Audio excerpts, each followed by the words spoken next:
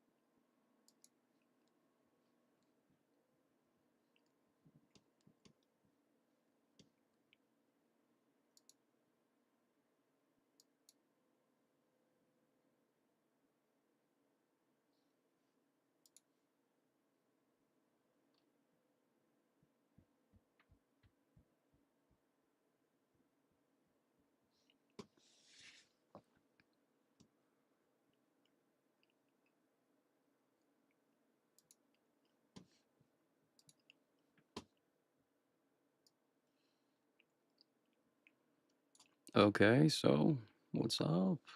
There's a really interesting video series I was gonna start, and it's by a guy named Don Shipley that I watched a lot,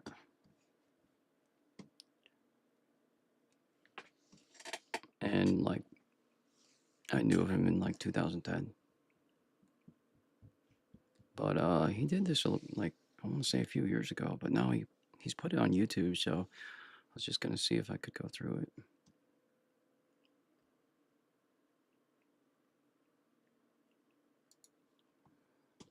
Hmm.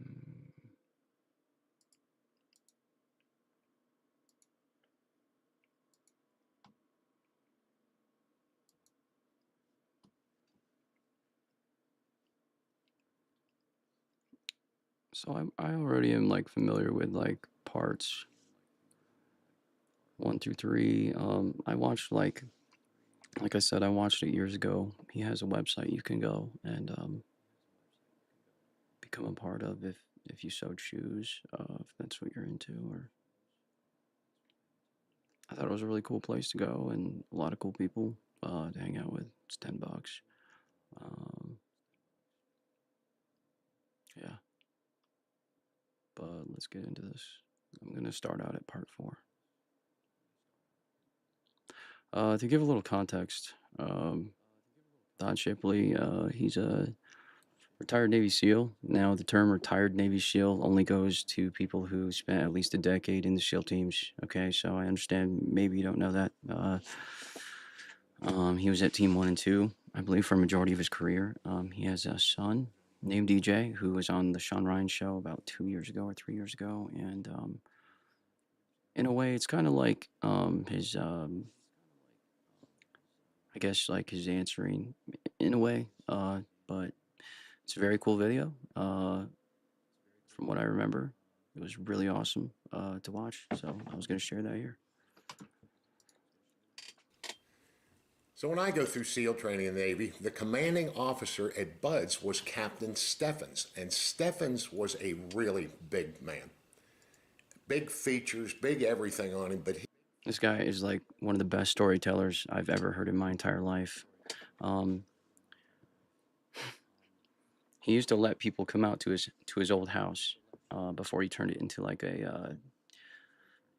Now it's kind of more like a veteran sanctuary kind of thing where veterans will go and they'll go hunting and stuff. They'll do things with wounded vets and stuff. And really cool dude. But man, for like $800 or something. He'd let you come out for like like a couple days and just like do some really cool stuff, you know, and like for example, you could like shoot a 50 cal sniper rifle, jump out of a helicopter, like into a river, like it was so awesome. And yeah, like one of those rounds is like anywhere now from like 30 to $50. So, it like wasn't about like, oh, I need money for the fuel in my helicopter.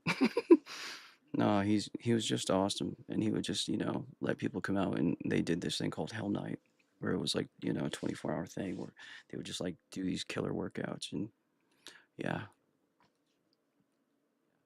His voice was the biggest thing about him. It always seemed like he was yelling at you when he was talking to you. He was a very intimidating guy who could make the decision, you're either staying or we're throwing your ass out of buds.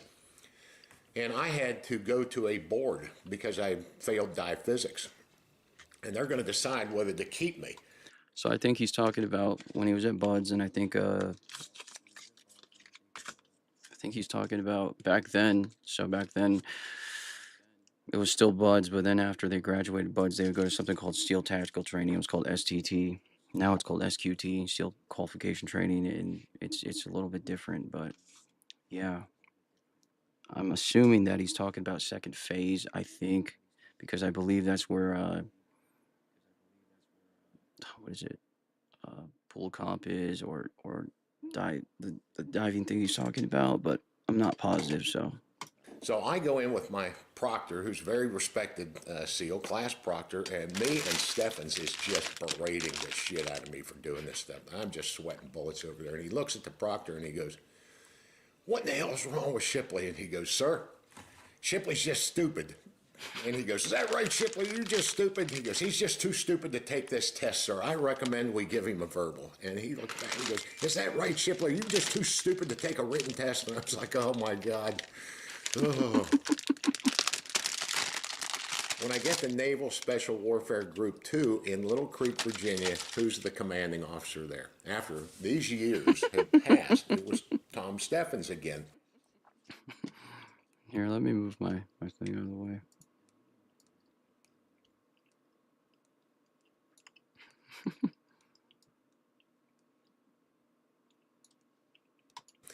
And now you're treated like a SEAL. I mean, now you get it. You're not that guy in Buds anymore. And he was just warm and welcoming, and we talking about Buds and SEAL stories and what he'd been up to and stuff. And when he was done with that, the command master chief was there. He was escorting me through, checking me in. He goes, Master Chief, put him in charge of something. And he left. I spent 25 months at Naval Special Warfare Group 2 and had a pretty doggone good time up there. I only did two things as a SEAL, and only two, my entire career in Naval Special Warfare. I carried a gun and I taught others how to carry a gun. That's it.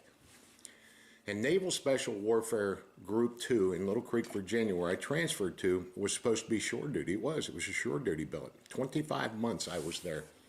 25 months I was there. But it turned into a party for me because I just loved it. I found guns and I found demolitions, and I found it in the form of combined STT, combined SEAL tactical training. So when you went to SEAL Team 1 like I did, I was very fortunate that they started up a SEAL Basic INDOC course of instruction immediately. A guy would go from Team 3, and they might not run one as a new guy for 3-4 months. Now you're over, it's going on 8-10 months before you can get your trident. It was terrible. The timing had to be perfect. And the East Coast was no exception to that too. Team 2 guys reporting to Buds would go through Team 2's training program. But if they only sent 5 or 6 guys from Buds, from that, you had to wait for more Buds classes to graduate. Team 4, everything was no exception. So it made a lot of sense to combine the STTs. So all these new guys showing up to Team 8, Team 4, Team 2, they'd combine them all, get them all together, and then one of the teams would run it. Team 8 would run it this time, Team 4 would run it the next time, Team 2. And I just had a great time. I had got so much experience dealing with all these fantastic new guy instructors from 2, 4, 8, demolitions, land warfare, some great things. And there were huge differences between the West Coast teams and the East Coast teams as far as training. So I think the East Coast is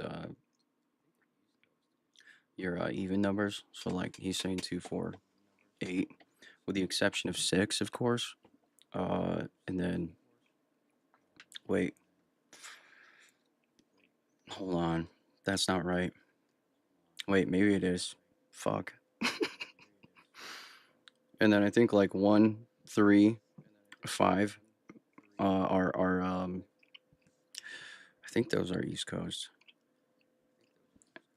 I'm not sure, dude. God, I can't remember, but I just like remember that like 6, I want to say is based out of Virginia, you know, like Dam Neck, Virginia, or Little Creek, Virginia. But like, nah, I want to also say at the same time it's just like the special thing that like it's like Delta Force in the Army or whatever. So it's like tier 1, but like you can't. It's not like on either coast. I think it's made up of like both sides. But yeah, it's really interesting. training areas. The West Coast I teams would guess trained that out it at was the out of desert in Niland, California, and I loved every minute of what the that. fuck is it called? My first night contact drill that I witnessed. What is it called? Mm, out there in the Silver Strand in San Clemente Island. What is it called? It's place. The fuck, I can't remember right now. It's out there in California though. Like San Diego, like somewhere out there. I don't know. Like, As a instructor, those guys in those dense woods flipped me out. I'd never seen anything. These dark, deep woods with tracers flying all over the place, and learned a lot from those guys. But when I wasn't running those training things for demolition land warfare, pitching in with all these other instructors up there, I somehow turned into a hell of a cook. Don't ask me why. he's like one of the most animated people I think I've ever seen tell a story. I just need to find this book so I can continue doing this. Mm-mm-mm.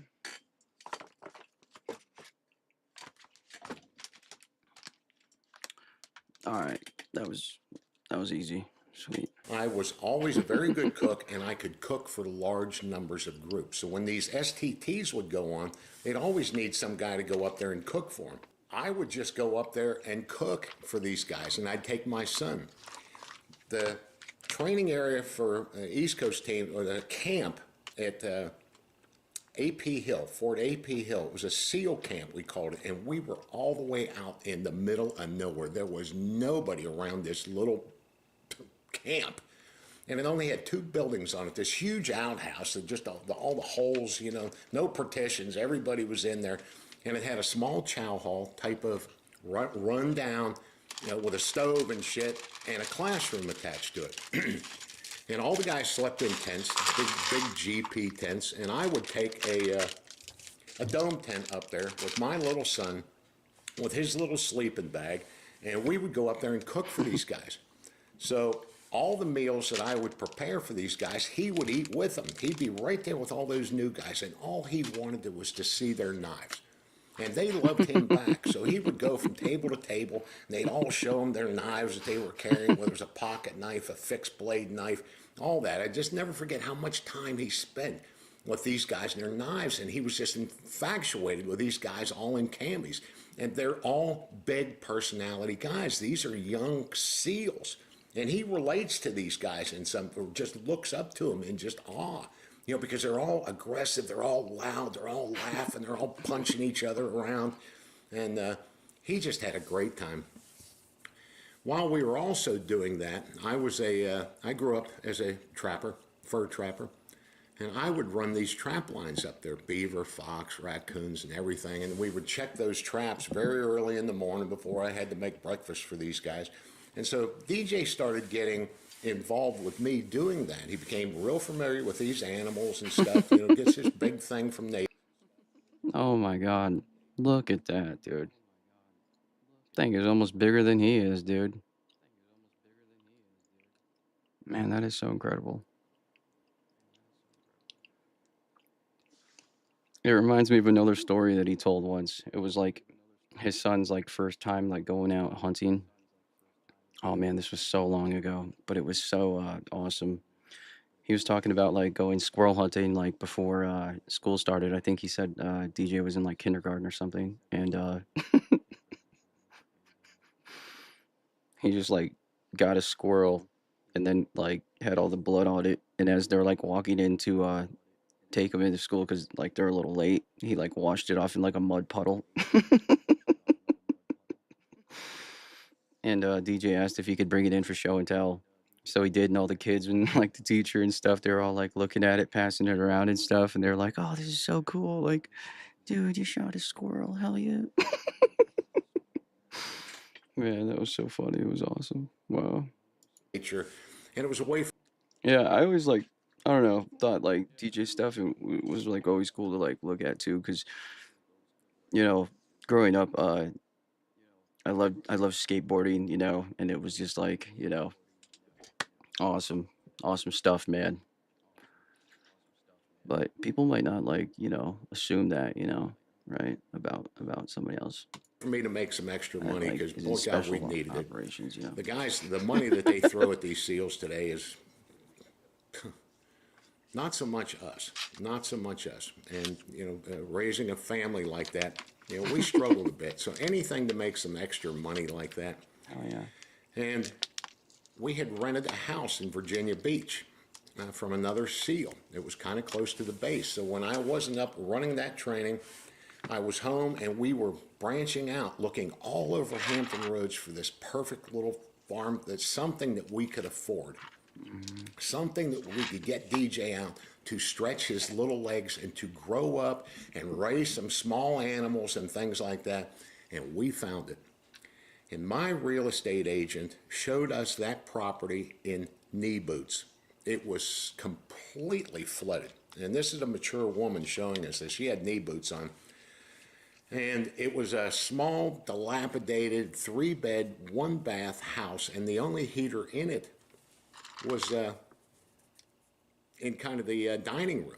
The bedrooms were not heated. There wasn't any air conditioning in it. It was rough. And when that guy, the owner of that thing, wanted to dump his trash, he took it out back and just threw it into these enormous piles of just garbage. Oh God. And that real estate agent begged us, don't do this, don't do this. We can find something else. We can find something else. And I said, I'll take it. The property across the road was this vast swamp that was never going to be developed, wetlands type of stuff. And on that was the Northwest River. And up through there ran these canals that George Washington himself had surveyed and had dug. I mean, it was right across. I could take a boat, put it right there. Half-mile later, I was out in the Northwest River and to some of the best duck hunting in Virginia, the best fishing in Virginia. And behind us was just this vast woods and farmlands back there. There was plenty of game.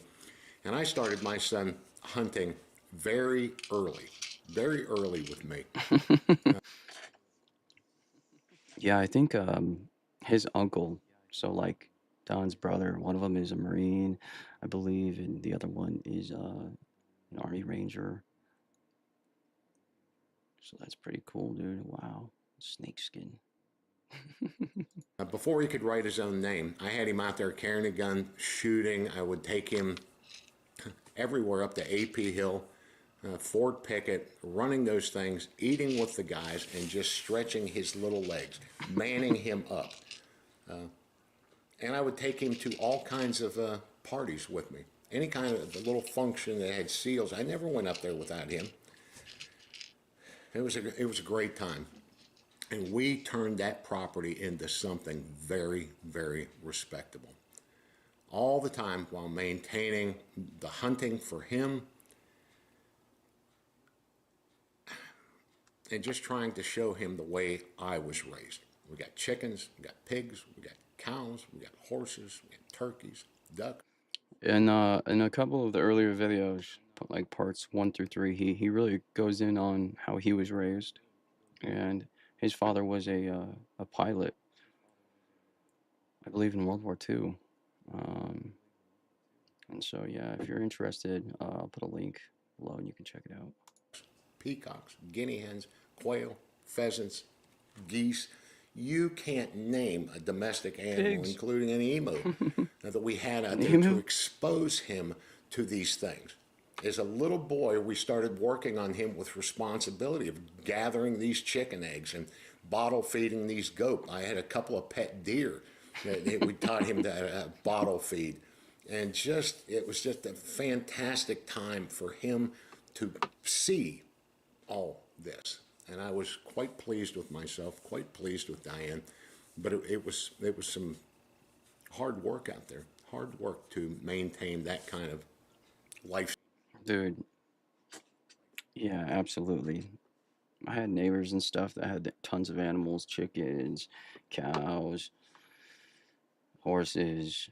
Man, anytime you have to take care of animals, it is like nonstop, around the clock. And then the time you lay down, it's just like a matter of hours until you have to like get up and do it all over again.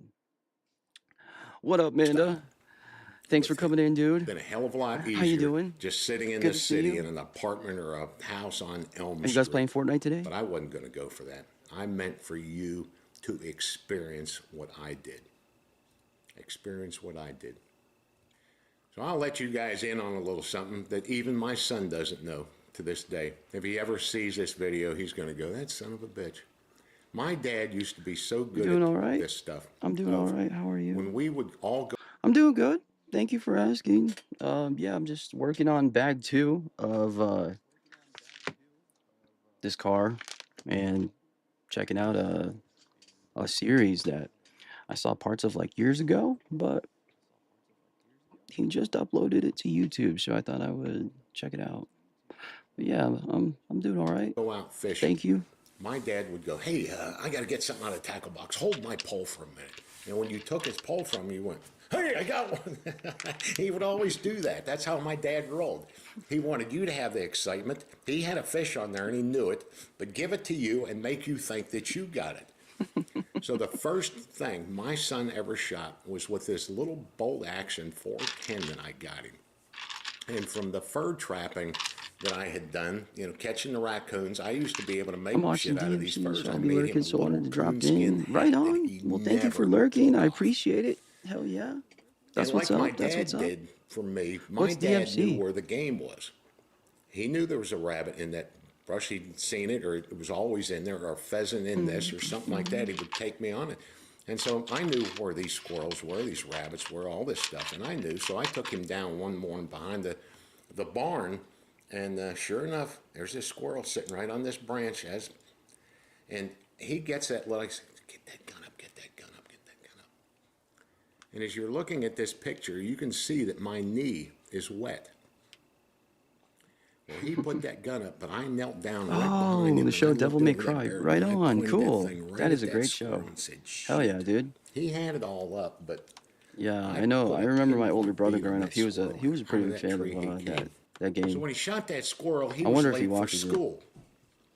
And like a lot of times when we would go take him hunting, you're going to learn more with me and this experience than you are in that classroom. So he'd often be late for school, out duck hunting or that. So I take him to school, and when we pull up, his whole little class is out front with their teacher. They're Love the outside. Devil May Cry And series. I go Yeah, hell wheeling yeah. up Oh to him, shit. and I get these. Dude, yeah, it's a great show. Oh god. Yeah, his name's Dante, right? Dante? I remember like he made an account one time, I think like on Xbox or something, where he named him, where he like had his name as that dude's name. DJ out of the truck, and I go to the teacher and I said, Daddy I'm real Dante. sorry, DJ was hunting with me this morning, and that's why he was late. And she said, did he get anything? And I said, yeah, he shot his first squirrel this morning. And she goes, do you have it? And I said, yes, it's in the truck. And she goes, can we see it? And I took that squirrel out with him. He is beaming with pride as he gets to hold this thing, and all the students in his Yeah, I'm class feeling a little came better. up and touched And I was feeling like touched shit this earlier, dead but squirrel that he had in man, his hand. And the next thing, his teacher yeah. said, let's all applaud I think I DJ had too for many his monsters first yesterday. kill. You couldn't have wiped a smile off his face if you tried. And I knew that decision to get that farm in that area was a W good. feeling better? This is going to be Yeah. great. Hell yeah. This is going to be great.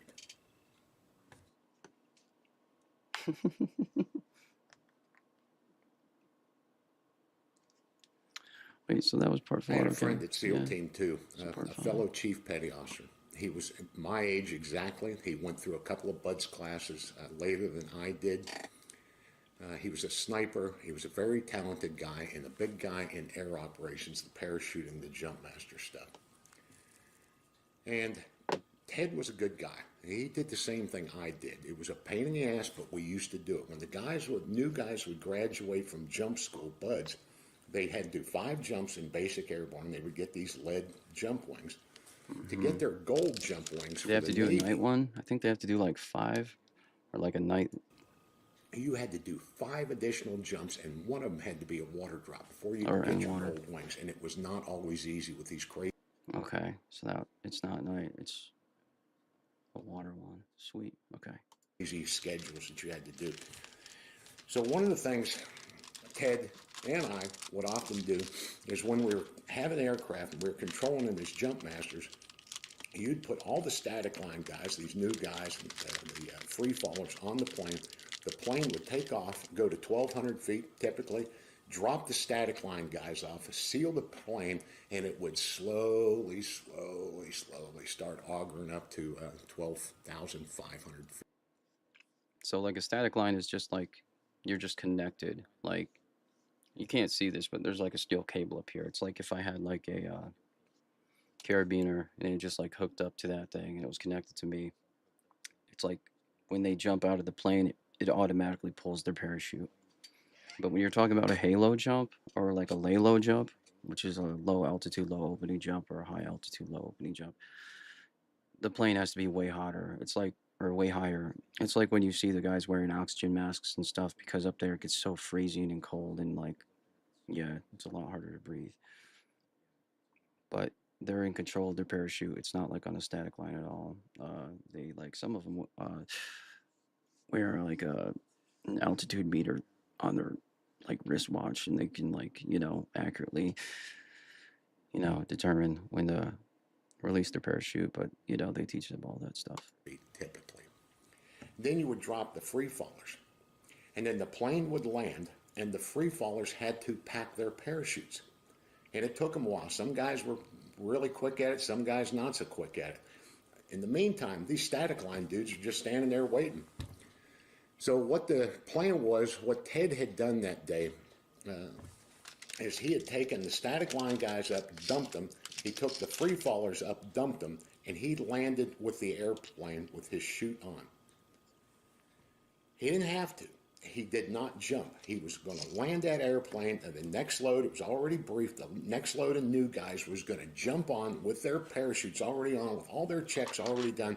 He'd take them up to 1,200 feet, dump them, and land the aircraft. By that time, the free fallers were all packed up, and the new guys got 2 jumps for every one the free fallers did. And they'd pack them up again and take them up. They'd get their 3rd and 4th drop. It was a thing of beauty.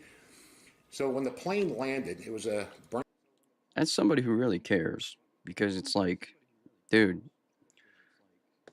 that's awesome. brand new plane. It was a C-17 Globe Master. It's a monstrous airplane. So Ted is sitting in there with his parachute on. He doesn't have his helmet on now. And the aircrew guys can't get the door open on this monstrous plane. They're up there forcing, trying to shove this door, get this thing open because, we got to get those new guys on the plane and get them their next jump. So Ted jumps up and pulls a superhuman SEAL thing, and he forces that door open. Turns out the reason the door wouldn't open is the cabin was still pressurized, and when that door, he forced that open, it blew him straight out without his helmet. He fell all the way out of that aircraft and landed straight on the top of his head. Damn. Ted got into a sit-up position, looked back up at the aircraft, and he fell over and he died. If Ted would have jumped out of that airplane, he'd be alive today. So I take a bullet. Ted is going to have his viewing memorial, open casket, and I take a bullet and I shine that thing up with Never Dull. I had my son help me. You could have shaved in that bullet. It was so shiny. And I took my son up to that thing. He had never seen a dead body before. He'd never seen anything like that. All the SEALs are in there. And Ted is in this casket, coffin, in his dress blue uniform with his trident, his awards, everything. And I took that bullet with him as he's viewing all this stuff, and with him stuck that bullet right in his dress blue jacket, slid that sucker right in there, paid our respects, and we left. Ted is interned today with that bullet still in there. My son was 11 years old. That was his first experience with death. First one. So after 25 months at Naval Special Warfare Group 2, or what should have been shore duty, I transferred to SEAL Team 2. I transferred to SEAL Team 2 because they are deploying platoons without a chief petty officer in them. So every SEAL platoon has between 14 and 18 guys, depending on what they're doing. There's 2 officers. All the rest are sled dogs, and there's 1 chief in the thing. And a chief then, I took being a chief petty officer so serious. I had all my other platoons, all my other chiefs, my first chief in the Navy, everything were perfect examples, perfect aggressive examples of what a SEAL platoon chief should be, what a fleet chief was, the lessons I learned there. And chiefs ran the training back then. We didn't need this huge production to go out and get any kind of training much done. We didn't need all the cadre guys. The chief would do it. The chief would schedule the training, because when you're in a platoon, you've got to knock out these blocks of training. You got to do your combat swimmer again, land navigation, demolitions, land warfare, over the horizon navigation, all your parachuting, air operations, fast rope rappelling. There's these blocks, and you have got to get them all set and checked off. When you do, you are certified C1 combat ready to deploy overseas. And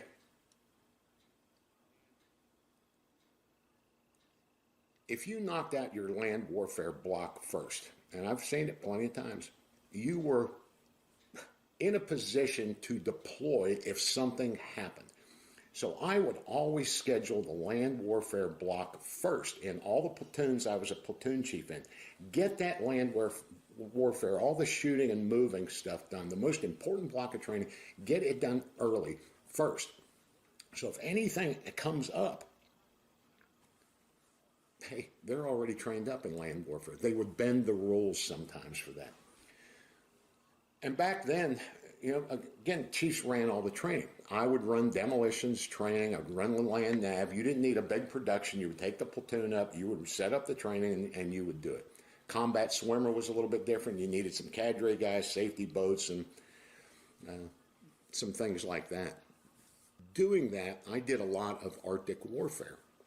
So the Arctic warfare, we would deploy to Alaska for all that Arctic warfare right after New Year's. We would go up there and we would spend January, February, and a big portion of March in Alaska training for Arctic warfare.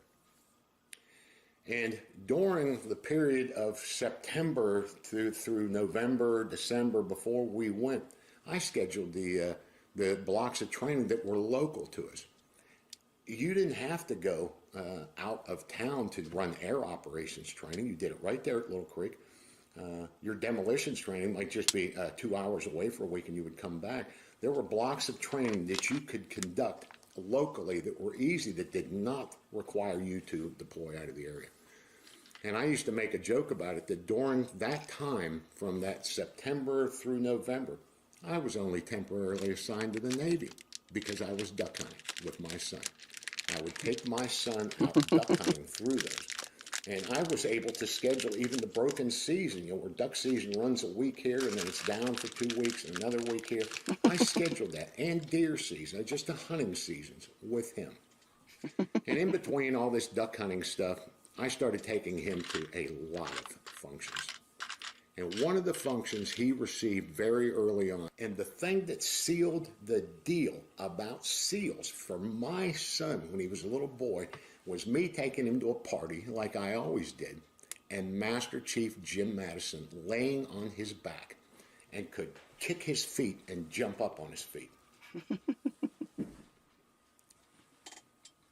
My son was so impressed with that. He couldn't get past it. And he was just a little boy. Now he's only like 6.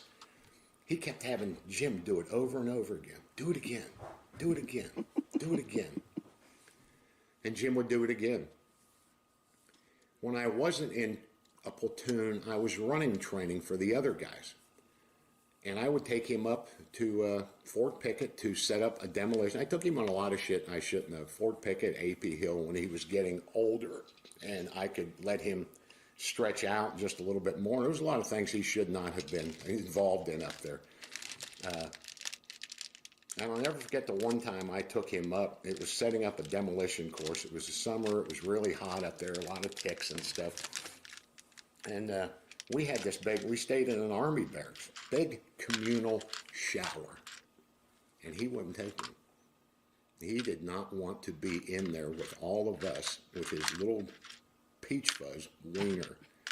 And well, we had a kick out of that, but I worked him through all that. You know, these are things that you're doing now, and you're growing up. Even as funny as that sounds, you're wrapping this communal, you know, where everybody else is, and these toilets without partitions, and you're taking a shower with a bunch of men in here. You know, it was just things that I exposed him to. So the point I'm trying to make is I had a lot of time with him. While it sounds like, you know, with all the deployments and all the training that I did, that I was just gone all the flipping time. Well, that depends how you look at it. Again, by being that platoon chief, and then this next platoon I did, and the next platoon I did, and the next platoon I did, Chiefs ran SEAL Team 2. Chiefs ran all the teams, and they were responsible for setting up that training. And you could, as a chief petty officer, run 95% of that training without any assistance from anyone else in the team. So, yeah, I would take him on a lot of it. I'd take him up to the team. I'd take him to all the functions, but There he is. Damn. Man, it's so funny too because like a lot of these guys, I mean, some of them, you know, they look pretty fucking fit, right? But some of these guys just look like normal dudes. Just like wild, you know? where I really got down was him and They're his little fucking friends. commandos. I started taking them all out duck hunting.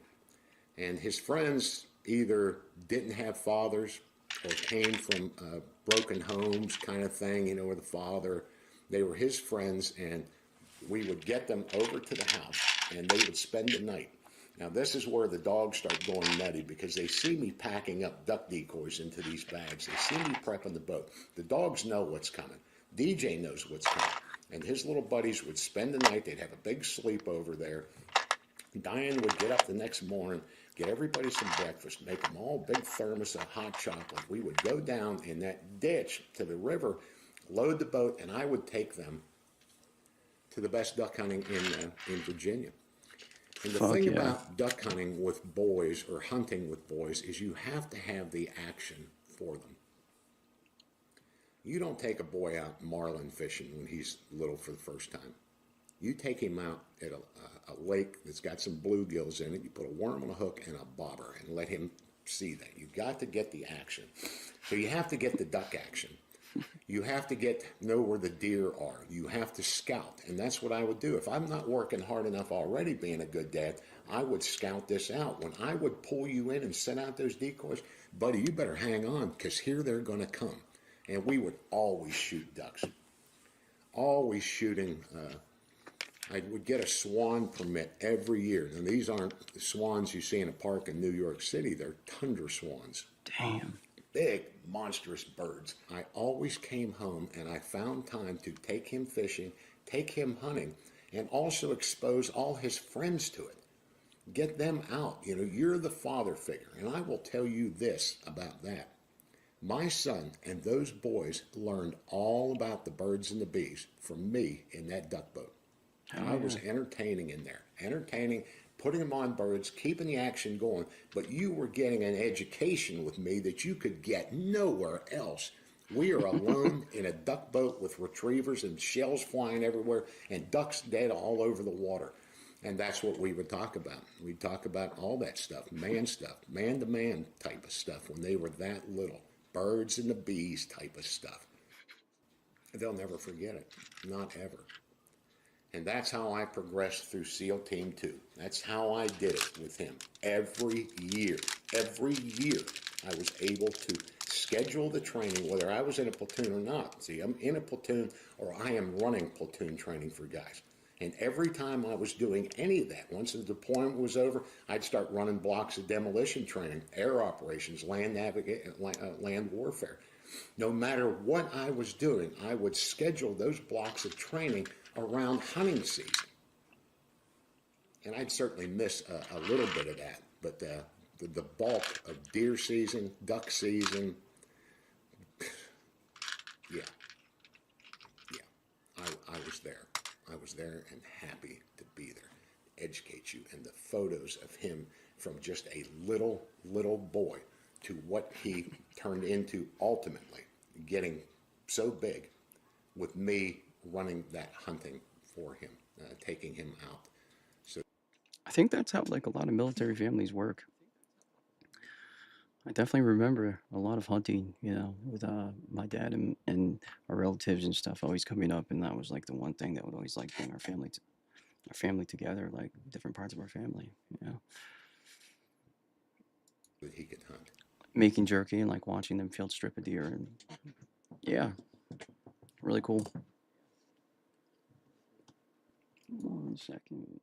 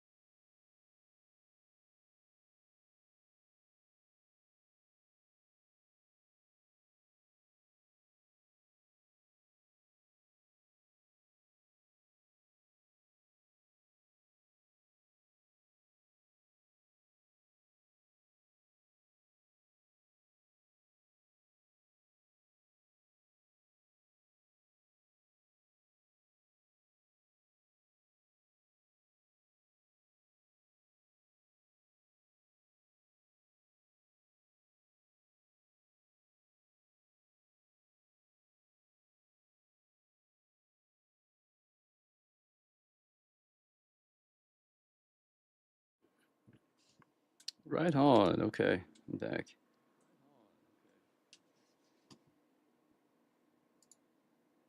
Wait, what's going on with this?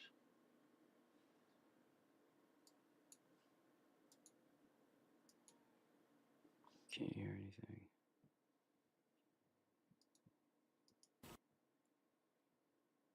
Into ultimately getting so big with me running that hunting for him, taking him out so that he could hunt.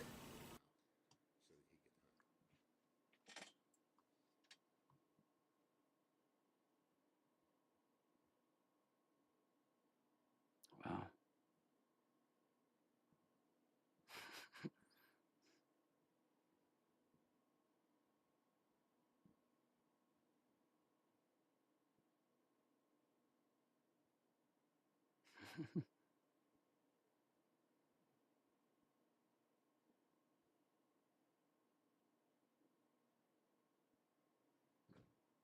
Really My cool. son and I never Wow. laid off of the ducks and the geese and the dove and just the small game as he was coming up, but we did the deer. I did until he was 12 years old. After the disaster in the junkyard with a single shot 20 gauge, I needed something more accurate, something was more, and I knew I was going to lose him if I didn't to deer hunting. And that gun came in the form of a lever action 35 Remington, a brush gun my father bought and I had grown up with.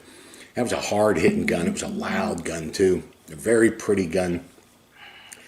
And I had scoped out another farm a friend of mine had, and I took him down there, and there were two stands on this property. I was going to put him up in the one, and I was going to the other. I put him up in the best one. And I said, when you get up there, I want you to take your orange hat off. And if you get a deer, I want you to put it on. I'm going to be all the way over on the other side of this field, this soybean field, about 300 yards away, and I'll be able to see that you've got that hat on, and I'll come running. So we get him up in that stand. I go 300 yards away, and I kind of got my back to him. I'm in this shitty stand. I'm not expecting to see much out of there. And it didn't take long before I heard that gun go off. Boom. Loud. And I remember kind of chuckling to myself, laughing, and I said, at least he saw one. At least he saw one. And I reached down in my bag to get my binoculars, and I turned around and put them up, and I went, holy shit, he's got his hat on. He did. He was slung out of that tree stand with that gun up, you know, and I had that hat on. I went, damn, he's got one. And I went tearing off over there to help him.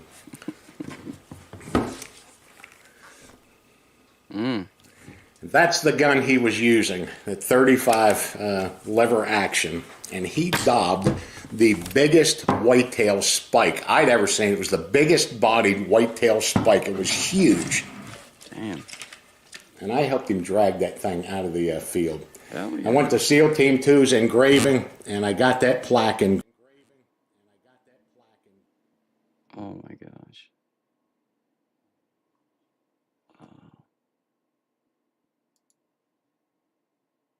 Oh man. I thought I was hearing an echo.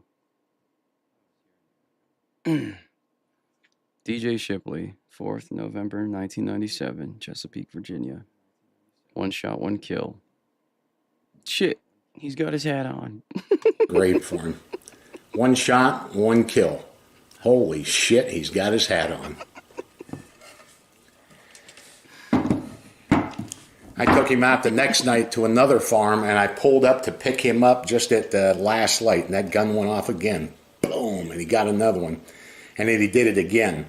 And I think he got his fourth one. He had never missed. He got so particular with his shots that he would just pass them up. If he didn't know he was going to drop that deer stone dead, he wouldn't shoot it. And I admired that. I admired that. He had a track record that he didn't want to break. Right, blood on his cheeks for his first kill. Oh, that's cool. I admired that. He had a track record that he didn't want to break, a winning streak, and he didn't want to break it by going, damn, I missed that one. Holy shit. He's got his hat on. So I transfer after 10 years being at the finest SEAL team in the United States Navy, SEAL Team 2, and I am headed to become a BUDS instructor at Little Creek. for my final Twilight tour. This is it. I've got afforded an opportunity to get all my stuff in orders, all my affair, and leave after 24 great years in the Navy. But to go back to the early days at SEAL Team 2, after about a year when I left Naval Special Warfare Group 2 and went to SEAL Team 2, I was contacted and told to report to the Command Master Chief at Naval Special Warfare Group 2, where I had just left. And this guy, I'd never met this guy before. His name was Master Chief Brian Barry, and he'll come into play a little bit later. But Brian sat me down, and I guess by reputation, or the things I did for other SEALs kids, or just some of the things I did playing Santa Claus and all this other stuff, I don't know. He sat me down and he said, there's a program coming up. It's training young guys to be Navy SEALs. It's a 2-week program, and he said, Don, I don't think other guys are really going to do a good job at this. I think you will, and I'd like you to do it. And basically what he was saying is this really isn't some SEAL thing that a lot of guys are really going to be into, but it's important. I think it's right up your alley. I know you'll do a good job. Will you do this for me? And I said, sure. I loved all that shit. These are 12 to 20-year-old boys in the Navy Sea Cadets. And Sea Cadets in the Navy are Navy Boy Scouts. And every year for 2 weeks, they would do their summer cruise. They'd go to an aircraft carrier, an air wing, whatever interested them in the military. They went through a modified boot camp. They had uniforms, rank, officers, chiefs, enlisted guys, promotions, qualifications, awards, everything. It was a little mini Navy. It was a recruiting tool. And all the branches have them. But this was the first ever SEAL Sea Cadet thing. These are boys that aspire to be Navy SEALs. Go out there and show them what it's like. I ran that program 7 or 8 times. Even out of retirement, I was called back for it. And I just loved every bloody minute of it. We would give these boys something so cool to do. The helicopters, the guns, the operations, the camouflage paints, the special boats. Bloody minute of it. We would give these boys something so cool to do. The helicopters, the guns, the operations, the camouflage paints, the special boats, and then we would kick their little asses. And we'd do it again, and we'd do it again. And they did better at BUD/S. And I started taking... I'm going to have to plug this in. Guess I could use this.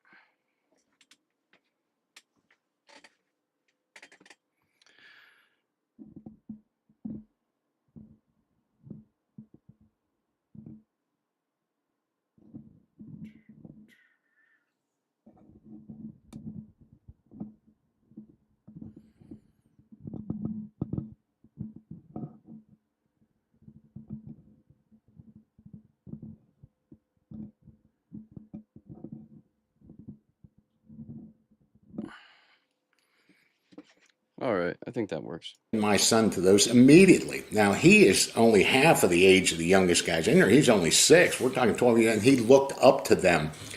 And he would watch Daddy get out there and beat the hell out of these guys and then give them good deals. And he would participate in some of the exercises. You know, they'd snatch him and kidnap him and, you know, just weird stuff. And he really had a good time with that. And we would continue doing that right up until I retired, and even then some, at Naval Special Warfare Detachment, Little Creek, the BUD/S Center. And this is a picture of him.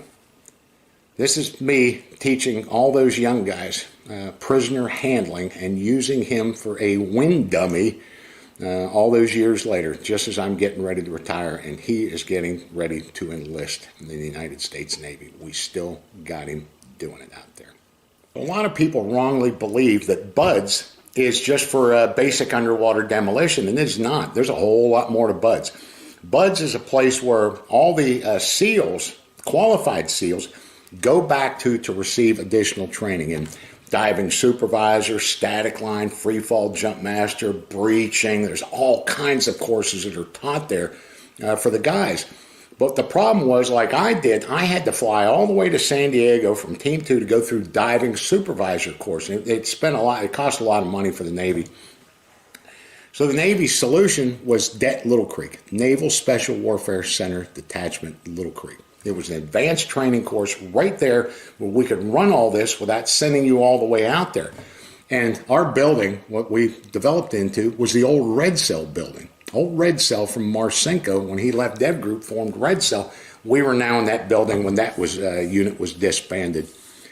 And a lot of it was a dumping ground for the old guys like me and some other guys that were getting ready to get out of the Navy. And we did a great job with the courses that we had to run. But if we weren't running them, if there wasn't anything to do, we weren't even there. We were just non-existent. It was a great place to get a little bit of time before you retired out of the Navy to get it together. But outside of that, just like I always did, I found demolitions in the form of SEAL qualification training. So when you went to a SEAL team, every qualification that you had to be recertified by the next commanding officer that came in. So the commanding officer, when you're at SEAL Team 2, signs off a letter for you that you are qualified to run ranges. And it's on official letterhead. He signs it, and it basically says in there, you will adhere to all the rules and regulations set down by me, the commanding officer, and if you don't, I'm going to have your sorry ass. And it was there for jump master, static line, free fall, diving supervisor, breaching, demolitions, close quarter combat, range safety officer. There's all this list of stuff, and guys had to work to earn those quals. And when the commanding officer left and another one would come in, they basically tear all the old ones up and they'd refile new ones with the commanding officer's name on it now. And I was overly qualified. I had every damn qualification in spec war. And the one I did the most of them, the one that they needed out in San Diego when they started running these new SEAL qualification training courses, I was asked to come out, but the captain out there was to come out, train these guys in demolitions, and also train our instructors to become demolitions instructors. So I started making trips out to San Diego. I'd take a group of my own little snuffies out there with me, and we would just vape. Damn, dude, look how sweet that is.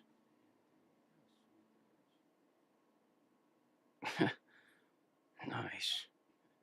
Hell yeah. Wow. Demolitions, dude. That is so badass. Out there with me, and we would just vaporize the desert.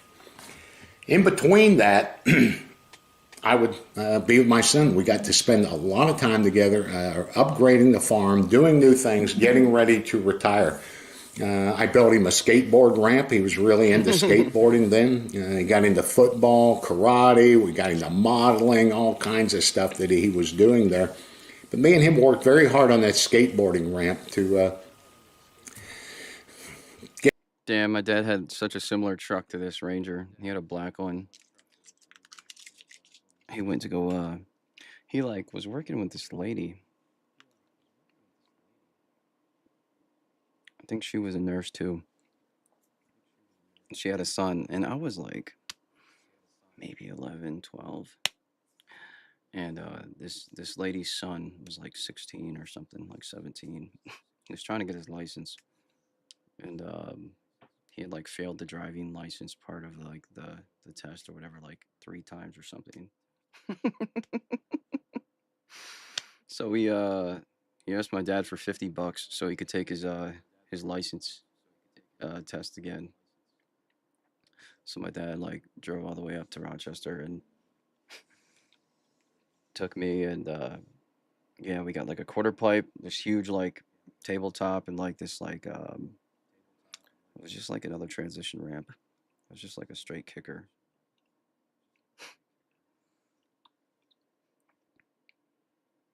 Yeah, like my whole neighborhood just like skated on those ramps for years. Get him into that. He had a real passion for that in between our hunting. And in between that, I had a pond dug on our property. We wanted the pond, some water, catch some fish, the old fish, bobbers, and the kids down there. So a guy with an excavator close by came over and he dug a pond. And it was a beautiful, beautiful pond. The next thing we set to do was to take all the trees from that pond that had been cleared and moved and cut them into logs and began to build a log cabin. Diane and my daughter pitched in, but it was me and my son. And I never had any idea how that thing was going to turn out. We just went for it. I had never built anything but a crappy chicken coop in my life. Dude, But that thing turned out to be anything sweet. but crappy. It was amazing. It was beautiful. And Hell yeah. my son had a very, very good time in that cabin. The rules that we had were, you're going to do it somewhere, you might as well do it on the property. But when you and those other dick-headed friends of yours come over here, you're giving up the keys. You will not leave this property.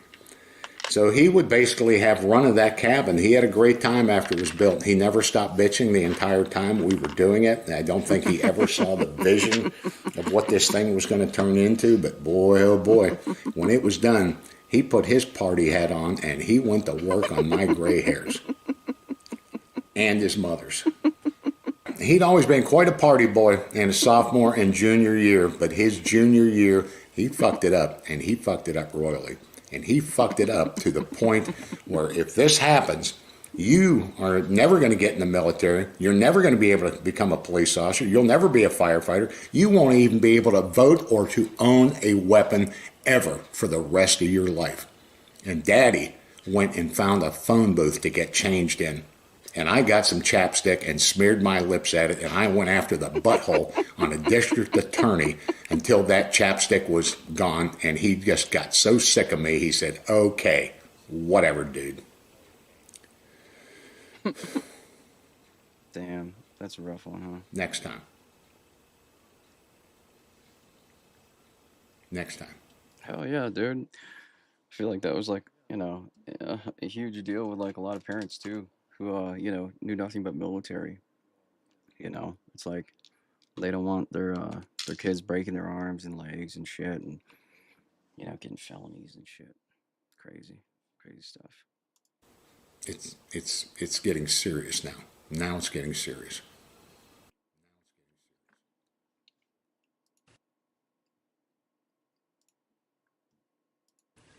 So I arrive at my first command, the Party. USS Lockwood in Yokosuka, Japan. I was a 17-year-old high school dropout. I was not Damn, I think he was from New Jersey. undesignated in the Navy. I was a deck ape. I didn't go to any formal schooling like gunner's mate or something. I just wanted to go to the fleet. I was absolutely the lowest form of life you could be in the Navy. There's nothing lower than what I started out as. And I loved every minute of it. And I loved it because my first chief in the regular Navy on that ship was a decorated combat veteran of the gunboats in Vietnam. Brown water Navy, Apocalypse Now type stuff. Oh yeah. He was something. And I learned a lot from him. But the biggest thing I learned is if you were a good sailor that had made a mistake, He wasn't going to stop your career over that. He had done it himself, like all chiefs had done stupid shit before. So I'm going to protect you, and I'm going to keep you going in the Navy. I'm going to develop you into much better, hopefully a chief petty officer, and you can retire, and you can do the same thing. So when I was at SEAL Team 2, I was the Chief Master at Arms, which really means I was like the sheriff there. When trouble happened, I would know about it, and we would figure out in the command what to do about it. I was out of a platoon. I was running training at the same time, and nothing much happened there. It was just a title. Well, we get a report in from overseas is sent in that there was a party. One of the platoons was turning over. There was a party. It got a little out of control, and one of the guys exposed himself to a female officer. Oh, dude. So I call him in. He's a big guy. He's a galoot, is what he is. He's a simian, and he never stopped smiling. He was the happiest, monstrous guy, happiest guy ever was. And when you have that attitude, and he had a good reputation, a good record, he was a good SEAL. And I sat him down, and I said, I don't even want to know what happened. You got two options. You can confess to this, and you're going to be court-martialed, and you're going to be discharged. You're going to get a bad conduct discharge out of this deal. Or you can take it to the grave with you and deny everything. When she filed that report, this is months later, now she's offended. She shouldn't have been there to begin with as a young female officer with a bunch of drunks overseas. Fraternization, she should not have been there. But months later, now she's offended. And I said, she's going to have to take time off from her command over this incident and get on a plane and fly all the way back over here and try to time your court-martial so she can testify and then try to get back overseas. Your choice, bro. Damn. He went on to become a much better SEAL. I'm sure he paid that forward. And that was the reputation I had at SEAL Team.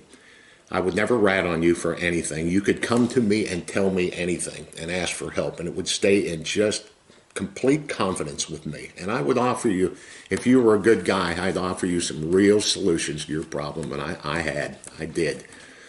But also on the other side, I would show you the door real quick if you weren't that kind of SEAL. And I helped several of those guys go ahead and get on out of SEAL Team. Trident revoked. See you later. Good deals for good SEALs. That was my job in the Navy, to keep your career going. My little daughter had a truck roll over on top of her, and I didn't know what to do. Thank God the paramedics and the Nightingale and everything. I remember when his wife talked about this. Oh, man, dude. I was like, thank God that, like, the ground that was on there was, like, spongy. Somehow she survived that thing. And I didn't know what to do for her. I really didn't know what to do. SEAL medicine was to really pick you up and run for the helicopter. That was about it. And they were putting guys through EMT school. So I asked to go to EMT school. And I did. I was good at it. And the next thing I did was they had a program for the corpsmen. There was no 18 Delta where we would send you down to Fort Bragg and you go through this crazy-ass medical course. There was accelerated paramedic. And after I did that, I asked the command, I'd like to go to paramedic school. It's like the Green Beret. Good deals for good SEALs. I became the first non-corpsman SEAL to go to paramedic school, and I excelled. And then I paid back my debt running rescue like crazy in Virginia Beach as a released paramedic, fully qualified. The next step was certainly firefighter. Why don't I just do that? So I did the fire academy mainly on the weekends, and I became a qualified, graduated firefighter paramedic. And I thought, this is going to work out. I have got a career when I get out of the Navy. There's not a whole lot of jobs out there for a washed up old commando, but now I've got this paramedic SEAL thing, paramedic firefighter thing that I'm really good at. So that's where I was at Little Creek, and that was the plan. Nice. And then all of a sudden 9/11 happened. Oh, God. In Blackwater at that point was a training facility for canines, and they made target systems. That's what they did. There was no Blackwater security. guys started heading for Blackwater. We're older guys, we're retired guys. They needed it. There was a certain criteria of 10 years in spec war to even get looked at down there. They had one site up, and that was in Kabul, Afghanistan. It was designated Site 1, and there was a group of the Blackwater, the original contractors, in Kabul, Afghanistan. Wow, I got an invitation. And I had done nothing through my career except chase wars. There was no way I was going back to a team after that. I was older. I had had my 24 years in the Navy. I had done all the platoon chiefs and then some. I didn't have to. And what the deal became at that point, see, it was guys like Rudy Bosch, Master Chief Rudy Bosch. You know how many Master Chief SEALs wanted to stab that guy in the back? Because he just wouldn't get out of that Command Master Chief slot at Team 2. He stayed there for like 20 years.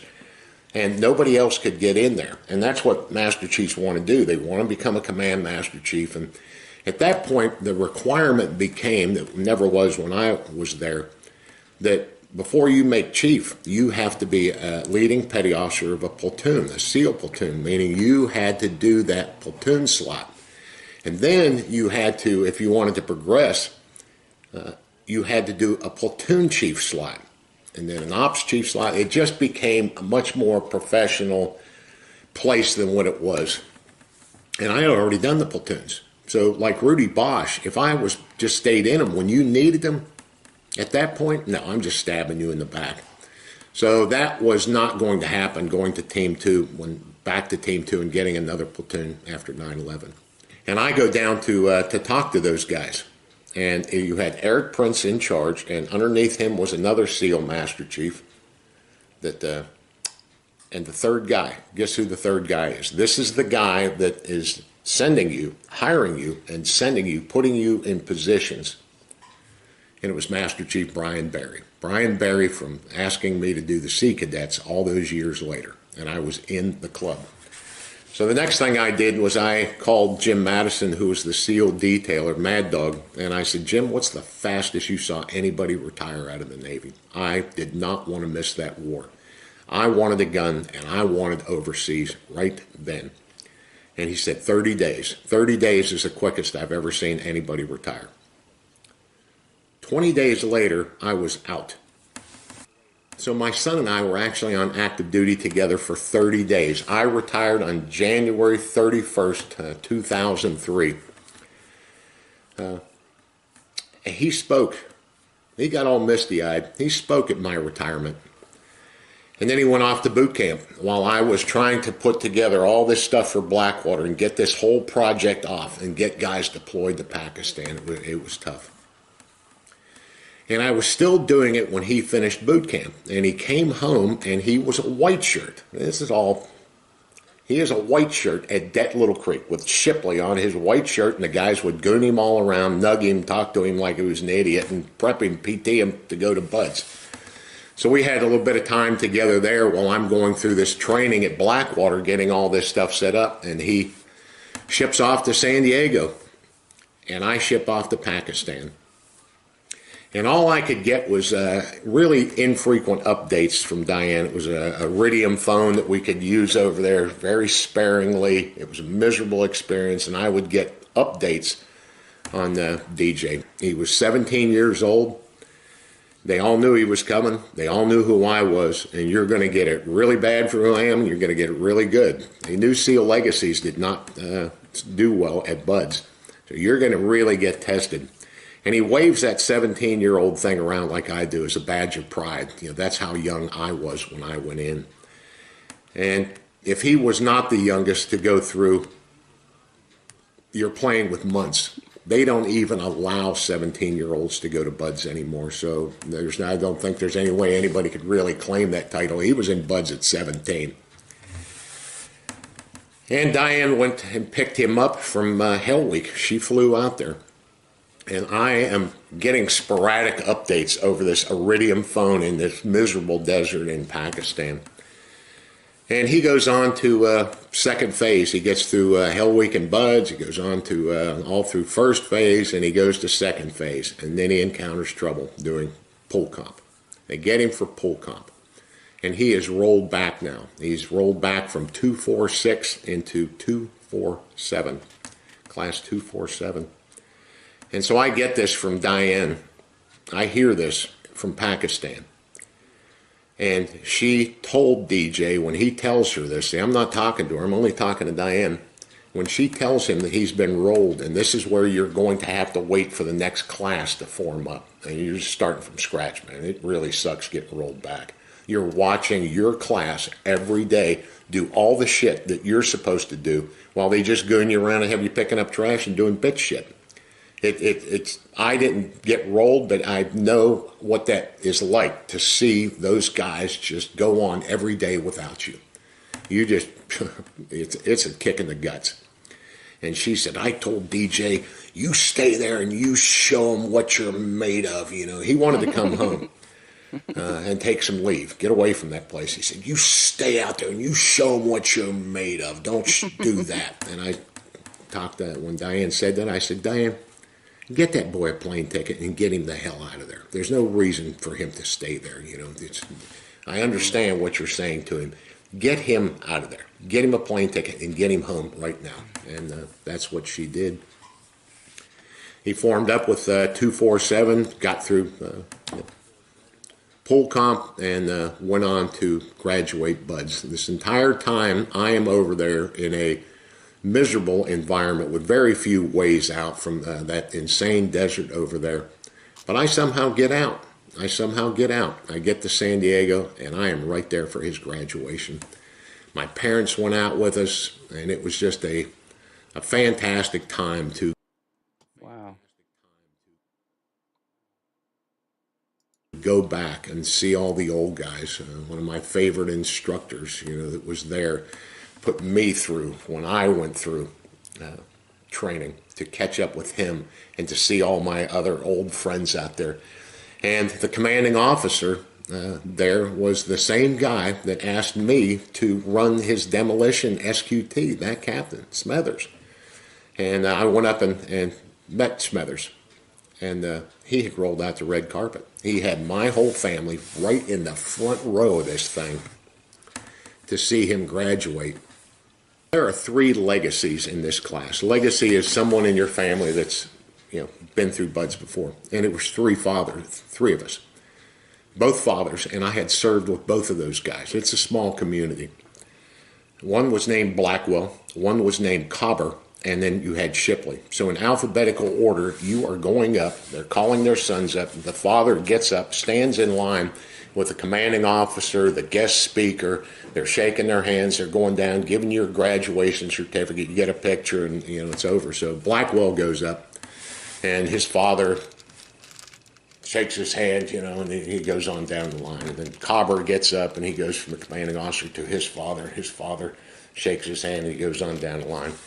So it's my turn. I get up, called up, and here comes DJ right down the line. He gets with the commanding officer, shakes his hand, salutes, gets his certificate, and he comes to me. And just like the other dads, I extended my hand all out professionally. He took that thing and went, oop, and I jerked him in and wrapped his ass up to the delight of the audience. And nobody got a bigger kick out of that than the guy to my right. That was Sean Pivus, a former commanding officer of mine. And Sean was a great guy. He really liked me, and he got a huge kick out of that deal. Huge kick. Damn. So Look how many ribbons he has. that was how all that worked That's out. right. The next stop for him was SEAL qualification training, jump school to a team. I went back home and redeployed again. I went back over, this time to Afghanistan. I was so proud of him. Oh my God, I was just beaming, man. He graduated on February 20th, 2004. I graduated February 22nd, 1985. Virtually 19 years to. Jesus. It's so strange how that stuff works, you know? These things that are like years apart. Dang, dude. The day. I was so proud of that clown. I was so proud of him. So proud. This is my legacy here. This is what I have left. This is going to be great. This is going to be great. This is everything I have worked for my whole life. Now, I'm out, and I get to live through you with all your adventures, all the adventures and things that you're going to see and be exposed to. I'm going to get to be a part of that. Man, that's so incredible. Wow. And so is your mother. The family, Diane, me, we just couldn't love anything anymore, couldn't be prouder of anyone anymore. This is great. This is just absolutely perfect. Perfect, perfect, perfect.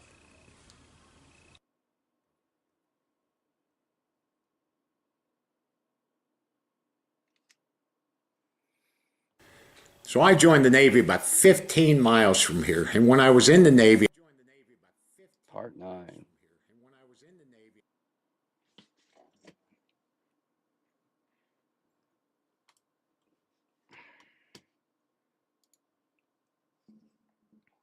Dude.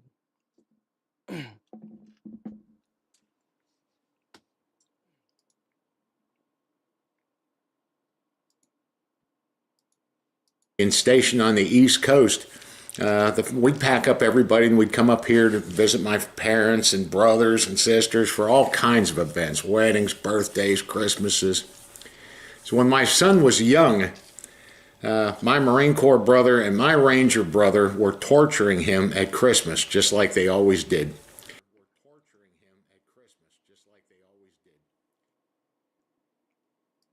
And that was always the big thing for kids. They want to open a present. I said, the presents are all under the tree. You know, they can see them. They know there's some good stuff in there. And they started screwing around with him about, okay, you can open one. And then they... I remember this story from years ago. Take that back. No, you can't open anything till tomorrow. You know, it was back and forth. They were just driving him crazy.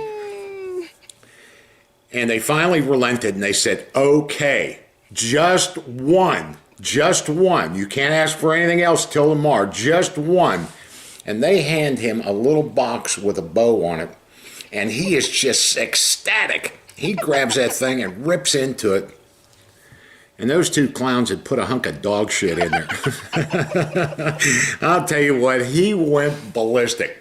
It was like a Poseidon missile being launched out of a submarine. Wow! Oh, they loved torturing him. Loved it. That was exactly the shit that, like, my relatives would do to me. They would do that same thing. I was the oldest son, and my father and I were not without some conflicts between us, but nothing I could ever just point my finger at. He was a great father, but I'll tell you what he was better than being a father was a grandfather. It was almost like it was a do-over for him. Any mistakes he had thought he had made raising me and my other two brothers, he had perfected it by the time my son came around. He absolutely loved him. And this is my favorite picture of my son and father.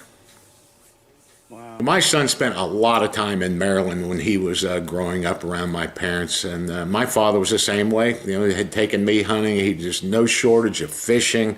You know, with DJ, taking him out on the boat, catching all the crabs, showing him all kinds of stuff, and they would just do things together. As soon as my truck or car pulled up in the driveway at Maryland, my father would run out of the house, rip open the doors, grab my son with all his clothes on, and they would run and jump straight in the pool. And DJ just loved it. He would fly DJ to the Bahamas. My mother would often just fly him down there, or they would fly him down. My father would move his sailboat from over here in Maryland down to the Bahamas every year, and they would always get DJ and take him down there and just play in the sand, dive, and you know, just all kinds of stuff they would do with him. He had a great upbringing with my father, very attentive. And my mother was a big influence on DJ as well. Now, she had raised my father. They were married. They were high school sweethearts. They married before he went into the Air Force as a jet pilot and came all up through that with him. And she raised my Marine Corps brother, my Ranger brother, and me. So my mother had a tremendous influence on my son as well. With Damn. all this pro-military, everything was just great with her. And she loved every bit of him, loved every bit of him. The whole house, this whole life of my son was a testosterone, Oh my goodness, man. That is so wild, dude. Like, everything was just great with her. And she wow. That is just incredible. Huh. Wow, dude, look how young him and Mrs. Shipley look, man. That is so wild. loved every bit of him, loved every bit of him. The whole house, this whole life of my son was a testosterone based alpha male environment. And it did him well. It did him well. So it wasn't all Oh, me. sick, dude. Dude, he's got a sweet black beret, man. Those are like the old school thing, man. It was a lot of my parents, my brothers, and certainly his mother. His mother served in the Navy. His mother was one of the first women to ever be assigned to a Navy ship, the USS McKee. And I, by My gosh, man. That is just so sweet. Holy cow. virtue of that, was one of the first men ever assigned to a ship with women on it. And Diane and I had a great time in the military. She loved everything about the Navy, everything about it, and loved it when she was coming up with me as I was becoming a SEAL and hanging around that environment. And she was a huge, huge influence on DJ. As to where I'd be gone, she was right there. She tough, absolutely tough. And so it was all that type of environment for him as he was coming up. So at this point in the video, I think I should explain that whatever names I have mentioned, whatever events I've covered, accolades, achievements, it's not patting myself on the back. I am explaining this, and you are going to see this all come back full circle. All of it is going to be mentioned again in the future videos. One of the biggest events was certainly toward the end of my time at Det Little Creek, when I was asked to do a Make-A-Wish for a young man who had cancer and was going to die. And he wanted to be exposed to SEALs. He wanted to be a SEAL for a day. How that all came about, I'm not sure. This is a very good friend of mine. Still, we were in a platoon together, and I took his son hunting. I watched that little boy shoot 2 deer in one night, and I took his oldest son out hunting, and he shot a deer with me. I would take them out swan hunting, and I did that for a lot of guys there. I just kind of had this thing going with the kids and teaching kids, and then certainly the Sea Cadets. I was doing it at SEAL Team 2, and I carried it over to Det Little Creek. For some reason, I became known as the guy that would do these things for those kids. I used to do magic. I'd get on a bus in San Diego and go to a children's hospital and do magic tricks for those guys. It was just weird things of, certainly my upbringing that got me started on that road. And I love that. I just feel good about myself when I do it. And I had always exposed my son to it in the hopes that that would all rub off on him and that he would pay that forward. And one of that big one was Lee Samblin. Lee was playing a game of baseball and he collapsed. And when they figured it out, the whole side of his face, the bone was gone. And he had just terrible cancer, and it was terminal. So Make-A-Wish, somebody had contacted me and said, hey, would you be interested in doing a Make-A-Wish for a kid? This is just all based off reputation. And I had looked into that, and I said, sure. Then I called the woman, and I said, at Make-A-Wish, I said, how long does a Make-A-Wish last? And she said, oh, it can last an hour, a day. They have people take them to amusement parks, things like that. And I said, what about a week? And there was this pause on the phone. When Lee showed up, we started putting him through the grinder. I just wanted to be a SEAL for a day or something. Oh my God, that is fucking awesome. See, that's what I was kind of talking about earlier. Like, he had this thing called Extreme SEAL Experience, you know?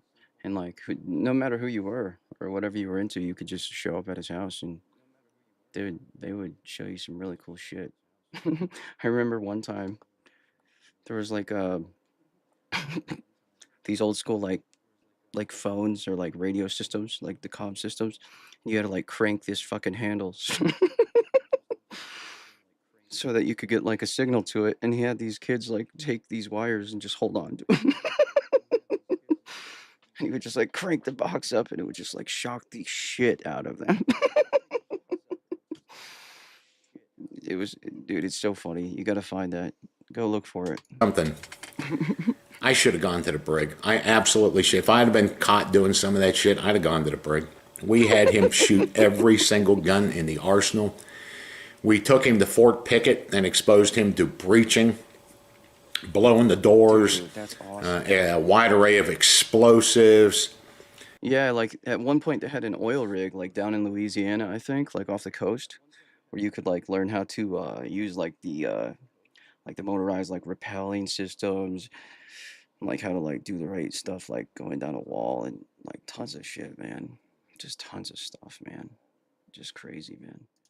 We taught him how to pick locks. He went through the breaching course, and they showed him how to pick all the locks, and they gave him all these locks to practice on and all the picking tools.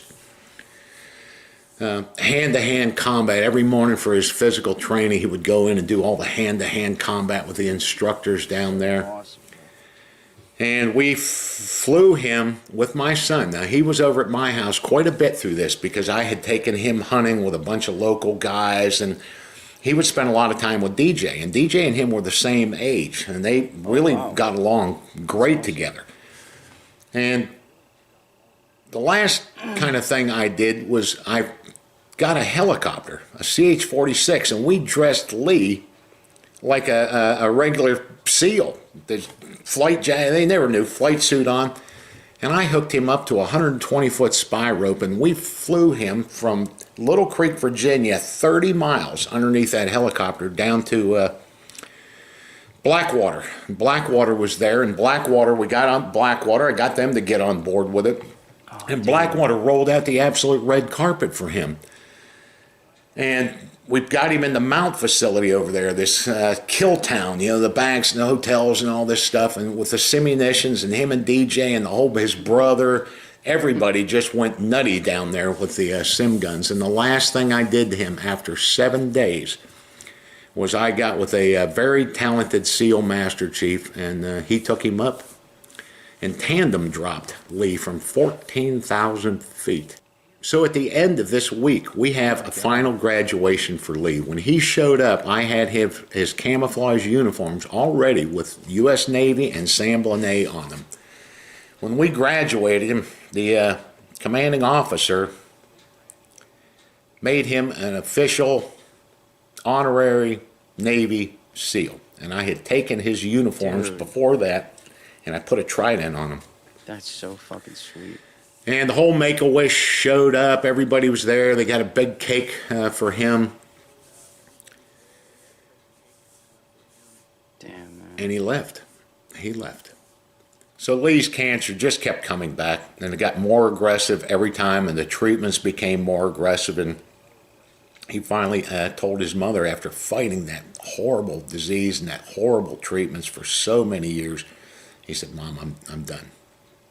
I just want to die." So I got my warrant officer buddy, and I did the platoon with, and I took his boys out hunting, and I got Mad Dog.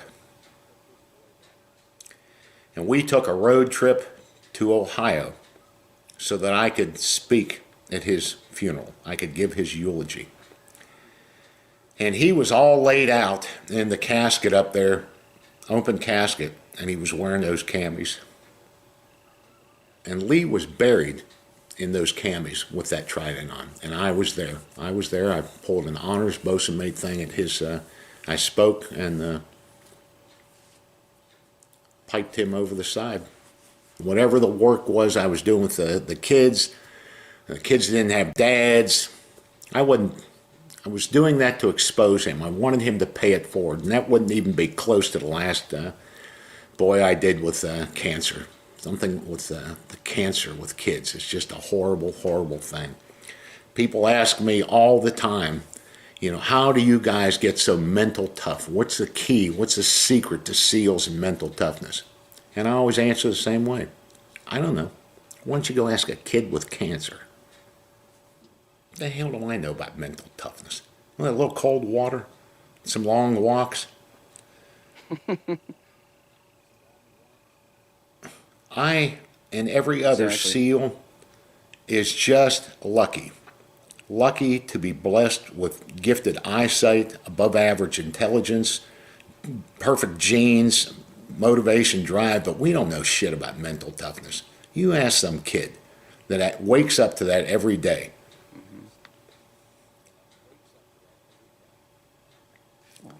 There's your mental toughness.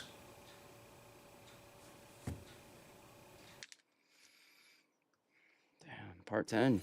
I'm on my third deployment with Blackwater, and the paychecks were good, and we saved every penny of that money. And I was just doing the same thing I was in the Navy, just deploying all the time. And so I told Diane while I was over there, you need to start buying some rental property. And there was a section of Norfolk very close to the base, very close to the airport, and they were old World War II officer housing. 2 and 3 bedroom houses. They were nice. And she paid $40,000 for our first one. And when she got inside and she got up in the garage attic, it was box after box after box of gay pornography, hardcore gay pornography. Paperbacks, magazines, you name it, it was up there. The old owner had died, she had bought the property. So Diane does not want the Norfolk City trash guys to think that that's hers. So she didn't put it out for the trash guys to pick up all the rest of the stuff they're cleaning up. She brings it home to our little farm in Chesapeake. She douses all of it with gasoline and lights that shit on fire.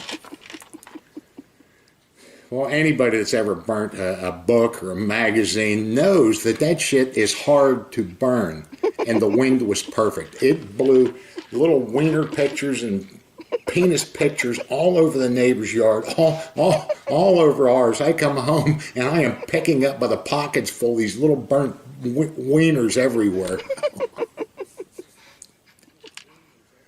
Diane, quit lighting fires. So by the time DJ comes out from San Diego, we had acquired about 6, 7 properties in this neighborhood, 3 of them on one street. And they were fully furnished. They were rehabbed, new carpet, new paint, new appliances, new everything. Beds, towels, sheets, dishes, silverware. Everything was there. All the tables, the chairs, everything. Your refrigerator was stocked with beer, sandwich meat, Doritos. I mean, this was a good deal. You're right there at the airport. You're right there at the base, and that was the deal. You would come there, Oh, yeah. rent those houses. We didn't even make them sign a lease. And you would search around the area in your spare time while they're doing all this aggressive blocks of training and leaving all the time. Find a place that you really want to go, and you can leave any damn time you want to.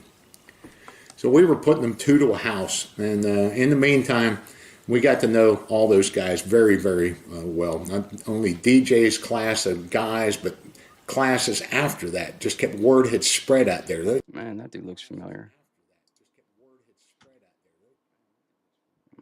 Yeah, that's his buddy. After that, just kept word had spread out there. Check out these guys. You can't beat this deal. They get off the airplane anytime, day or night, and flop right into that house and go right to the team.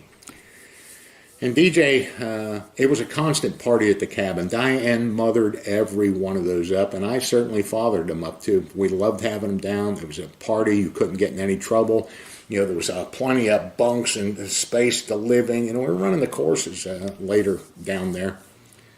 So the deal was Team 10 was going to do its deployment. And then another team would relieve 10, and 10 would come back. And another team would relieve them, and they would come back. It's a thing of beauty. And one platoon was going to Iraq. It was a simple signature. DJ's platoon is going to Iraq. One platoon is going to Afghanistan. It was a simple signature. And in June of '05 is when all hell broke loose with Operation Red Wing, the whole lone survivor bit. A terrible, terrible tragedy with all those guys being killed. Up to that James Sue. Man, dude. Holy crap, man. point, there wasn't a whole lot going on for DJ in that platoon. It was kind of a mundane deployment over there, but things would ramp up soon enough. It was like 20 We cars were so tight, in front of so tight. It was such a great time to be a young SEAL and everything. And all the guys at Team 10 were, all the guys that I knew, all my old buddies are still there. All Master Chief. I think Latrell was 228, and who was he with? He was with that Brandon Webb guy, yeah. Who I think started Hurricane Media, but now it's SOFREP, I think. I want to say Matt or Mike Ritland. Big Balls Ritland was in there too, man. And then Drago or something. I think Drago was like around the same time, man. Chiefs and everybody is still there, and DJ was so respectful. He was so well liked. He was so disciplined. He was so well behaved and just so eager. He is 19 now and on his first deployment. He deploys in early 2005, and I'm already buying his Master Chief things. I mean, this is where he is going. He looks the part. He's doing the job. He's aggressive. He's motivated, and he's just happy all the time. We met him off of the deployment. This is just like a Navy ship pulling in with all the folks that are out there greeting the ship, or any of the, the Army or Marine commands that are coming home. All the wives are out there. But it was surprising that Mommy and Daddy are up there with you, and we were just a welcome sight. Everybody knew how close we were. It was beautiful. And he is formed up in his second platoon, and they're just always down at the cabin. We're always doing something. We're always taking them out to sushi or doing something with all the guys. We just loved them all and had just a fantastic time. And DJ deploys again. All in all, he turned 19, 21, and 22 on combat deployments to Iraq with SEAL Team 10. Damn, dude. Wow. Holy crap. Yeah, I want to say, I remember watching a video a long time ago of his mom saying that she almost named him Sean. I was like, that's a really good name. That's a cool name. And then Don's like, no, Don Jr. And his second one, he really got in a lot of gunfights. And that's when Jason Redmond was hurt with him. How they got out of that mess, I'll never know. But DJ would call home frequently. He'd always call home. And when he talked to his mom and fill her in on it, some, he would say, pass the phone to the old man, and he'd tell me to go outside. And then, I'd be pacing out in the yard listening to this shit going, God damn, man, be cool, be cool. I was so happy, so proud, so excited. Don't think fear of him getting killed ever really set into me. It was just, and Diane was a flipping basket case, but I don't think it ever really set into me. I knew he was happy. I knew where he wanted to be. And when he came home off of that deployment, he had received a Bronze Star. And I made a huge deal out of that. I mean, we all did. It's a combat decoration. I just taking the pictures. And this is a picture of him back in the cabin with me with that Bronze Star citation with all his old friends and girlfriends there. And I'm making a huge production, and I'm reading what that says behind me, that Bronze Star.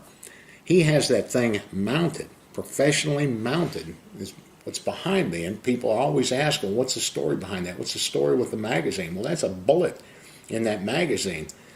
A hell of a story where they went into a target one night, and all the Iraqis in the heat would sleep up on the roofs of the house at night to kind of keep cool. And as they were making entry, one of them clowns up there dropped a grenade and wounded a couple of guys, and DJ found himself inside the house alone with his officer and a bunch of bad guys, and they just went to work. killed a lot of guys, and evacuated a lot of women and children in there. It's a long story, a bloody battle, but he was shot right in the chest by some guy Pistol. coming down the stairs firing his pistol blindly at DJ. And DJ said, I just went to nods and I tapped him. So I'm making a huge production of that. We're so proud of him. And the command asked him, he wanted to go to Dev Group. As I remember how this went, he wanted to go to Dev Group. And the command master chief asked DevGru development group is SEAL Team 6, if you don't know. him to stay and do one more deployment. He talked to me about that. He talked to me about everything. How the leadership works, master chiefs, officers, commanding officers, I was always full of really good, solid advice for him. And I said, you ought to pay attention to him, because when somebody asks you to do a favor for them in spec war like that, as in any other command in the Navy, military in general, when you are asked by someone senior to do a favor, they tend to remember that. And I said, I know it's hard. You can do it, or you can just scream. And he did it. He did it. He did that next deployment. He came home. He was 22 years old and screening for Dev Group. Going to Dev Group.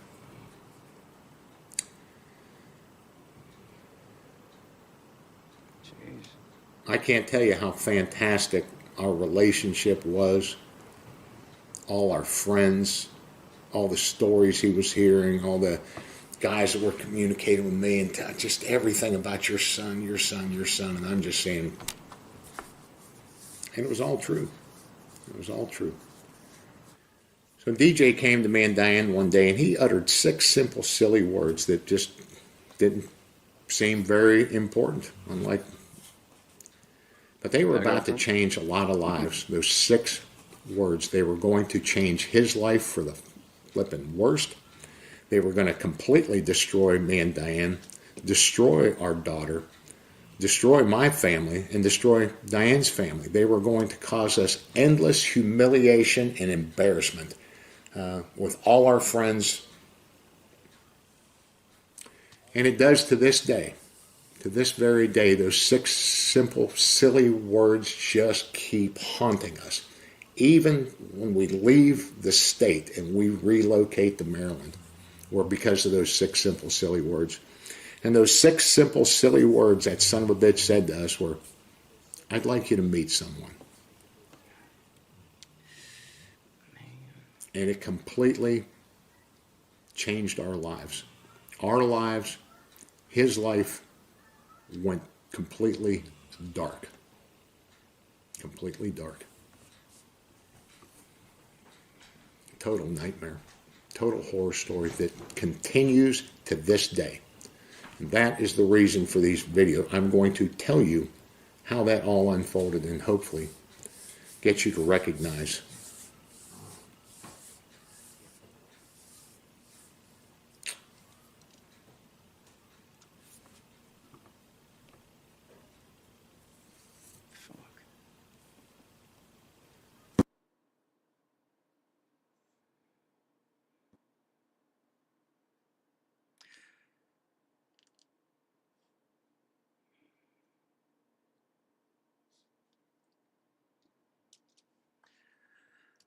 Well,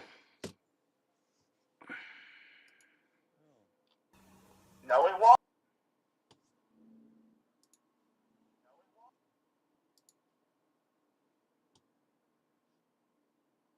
part 11. So in December of 2009, DJ and Patsy are married at the Chrysler Museum of Art in Norfolk. And we had rented a beach house for a follow-on party the next day, so all of Patsy's family was there, all of my family, all of Diane's family was there, and key people from the wedding party. And one of the people there was a guy named Carlos. He was a Cuban guy. He was married to one of Patsy's bridesmaids at the wedding. I don't even remember, not even out of arrogance, even speaking a word to the guy. There was just so much stuff going on. And after the party was over, DJ and Patsy went on their honeymoon to Spain while we watched Danny Dietz's dogs, Knox and Murphy, again, like we always did. And they came home. And now this is early, mid-January of 2010.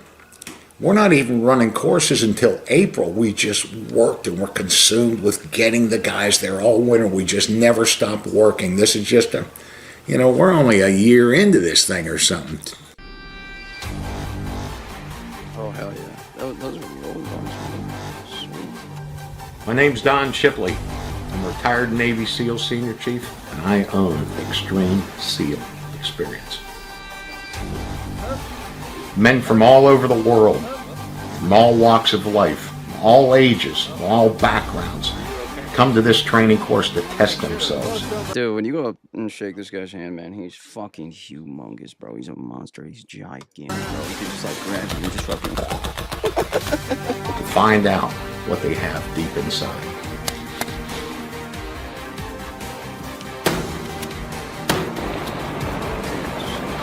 Using all veteran Navy SEAL instructors, we teach these men their capabilities.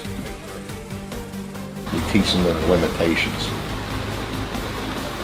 We set them up for success, and we set them up for failure.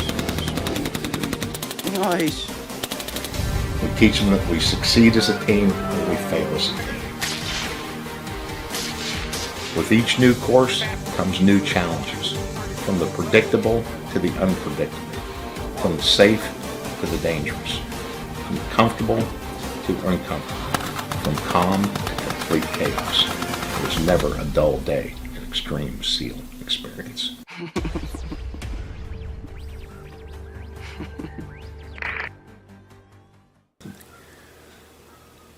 Hell yeah. And DJ calls me out of the blue, like we always did. We're always talking. I pick up the phone and he says, "Can Carlos go through your course?" And I went, "Sure, I'll knock off half price." And he said, "Thanks," and he hung up. If I'd have known what was about to happen with that Cuban guy, I'd have bought him a beachfront house in Miami, a Cadillac, and a generous monthly allotment for the rest of his flippin' life. Shit just goes, I don't know, shit just goes over my head. DJ went completely radio silent. With the exception of his deployments and all the emails that we would get, we never went more than a few days without some communications with him. His entire life. And he is gone. He is holding his breath like a child in a checkout line that can't get a flippin' Hershey bar. And it was maddening beyond words because we didn't know what happened. So Diane and I are revisiting all this. What's the last thing that happens? He calls me up, that Carlos. That can't be it. He's twisted about something. Yeah, there was something else going on. And that is part of the phenomenon of everything I'm trying to teach here, and I will get this out in time. That had nothing, absolutely nothing to do with Carlos, the Cuban guy, and not going through the course. That was what it was called. What it really was is I have to separate DJ from anyone in his life in a decision-making or position of influence. I have to get rid of those people. And that meant me and Diane. This is what it had gone on unseen, just things were just making sense, just little bits and bobs here. But that Carlos was the one that would put it right over the top, and it got us. It got us. It was so maddening. And when something is that maddening, that frustrating, that you just go nuts, you start to say and do anything to get that person to respond to you. Regrettably, that's what you do. And when you do that, that plays into that con even more. See, I told you they were nuts. That is something we loved with every breath in our body. We had never gone more than a couple of days. Even the deployments with emails and hearing from him and all these years, just so proud, just so loving. And he's gone. He is gone. And I'll be glad to share with you the events, how all that happened, and what ultimately it was all about. Next time.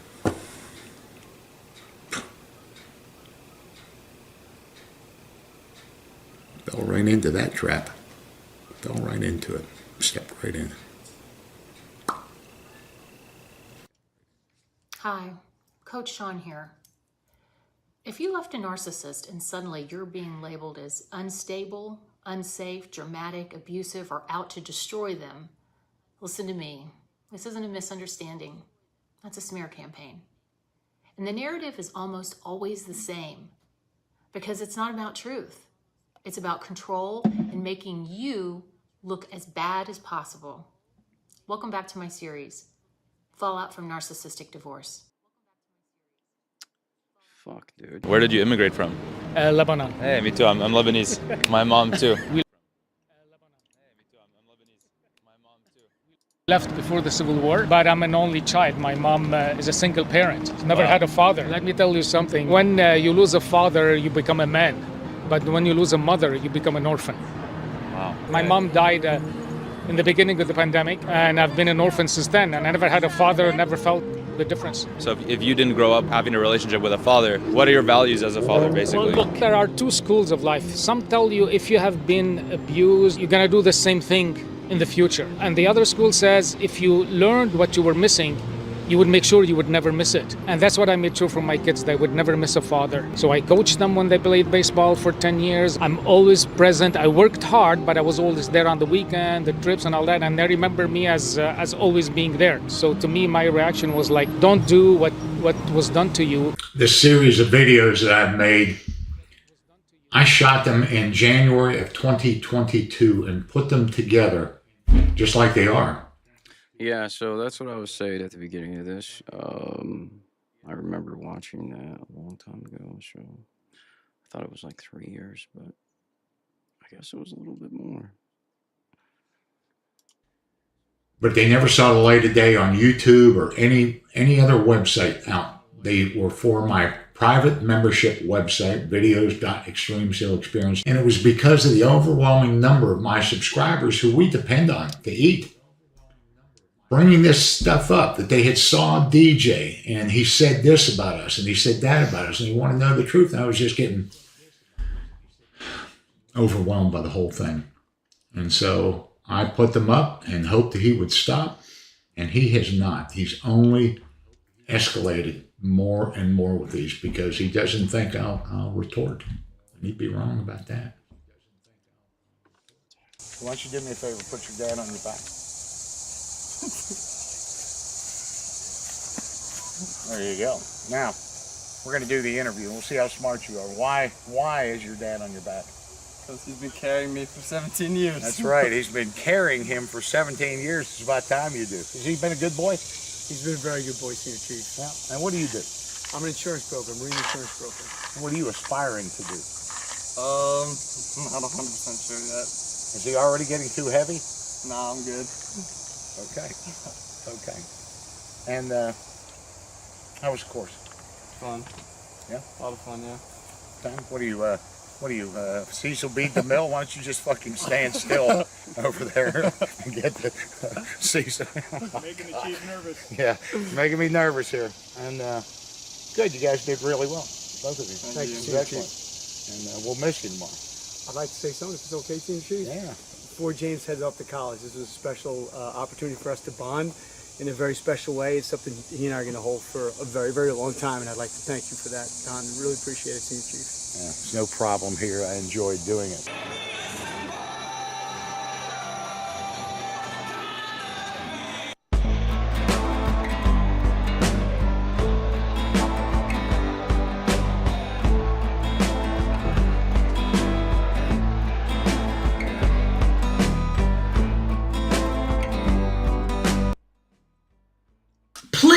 stop. You all do whatever you all need to do to make a living. You all do, you raise your girls, you all do whatever you need to do. But please leave us out of it. We are old, we are not well, and we're doing the best we can. Please leave us alone and quit lying. Lies always catch up with you. I'm sorry. So it went on, just this insane beating of Don and Diane Shipley by those two young people, right until about 5 years ago, 6 years ago. And Diane is out by the pool with me cleaning it in Maryland, and she gets a phone call. And it's from a young lady that she buys jewelry from. She never met her. You know, she's from the internet. And she's like, oh, I love your jewelry. I love your jewelry. I'm so glad you called me. And then Diane started in on her about how precious and beautiful her son was. On a roll, flattering her about how beautiful that little boy was. And then she said, that's your grandson. That's how it went. The whole wedding shit over that was to get me away from them, and money, it was all money related, you know, so yeah. And now we've got a grandson. When Patsy found out that we found out, Patsy threatened Diane. She hadn't heard from her all those years. Do you have anything to do with that little boy? If you have anything to do with that evil woman, see how this is all going around? You'll never see your grandkids. Ever, ever, never, never. Well, we already hadn't. You can't take anything more from them. What kind of person deprives the grandchildren out of their grandparents? That it is all about our grandson. It's about his well-being. It's about giving him a family. It's about giving him love so that he knows he is wanted. What are we supposed to do? We didn't ask for any of this. I don't care how he got here. He is here. And we love him just like we love all of our grandchildren that we've been allowed to see and love. And I don't make any apologies for it. I don't know what should we have done. Should we have just never taken the phone call? Should we have never given anybody the time of day? Maybe that's what the hell I should have done. But I am a yaya. I'm a mama. And he is my grandson. And I love him. And I will never apologize for taking the route that I took. I'm not sorry. It's like looking in a mirror. He has a rack in his bedroom right in there with all of his swords, just like He-Man, in the back of his shirt. He's so close with my granddaughter. They're just like two peas in a pod. And she came running in the other day and she said, oh, he's fell off the bed. He's hurt his neck. And I walked back there and all I could see was him little feet sticking out from underneath the bed. And he said, draw your weapons. Just, you know, how am I supposed to be sorry for that? I think that God has a bigger plan. And I don't think that God's plan was for me to turn my back on that little boy. I'm glad he's here. Do you see anything wrong with this picture? Yes, someone's missing. And that person is my father. But I learned, just because someone is not in your life doesn't mean that your life is screwed. If anything, their absence can teach you some of the most important lessons. My dad wasn't there to teach me how to be a man, but you know what? I figured it out. You may have to work a little harder, but trust me, it also means you'll come out stronger. And if I can do it, so can you. And we are great grandparents to that little boy. We are waiting on a pool table to be delivered as I speak because he loves shooting pool. I take him into all the biker bars and he shoots a game of pool and they all fawn over him. And you know who else used to love pool? DJ. He loved it. He'd watch The Hustler with my father over and over and over again. And he is doing everything in his power to destroy that little boy. Everything. And DJ's deadbeat dead. Absolute deadbeat dead. He pays his child support and then he takes it away from her in the form of attorneys that she has to pay for. She is a single mom with all that stuff, and it's hard to watch what he does to her. He has turned his attacks onto her. If you want to meet DJ, he's in Virginia Beach, up there at the courthouse probably as we speak. He's got her back in court, trying to cheat her out of $300 in child support payments. And not because it's because he needs to hurt her. Patsy has put him up to this. Take her back in there. Because she's a single mother, she runs a small business, and she is insanely distracted by these frequent appearances in court. So DJ can hurt her again. And by doing that, he hurts that little boy. It is just a shit show beyond words. And so in that respect, he's an abusive father. Well, he's never going to be in there. He's abusive to the father and the mother. That's got to be some kind of abuse there. And he abuses his senior citizen mother. Disabled, senior citizen. He beats the wings off of her every chance he gets. He's the most horrible son of a bitch out there. And it's all from that little boy. When they found out that we knew about that little boy and had brought him in, oh, Patsy went ugly. Patsy, when DJ did that to Patsy, you don't understand the ego Patsy has, the center of attention, the widowed deets, the belle of the ball. She has to have all this attention around her 24/7. And DJ brings that act onto her and insanely humiliated Patsy with that. And she will never forgive him. She puts a nice smile on that camera there as the two of them go at it. But she'll never forgive him. She is so humiliated still, and she's got that hollow shell, and she has to destroy something.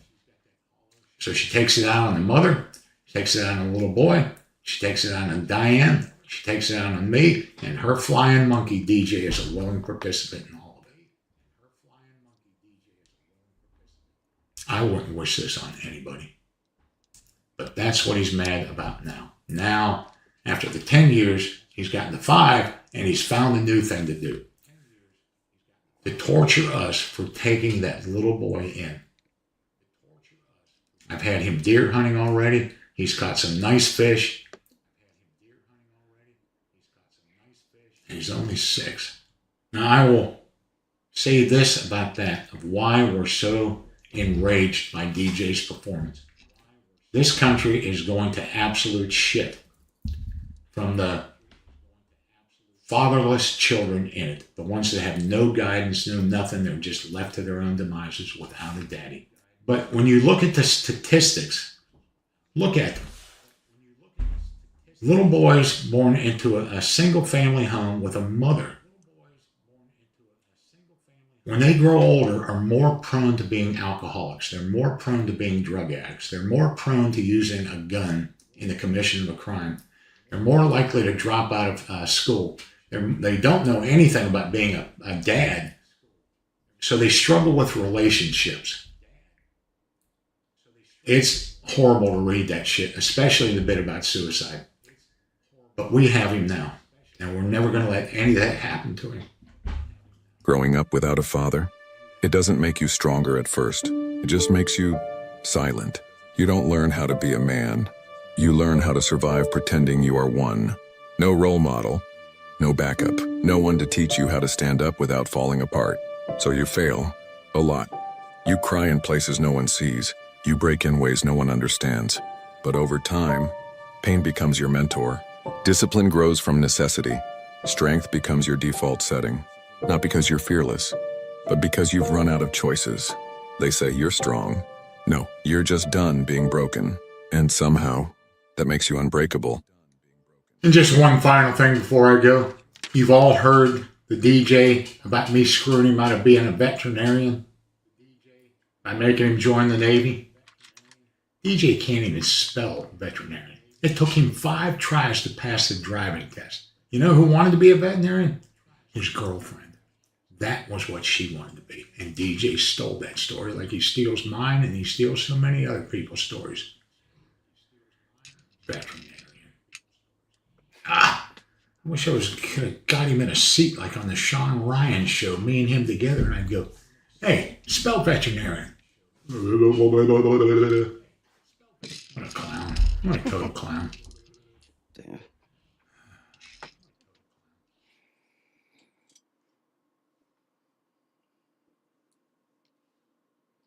Jeez.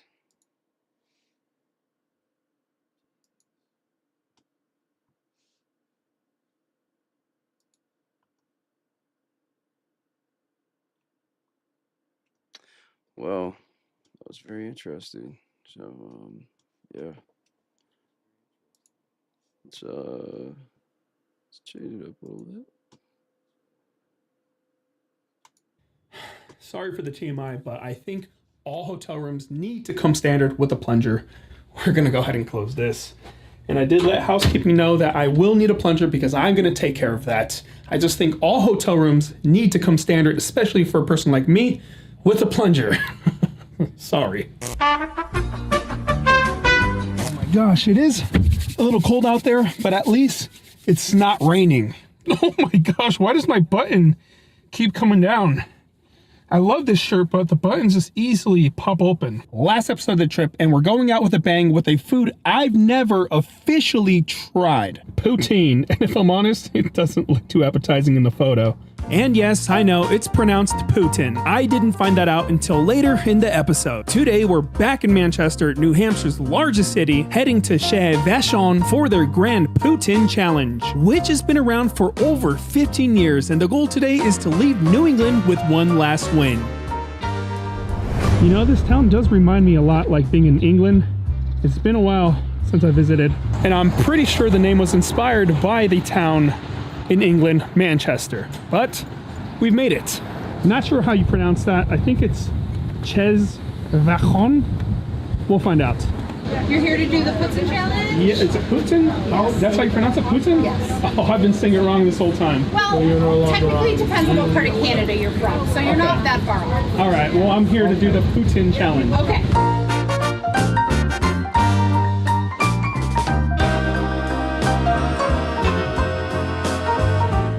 Man, videos don't do this thing justice. Wow. It's a lot bigger in person. I mean, this place has been packed for the last hour nonstop. So I'm assuming the food is good, right? Okay, awesome. You gonna eat that? I am going to eat this. I think I can do it in under an hour. You don't think I can? I think you can. I like your attitude. So $29.99 plus tax if I fail.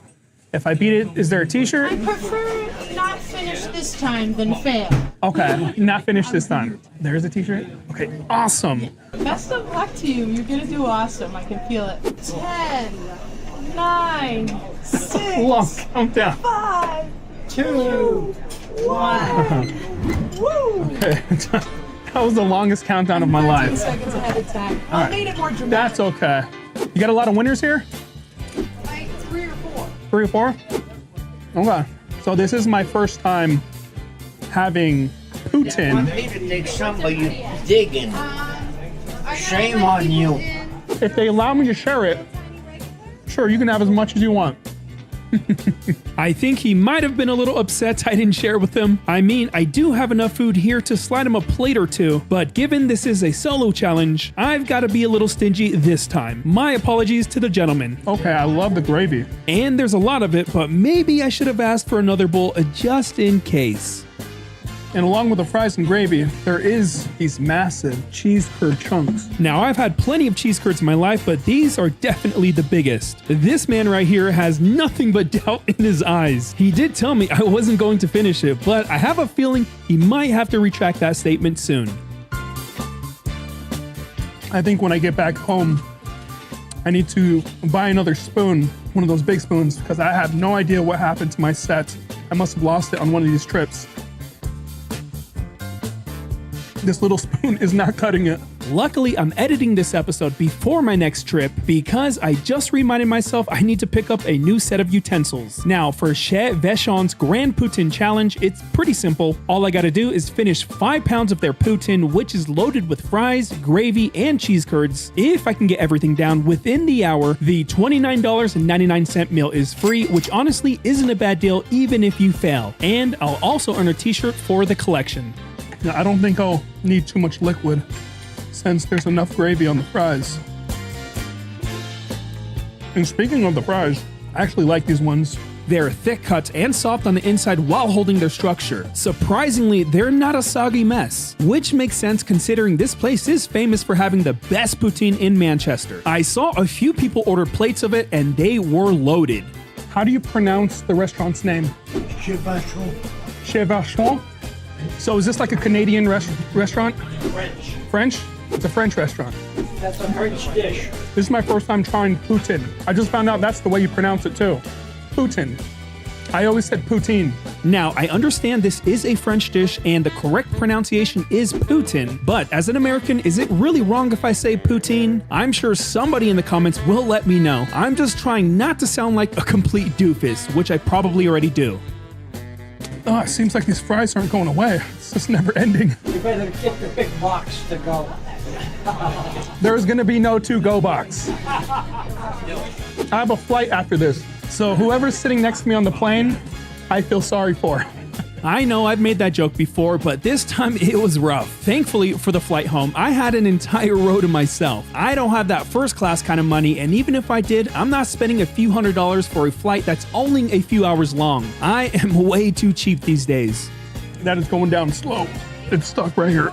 Can I bother you for one more cup of water? Oh, absolutely. Okay, thank you. No ice, please. Yeah, it was starting to get a little rough there. I've done a decent job not drinking too much water, knowing this one glass isn't gonna last. He's doing well so far, that's for sure. I'm 99% sure I will do it. I gotta leave that 1%, just in case. Anything could happen.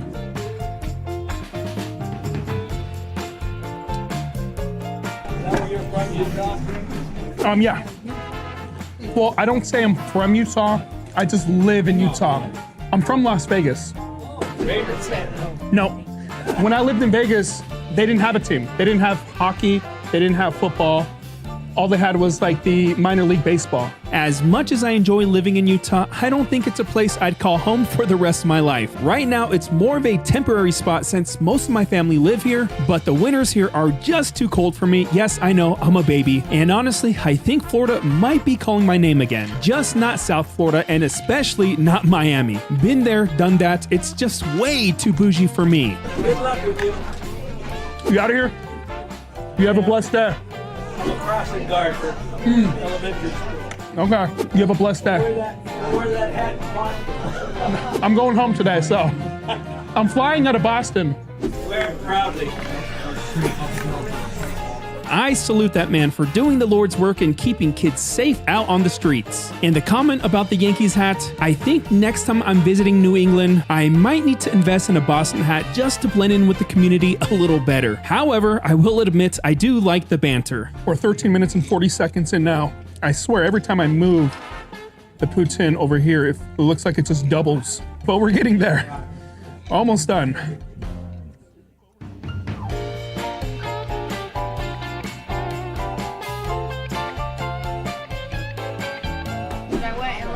His page and stuff, and he did like this huge Philly cheesesteak, and he like finished it. So like I have no doubt that he can finish it. I appreciate your confidence. See, she has confidence. You did a good job. Thank you. I knew eventually he'd come around, but honestly, I treasure these fine gentlemen at the table. I've always had a soft spot for the elderly, and I appreciate how the older generation is unapologetically 100% themselves. Their company made my time here so much more enjoyable, and the back and forth banter just made the whole experience even better. The goal is when I'm older, I can joke around with the younger generation just like they do. Almost 17 minutes in. And of course, since this is the last challenge of the trip, I'm gonna be a lot slower than if it was the beginning. Yeah, I try to be strategic with my trips by filming the bigger, tougher challenges earlier on, and usually saving the easier ones towards the end. Although with my next trip around the Kentucky area, I don't think there's any way to avoid the suffering. And I've got a feeling it's going to get a little rough. Just taking a little breather. Pushing it down. No. Okay, we are now 20 minutes in. We have 40 minutes left, so we have plenty of time. And I don't have to be at the airport for another 2 hours, so we're making good time. Now, I haven't had much poutine in my life. In fact, the first time I tried it was on that burger I had at the Tuckaway Tavern, but I am really enjoying it here. It is a little rich. I mean, eating 5 pounds of anything will do that to you. But as a side with a good burger for a normal meal, it would be killer. Big thank you to everyone here at Chef Echon for hosting me. They were all incredible and made my time here memorable.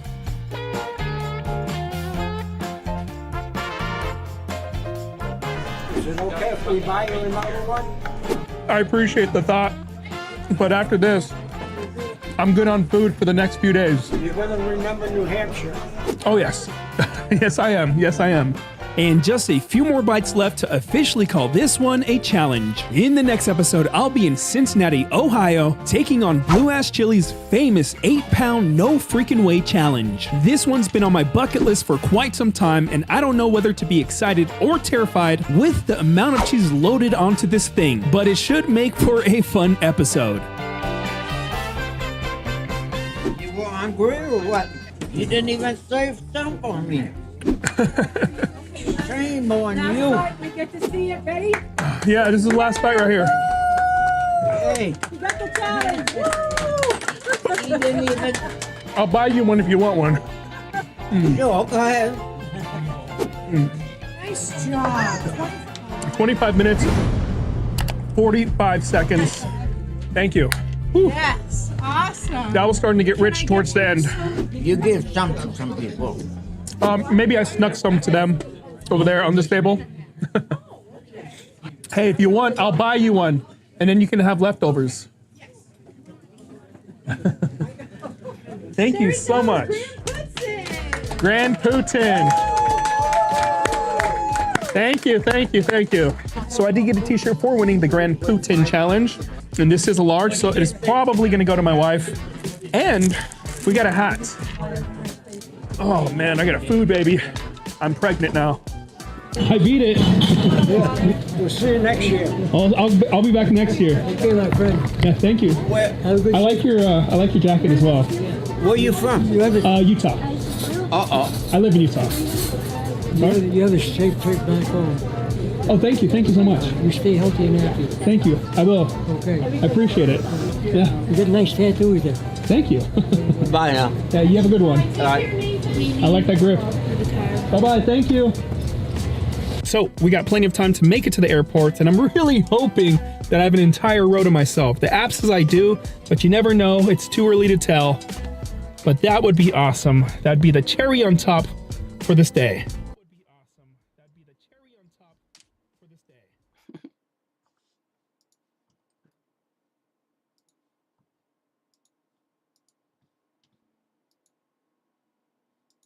This is the conversation that a lot Sounds of you have been waiting interesting. on. Has a million Updates views. from my surgery. Before we get into it, this whole entire video will be rated M for mature audiences only. So I'm gonna give those of you time, to skedaddle. This conversation will not be for you. Dame, how come we couldn't have known sooner about what you're winning the surgery for? Well, two things. One, everybody talks about everything in their time, right? Being the fact my post-op for my surgery is tomorrow, I can now speak about it. And that's what I wanted to wait. I wanted to wait my 6 weeks. No, I did not get a gastric sleeve, gastric bypass, nothing of that nature. No, I did not get knee surgery, nothing of that nature. But your boy, I got the Superman. Dang, what's the Superman?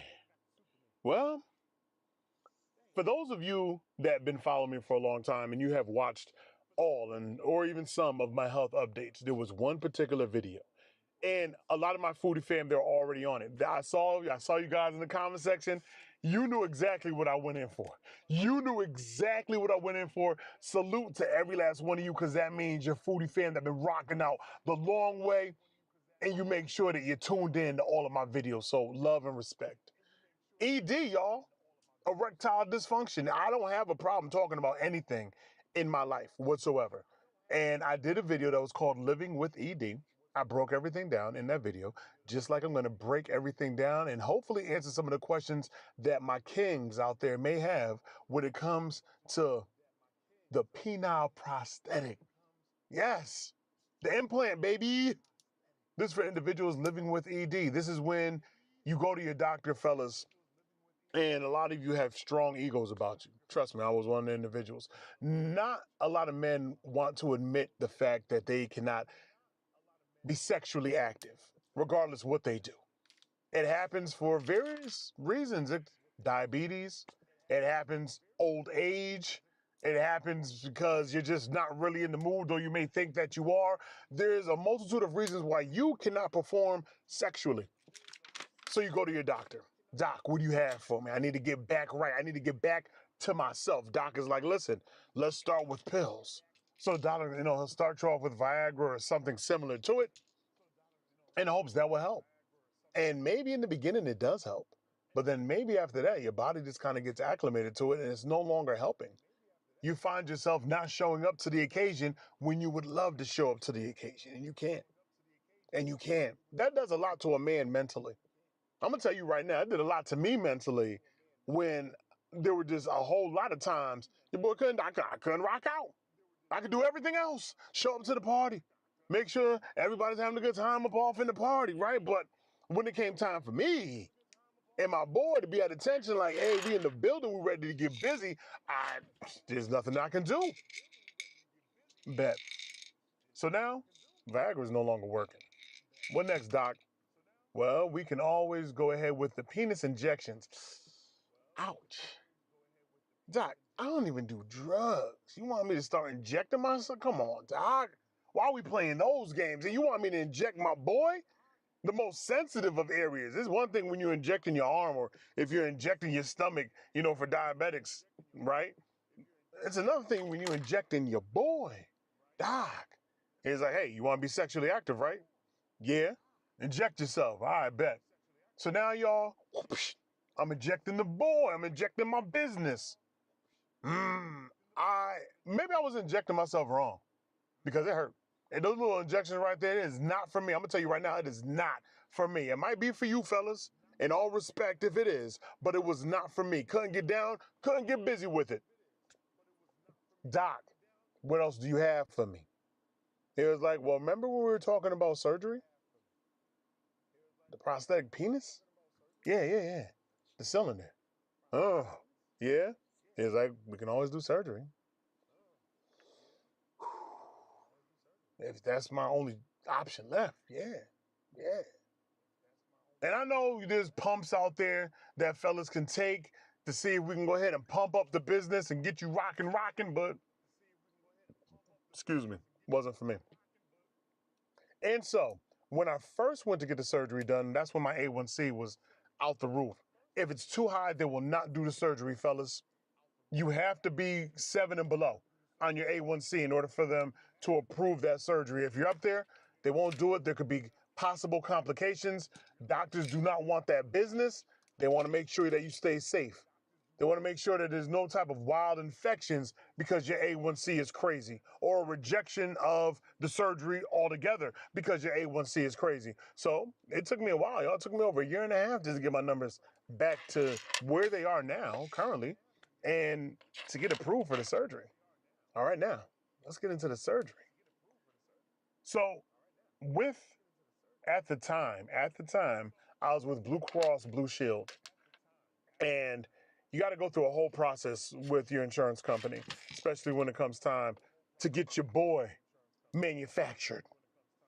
You have to go through a whole entire process, and you got to make sure that there's no kind of exceptions, exclusions, this, that, and the third. And Blue Cross Blue Shield was like, he's A-okay. He's good to go. So I remember leaving a week before the surgery was supposed to take place, right? I remember leaving to Miami on a fella's trip.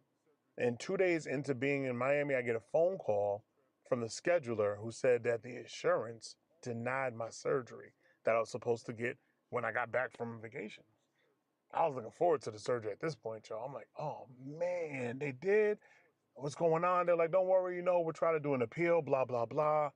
I was like, oh, my goodness. So Blue Cross Blue Shield gave me zero love on my surgery when it came time to get my boy manufactured. Again, that's another blow to the ego piece. That's another blow, like, you've been waiting this long. You've done everything that you needed to do to get your A1C down. Because even when A1C came down, I still wasn't performing at normal. They're like, you know what I'm saying? Damn, how about you just get your numbers in check? Just eat a little bit differently, and your boy will come back. No, he didn't come back nowhere, right? All right, bet. What do we do now? Well, shortly thereafter, Big balls. Thank you, Bobby. Blue Shield over to Cigna. Hell yeah, dude. When Thank she did you that, for being I subscribed for just 2 kinda months, reapplied bro. to get the I love surgery you, done. man. Cigna, the green In the light words of again. Doug, come I didn't inside get me. excited this time. Do it They now. gave the green light. I didn't get excited because I got excited with Blue Cross Blue Shield. Dude, Didn't this want the video is about disappointment. I needed a to ride this one all the way until penile surgery day. I had implant. to ride this one out. It's at Then 1.1 surgery million day views. came. So I was like, Fellas, I man, let me hope check you're this ready out. for this next part. Surgery day came, and I was I used to scheduled watch to this go into the dude do hospital, like y'all. competitive eating and stuff too. I was supposed to be there for 5:30. I get there about 4:52 I a.m. think. Nervous. Heart on. Do. The heart was going crazy. I'm there with the wife and our daughter early in the morning. I'm in the admission part where you had to sit and Hell speak with the yeah. lady behind the desk. She was the only person there. Imagine She not being broke down how subbed. long I'd be in surgery for. She just said 3 hours. I didn't think it was going to take that long, but she said 3 hours. And then she said, we're going to keep you overnight just to watch you to make sure that everything goes well with your surgery. I was like, all right, no problem. And now I'm just kind of signing my life away. And now it's real. Now that green light that Cigna gave me, the thumbs up, your boy is like, yes, thank you, Cigna. Shout out to Cigna. You know what I'm saying? Taking care of the people.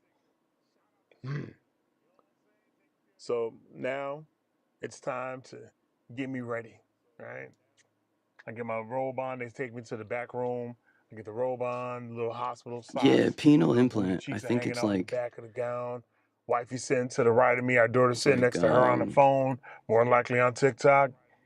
he has like a And nurses are prosthetic coming in, and the doctor thing. finally arrives and like, damn, you ready? I guess. You know what I'm saying? Like, nothing really prepares you for the surgery, fellas, I'm trying to when it's reduce time to mine get from 3 your to 2 boy centimeters. manufactured. Nothing mentally preps you for that. All you know is when it's all said and done, well, we're going to discuss that momentarily too. So now I'm going in. They're wheeling me down the hallway. And, if certain hospitals that you go Oh my to, there's gosh, things man. all in the hallway, other beds in the hallway, people passing. Sometimes the hospital hallways are small. And I had, just a tiny person actually just, when I say tiny person, I just mean she was a shorter woman actually, just pushing me down the hallway. And I'm like, oh man, I hope she doesn't like destroy my feet because they're hanging off the bed. They don't make them for 6'6" brothers out there, you know what I'm saying? But we get into the operating room and I saw the operating table, family, and I'm looking at over the table and the table was floss. It was floss. It was this. This was the operating table. I was like, hold on, let me show you a little bit closer. I'm a big brother. Were you gonna roll me off of my current bed onto an operating table that can't really hold me? Now what if I fall on the table? What if the operation goes wrong? Surgery goes wrong? What am I gonna do? Oh, They're sweet, like, all man. right, Hell Mr. yeah, Patterson, we bro. are now gonna 3 roll streams you straight, over onto the baby. cold operating table. Hell yeah, bro. Thank you, man. I love you, bro. Hell yeah. They rolled me over. I swear both butt cheeks was hanging off the side of the operating table. I'm a big brother. That's a small little table. Doesn't matter. My doctor's over there cracking jokes. Anesthesia dude come in. talks to me a little bit. Doc's like, hey, listen, you're going to feel just like maybe a little slight discomfort in your hand because that's where they had the IV. And, we're going to pump the fluid in. And then you're going to be out like a light. You won't remember anything. You will wake up a little groggy. Your throat's going to be a little sore from the breathing tube, but you're going to be okay. Okay, that's what I remember him saying. I remember a nurse comes over. I remember her holding my arm, and she was like, now I need for you to breathe deeply 3 times. That's it. Just breathe. I kid y'all not. About a second, gone. Your boy was gone. I was out. I was out like a light, family. I was one and done. It was a wrapperoni. Hell yeah. And when I wake up, I think you guys actually remember because I still did a food review with the scratchy throat piece from the hospital. Breathing tube is out. I'm feeling pressure on my boy, and I didn't want to look. I didn't want to look down at it, see what it was. And I looked, I looked, and I had the mummy wrap. It was just thick bandages just all over my boy. And I remember my legs had like compressions on the leg to keep the blood flow maintained in the leg to kind of stop from the swelling of the feet. I remember that laying in the bed and just kind of being out of it and it taking me a minute just to get all of the fluids that were in me, just the anesthesia that was in me, just to have that flushed out and to get back to a quote unquote normal feeling. And the catheter, that was something else. I'm like, eventually the catheter has to come out. Is that going to hurt? I never had a catheter inside my boy before. Like, is that going to hurt when they got to take it out? There are like so many things run through your mind and you just want to know how the operation went. That's it. You want to know how the operation went, family. And you're waiting to hear back from your doctor. And then they come in and they're like, oh, everything went great. No complications whatsoever. In and out, boom, boom. We'll give you next steps. We'll be in contact with you. Just relax, rest, and we'll be back. I remember I couldn't leave until I peed. I couldn't leave the hospital until I peed. And when it was time to get that catheter pulled out, y'all, I remember it like it was yesterday. My nurse, she was amazing. So she comes over, she's like, hey, it's time to remove your catheters. It's the following day. And I'm like, oh, man. She's like, don't worry about it. No pain at all. You'll be just fine. No pain at all. Woman, woman, no. It's my boy. It's my business. He just got finished getting manufactured. I just got finished getting the Superman. We're going to talk about why I call it Superman. I just got finished getting the Superman. She was like, I need you to breathe. Is this hospital always focused on breathing? They told me the same thing when it was time for me to go night-night. Just breathe deep, dame. By your third breath, I'm pulling this thing out. Ooh. Pulling it out? What you talking about, Willis? I breathe. Nervous. Nervous. She said, on this last one, dame, I'm yanking. Just deep. She pulls it out. And she was right. There was no pain, but you feel it. You feel it coming out. You feel like a little bit of pressure coming out. And you don't have to pee right away or anything like that because you're still scared. You're still nervous to urinate, fellas. It's going to happen. Your mind is going to be messing with you the best way it can because all this is brand new to you. All of it is brand new to you. She was like, how was that? I was like, I'm here. I'm fine. I'm good. She's like, all right. Well, she was like, just remember, you can't leave today until you pee. You want some water? Yes, please bring me some water. All right. So she brought me water. I'm drinking the water, but nothing. She did this and was doing this, bringing me water from like 9:45 in the morning until I finally peed, which was probably like closer to 4 in the afternoon. Fine. Let me tell you something. Nerve blockers, family. I had so many nerve blockers in my system to help alleviate the pain, just so you don't feel anything. And Doc was like, listen, Advil, Tylenol, you'll be taking those. You're going to need those. You're going to have slight discomfort at night trying to sleep. Blah, blah, blah, blah, blah. Slight. I was fine for 48 hours. I was like, Advil? Who needs Advil? Tylenol? Who needs Tylenol? I'm good. I'm Superman now, baby. I'm good. I don't feel nothing. I don't feel nothing. I don't know what everybody else, other fellas go through. I don't go through nothing. Day 3. Oh, gotta get the ice pack. Yeah, mama, let me get the ice pack. Let me get the ice pack. Let me get 2 Advil. Let me get 2 of them things. Because let me tell you, while you're icing your boy, the bat and the balls, while you're icing all that because it's all swole, woo, is it swole? When those nerve blockers wear off, it is something ferocious when them nerve blockers wear off, family. Whew, okay. I got through it. I'm kidding you not, fellas. The doctor says you're going to need about 6 weeks of recovery. Tomorrow is the official day of my 6 weeks of recovery. A strong 3, 4, no, not even 3, a strong 4 weeks before you start feeling as if it doesn't hurt as much, not as uncomfortable to shower, you know what I'm saying, to clean up, to get yourself all the way together, to not have to rock so and rely so heavy on Advil and or Tylenol. It took me a solid 4 weeks. By the 5th week, I'm like, okay, I'm moving about a little more easier. These showers are getting a little more easier. I'm not as swollen. The boy is looking better. The boy looked good before, don't get me wrong, but the boy looking better. Fellas, what you're going to hear from other men who have had this surgery, the Superman, is that if you're used to a particular length, after the surgery, you're not as long, you're not as strong. Tissue rebuilding. You're going to be going through something called cycling.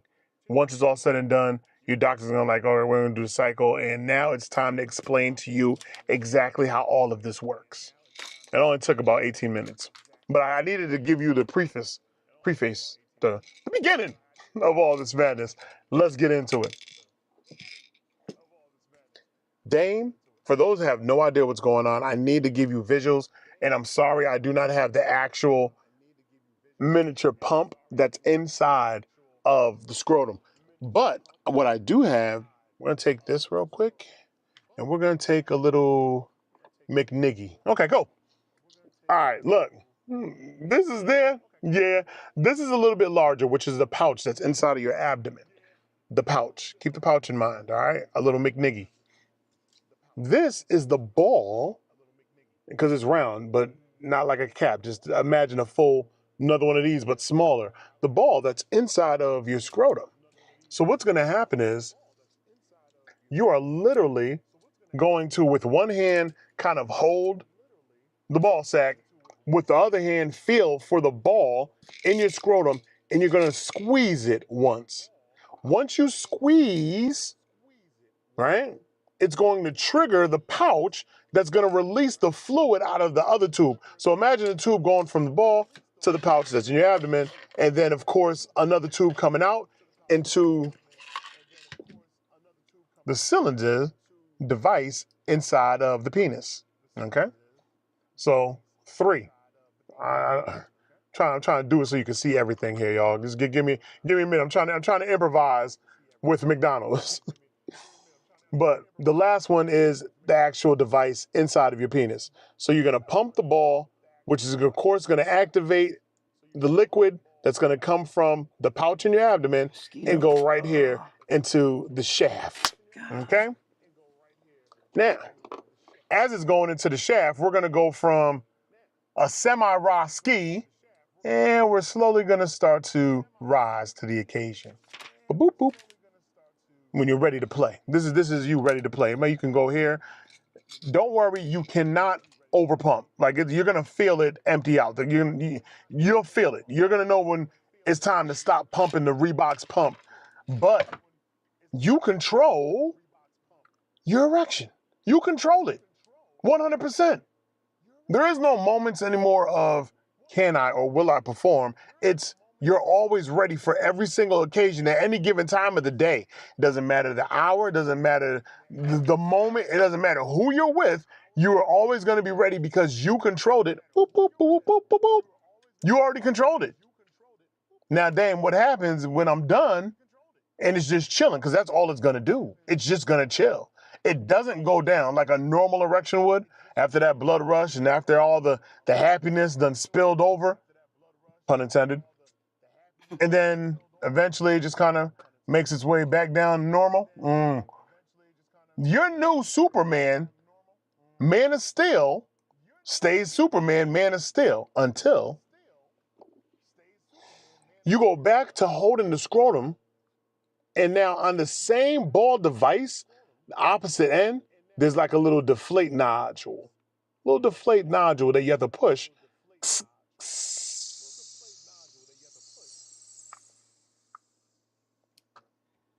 Until your boy's back to chilling again.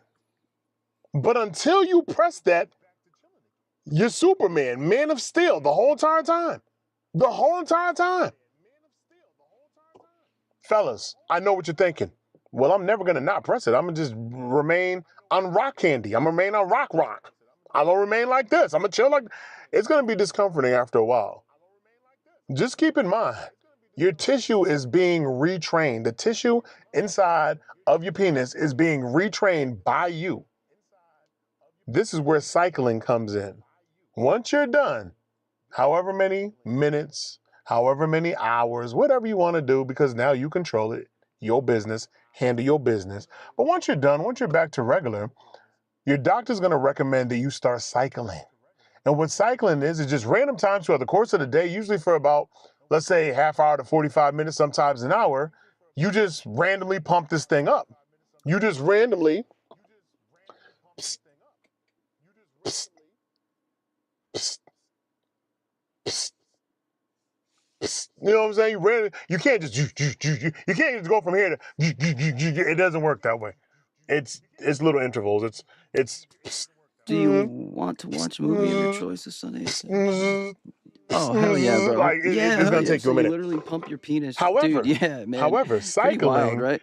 that's something that you do man. every single day because you have to retrain Absolutely, man. the tissue I kind of inside screwed the up shaft. last week, so I thought that it was on Sunday, but yeah, man, I'm down, bro. You have to retrain it. And I'm it down will to watch help. anything, man. It will help with, a little bit of girth activity, a little bit of, Hell yeah, bro. I'm making always it just game, a man. little bit longer. You're not going to go from whatever you are Sorry, I'm at getting into this build, erection bro. for the first time. You're not going to go from there and grab up all these extra inches. That ain't going to happen. But while you're retraining the tissue, it is going to start to lengthen just a little bit. Just a little bit. It might not even be noticeable to you the way it lengthens, but it is because it's being retrained. You might not even get back what you once had. You might have been a 10-incher, a 12-incher, and then you find out after surgery that, you 9.5, or you 11 and a half. And you might not get back to a full 12 raw ski or a full 10-piece. You might not. Who knows? I don't know. All I'm saying, man, my phone blowing up. They must be hearing me talking and doing this to you live. All right, but all I'm saying is you are now in control of your sexual activity. You didn't have this control before. You know what I'm saying to you? You wished upon a star in hopes that you could be sexually active. And sometimes it was a hit or miss. Well, now after you get the prosthetic penis, the implant, the Coloplast, the Titan, right? Now that once you get that, family, you're back in control of your life. You get to get that back. You get to get that confidence back. That's a good feeling, fellas. Okay, I actually need you. But that's a good feeling. So thank you for those of you that made it to the end of this long video. I know this was a long video. Again, I do not have any problems talking about this whatsoever. There are individuals that have been close to me that have known I went in for the Superman treatment. Dang, what's the cost, right? What's the out-of-pocket cost? Because the only way the insurance is going to cover it, something has to be wrong with you. For me, the diabetes, me trying everything else and everything else not working, and then insurance giving me the green light. They took care of that bill. What is the cost out of pocket? Real quick, before I end the video, this surgery, from what I hear, could be anywhere between $40,000 to $50,000. 40 to 50 grand. That's the kind of business you're walking around with after it's all said and done. There is a doctor in Virginia, because don't trust and believe, y'all. I had to look up my other options just in case insurance wasn't going to show me love. But there is a doctor in Virginia that is well known for doing a multitude of these surgeries all the time. I got to get his name again, but 20 grand. And he hit you with the lengthening piece too for like an additional 5-piece. Like this, he got some things going on over there. Crazy, crazy. So for those that have to pay out of pocket, you Nice. do have an option. You Hell do yeah, not have to bro. spend 40 or 50 grand. You can find this doctor and get it for almost half It'll the be Sunday cost, this right? week. So, but at the end of the day, just to Just get a let peace man of into a mind to get movie. you All back to right. being Sweet, man. Yo, I'm down. Do you want to make any suggestions, bro? I was thinking, what was that one I said last time? No Country for Old Men or something like that. I don't know. But I'm down. I'm game for anything, whatever people are feeling. Hell yeah, bro. I'm done with bag 2, baby. Man, oh man. Hell yeah. All right. Tonight, I'm gonna go take a leak real quick though, and then I'll be right back.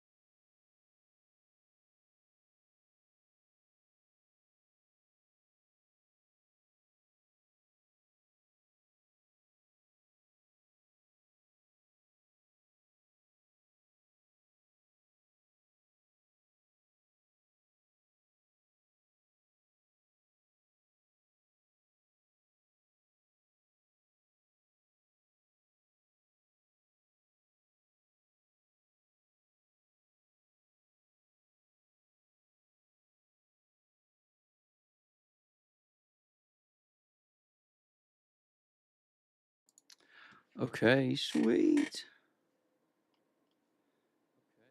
Hell yeah. Okay, thanks, bro. The Hell most yeah. credible alien abduction stories ever.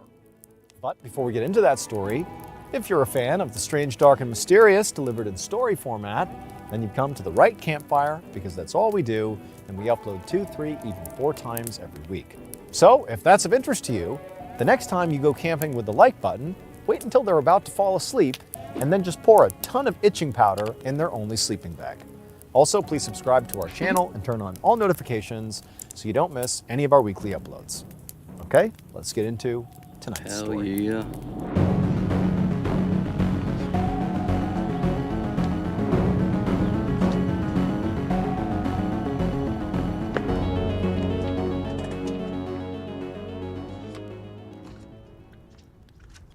Around 3:30 p.m. on October 25th, 1974, a 41-year-old man named Carl Higdon drove his work truck along a paved road in the Medicine Bow National Forest, which is this huge nature preserve in southern Wyoming.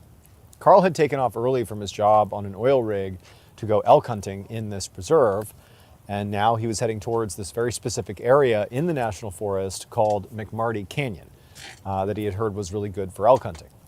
As Carl drove, he found himself looking around at the evergreen trees and the snow-capped mountains in the distance, and he just felt this total sense of calm come over him. He was a very rugged outdoorsman, and there was really nothing he loved more than spending time out in nature all alone. And so for a little while, he was just enjoying himself, driving along, until eventually the paved road he was on gave way to this long, rocky trail. And Carl, he didn't want to damage the truck he was driving, since it actually belonged to the company he worked for. So he wound up pulling over and getting out, and then he just grabbed all his stuff and continued walking on the trail by foot. The hike along this trail was not only, pretty rocky and rough, but it was also predominantly uphill. And so it didn't take long before Carl was having trouble breathing. And not just because it was physically taxing, but also because when he was younger, he had tuberculosis, which had left his lungs really riddled with scar tissue that did make it harder to breathe, especially when he was exerting himself. But, Carl continued on, and every few minutes he would just stop and bend over and catch his breath. But after about 30 minutes or so, he had hiked to the point where the trees had begun to thin out, and then he found himself standing inside what looked like a big bowl in the earth. So this was McMarty Canyon, where he was, intending to go for this elk hunt. And, the reason it sort of felt like a bowl is because it was mostly just flat with some shrubs and grass, a few trees, and these tall hills out on the sides, sort of giving this impression of a bowl. And so Carl, he sort of just stopped and took stock of the area. And wouldn't you know it, when he looked straight across the canyon, the bowl, he saw a group of just 5 elk grazing in the distance. Like, this was unbelievably lucky. Here they are, right away. And so Carl slowly began walking towards them, doing his best not to make any noise. And then when he was within shooting distance, he just stopped, raised his rifle, and he looked through his sights to aim at the first elk he saw, and then he pulled the trigger. But for some reason, when he pulled the trigger, the gun didn't go off. It didn't fire, or at least it didn't appear to. And certainly there wasn't any kickback. It just was like nothing happened. But then he saw something that just didn't make any logical sense. And at the same time he's experiencing this just insane phenomenon, he felt this massive wave of vertigo, and then he just sort of felt himself falling, and then he blacked out. The next thing Carl knew, he felt himself being shaken back and forth. And he sort of slowly began to blink his eyes, feeling very confused and disoriented. His head was pounding, it was clearly dark outside. And then he realized, sort of with horror, that somehow he was back inside of his work truck, but the surroundings outside of the truck definitely looked different, like the truck was parked in a different spot than where he'd left it. He suddenly felt himself getting shaken again, and then he heard someone say his name. And he looked up, and in the darkness, he saw there were 2 men that he didn't recognize who were clearly shaking him, trying to get his attention. And they tried to ask him, like, what was going on? But Carl's mouth sort of felt numb. And when he tried to speak, it's like the words came out garbled and nonsensical. And so at some point, these 2 men sort of gave up trying to talk to Carl, and they just lifted him up, pulled him out of the truck, and they carried him over to their vehicle. And Carl heard them say something about a hospital, and then before long, their car was driving off, and then Carl blacked out again. About 30 minutes later, around midnight on October 26th, so this is 8 hours after Carl first blacked out, his wife Marjorie rushed into a hospital room at the Carbon County Memorial Hospital in Rawlins, Wyoming. And inside, she saw Carl lying on the bed, hooked up to an IV, and there were a bunch of monitors with a nurse standing beside him. And she saw, her husband's eyes were open, but clearly unfocused. And then as Marjorie is just standing there, taking in the initial shock of what she's seeing, the nurse actually pointed at her, at Marjorie, and then asked Carl if he knew who she, his wife, who she was. But Carl, he turned and he looked at Marjorie, but he just kind of stared blankly and then shook his head and said no. So earlier that evening, Marjorie had been at home waiting for Carl to come back from his hunting trip. But when he hadn't shown up on time, she ultimately had called the sheriff's department and asked them to go to McMarty Canyon just to check on him. And so 2 deputies had gone out there and they found him, and he was unconscious in his truck. So those 2 deputies were the ones who obviously shook him awake and took him to the hospital.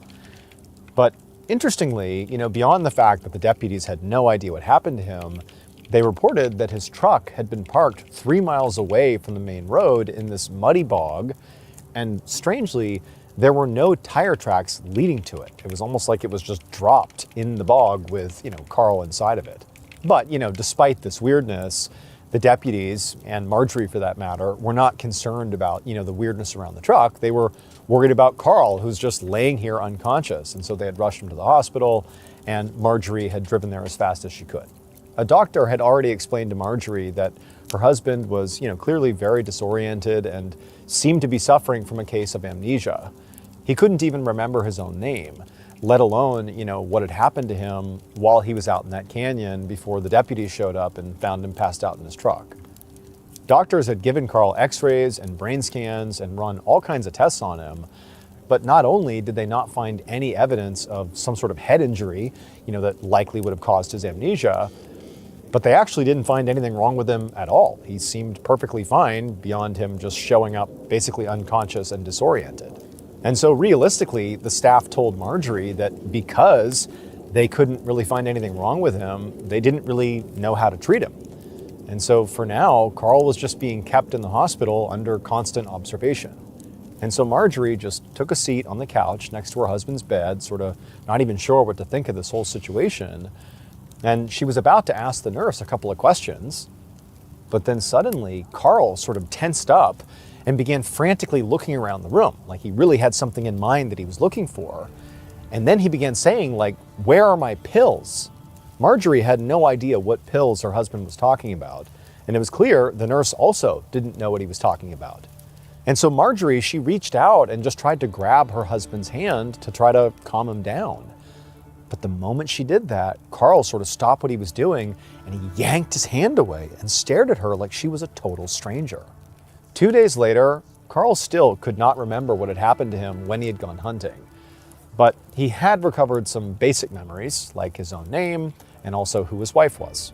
And so between that and the fact that realistically Carl did not have any signs of any physical injury, they ultimately, the hospital, discharged him and just sent him home with Marjorie and basically told her that he was probably fine and that he probably just needed to be in a familiar place to sort of recover all of his memories and get back to normal.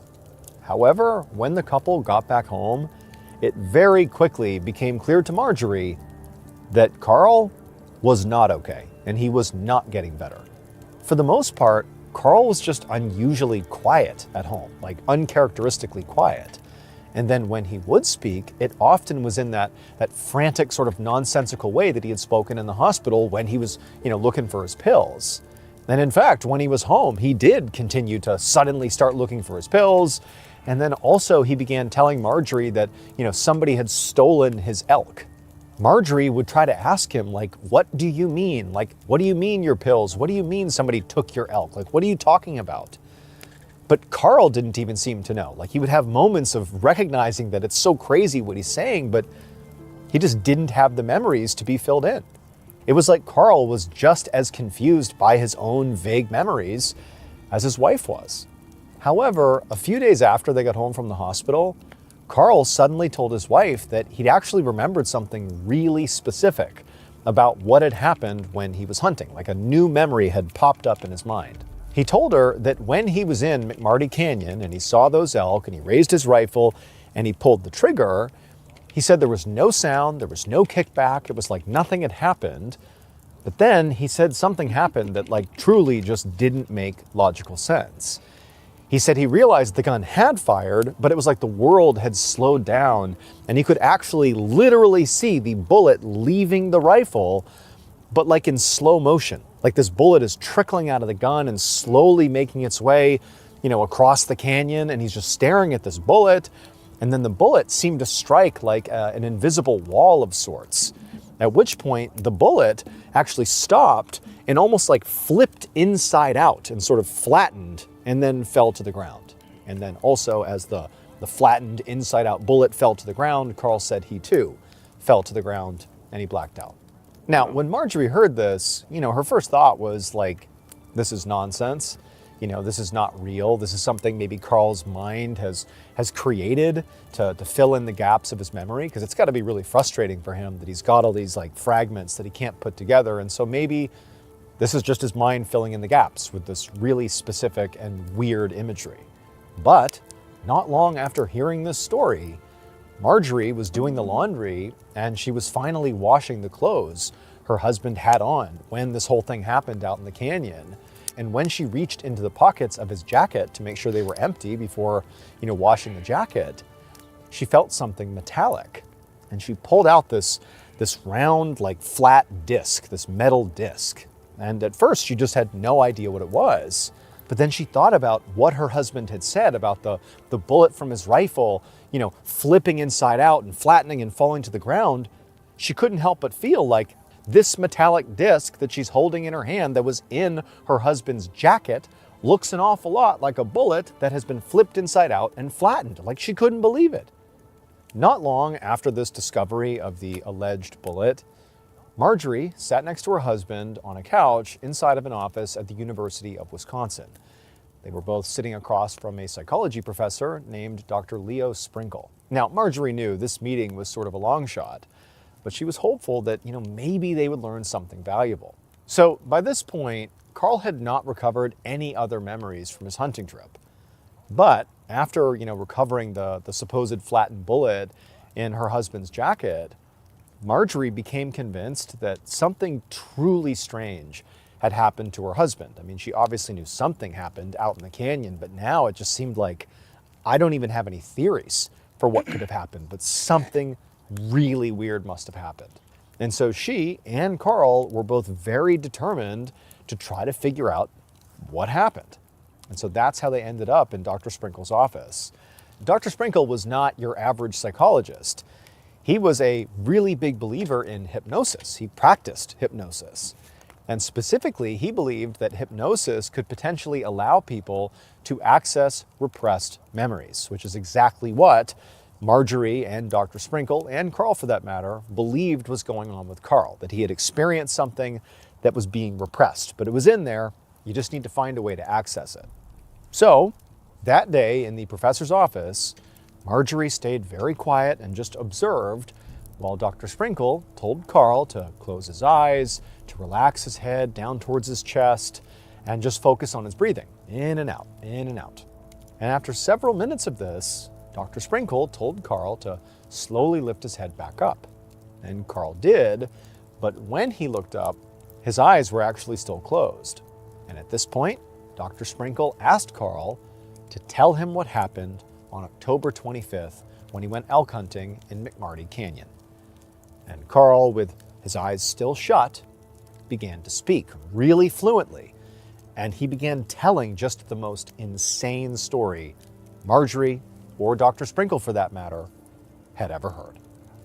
Carl said, again under hypnosis here, that after he had watched that bullet leave his rifle in slow motion and hit this invisible wall and flip inside out and fall to the ground, he said that he too had fallen basically at the same speed as this bullet onto the ground, and basically he passed out.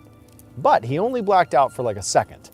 And when he opened his eyes, he said he was still lying on the grass in the middle of this canyon. except now standing over him was this tall, dark figure that was wearing Oh my almost God, like thank you. a very tight-fitting bodysuit, almost like what a scuba diver would wear. And Carl said this figure was vaguely, human-shaped. Thank you to whoever did But that. it had very yellowish skin and very small eyes and no ears and no lips. Much love. I appreciate you. And there were two And I love you. antennas sticking out of, its forehead. And one of its arms extended into this flat stump, but the other arm seemed to have almost like a prosthetic attachment at the end of it that almost looked like a power drill. And then, in perfect English, this figure sort of looked down at Carl and just said, "How are you?" And Carl said he was so stunned by this thing speaking to him in perfect English that Carl just sort of blurted out, "Oh, pretty good, pretty good." And the figure seemed satisfied with this answer, and it went on to quickly explain that its name was Pretty good. Ozo 1, and it came from a planet 163,000 light years away from Earth. What? And it said it had no intention of hurting Carl. In fact, it said it wanted to help Carl. Then, with the hand that sort of resembled a power drill, it reached into what looked like a pocket on its bodysuit, and it pulled out this small packet containing 4 pills. And it told Carl that these pills would heal him. And then this thing offered Carl one of these pills. And Carl, for reasons he couldn't explain, just immediately took the pill and swallowed it. And then after that, Carl said that Oso 1 asked him if he wanted to go for a ride. And Carl just said, sure. So Oso 1 helped Carl off the ground, and then as soon as Carl was standing back up again, he saw there was this cube-shaped vehicle not far away. And a split second later, Carl said he was somehow inside of this vehicle, along with Oso 1, and also 2 other vaguely humanoid figures, and the 5 elk that he'd been out here hunting. They were behind this clear wall like a containment pen within the vehicle. And Carl was seated in a chair, as was Oso 1 and the 2 other humanoids. They were all just sort of sitting there. Then Carl said he felt this powerful force push against his body, like the vehicle was moving so fast that it basically pushed him back into his seat. But less than a minute later, the vehicle just stopped, and Oso 1 said, "We're home." At this point, Carl was just suddenly standing outside of the vehicle. And he said it felt very cold and the sky was jet black. And then around Carl, the landscape was very different from planet Earth. It was very rocky and desolate without any trees or grass or really any organic looking life anywhere.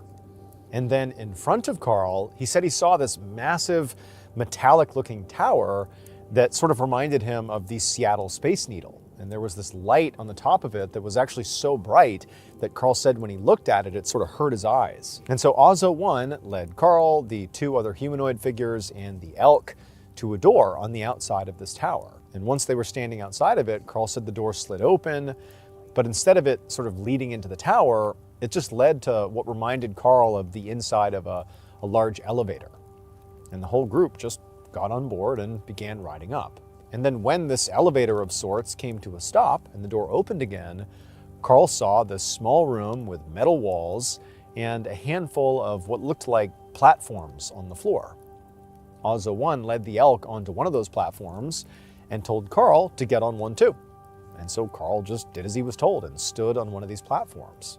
And then out of nowhere, some kind of high-tech device emerged from these metallic walls and began sort of circling around Carl. It went from his head all the way to his toes, basically like scanning him. Carl was vaguely aware of the same process taking place to the elk as well. And then when this scanner was done, it made a beeping sound, and then Oso 1 looked over at Carl and told him, well, the elk are what we needed, but you're not. So we're going to take you back to Earth now. And then Carl said the next thing he knew, he was just magically back inside of his work truck, like he had somehow been transported there instantaneously, and he was being shaken awake by those 2 sheriff's deputies. And so back in Dr. Sprinkle's office, Marjorie is listening, just completely shocked by what her husband is saying, not even sure what to make of it. And then Dr. Sprinkle, at the end of Carl's story, when he got to the point where he's being shaken awake by the deputies, Dr. Sprinkle snapped his finger, and Carl kind of came to. He opened his eyes and sort of refocused, clearly out of hypnosis. And then they all just kind of sat there, like in total silence, really unsure what to say to each other. But as crazy as Carl's story sounded, there were several very strange facts about Carl's case that up to this point, nobody had been able to explain. And the story that Carl told while under hypnosis technically accounted for all of them. The first fact that this story explained was that when Carl woke up in his work truck, like magically just appeared in his work truck, it was not just 3 miles away from the main road, it was actually 3 miles away from where he had originally parked it. And this truck was just sitting in a muddy bog with no tire tracks leading up to it. So it was just totally unclear how it got there.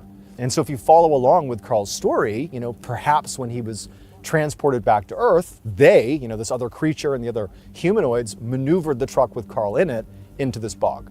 The second strange fact is that when Marjorie had ballistics experts analyze that flattened presumed bullet that she had found in Carl's jacket, they were just as baffled as she was. Like, they could not come up with any earthly explanation for how a bullet could be flattened and turned inside out. Like, this was not possible. And so again, if you follow Carl's story, perhaps this being is the one that flipped the bullet inside out. And the third and perhaps strangest fact is that when hospital doctors gave Carl x-rays, they found something that should have been medically impossible. All of the tuberculosis scar tissue in Carl's lungs that had plagued him for decades, that had made it so hard to be physical and exercise, they had somehow disappeared. Oh my It was God. as if someone or something had healed him.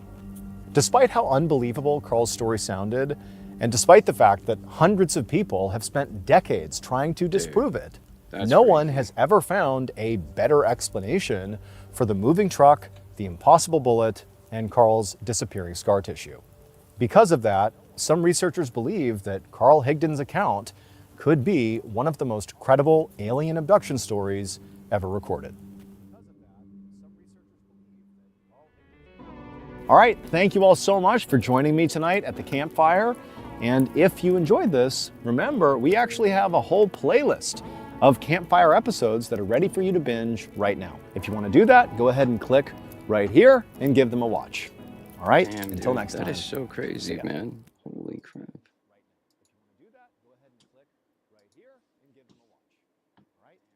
Gosh, dude.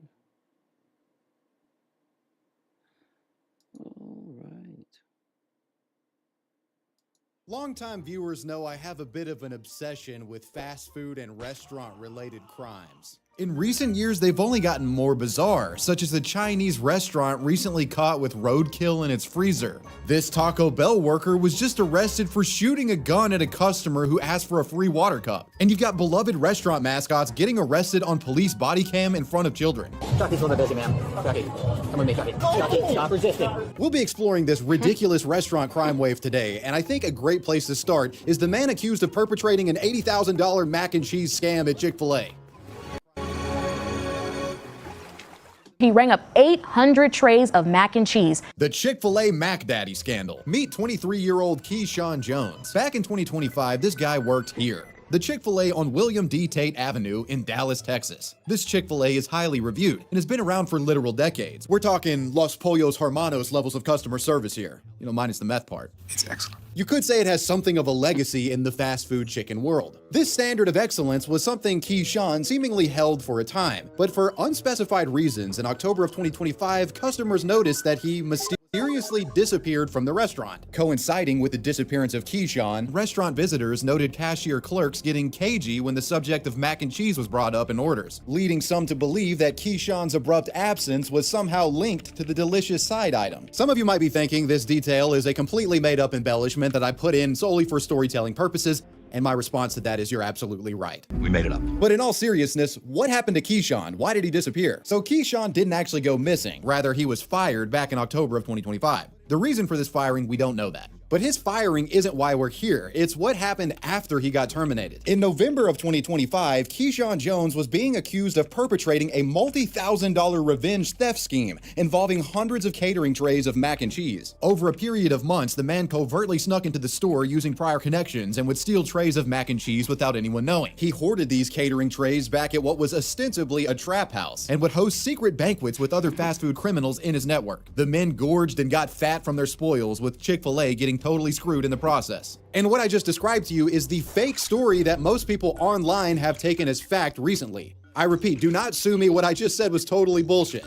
However, Keyshawn did allegedly perpetrate a Chick-fil-A mac and cheese scheme, but just not in the way that you might expect. After getting fired, this guy was caught on surveillance camera returning to the store that he used to work at in plain clothes about a month later. While it's unclear exactly how he was able to have unfettered access to this register while being terminated, Keyshawn, aka the Mac Daddy, got to cooking when he saw an opportunity. Keyshawn allegedly used his knowledge of Chick-fil-A's register system to ring up a total of 800 catering trays of mac and cheese, and then subsequently processed a refund for these trays to himself using his own bank cards, netting what is reported to be close to $80,000 in funds. No mac and cheese actually exchanged hands, bro just printed the money out of thin air.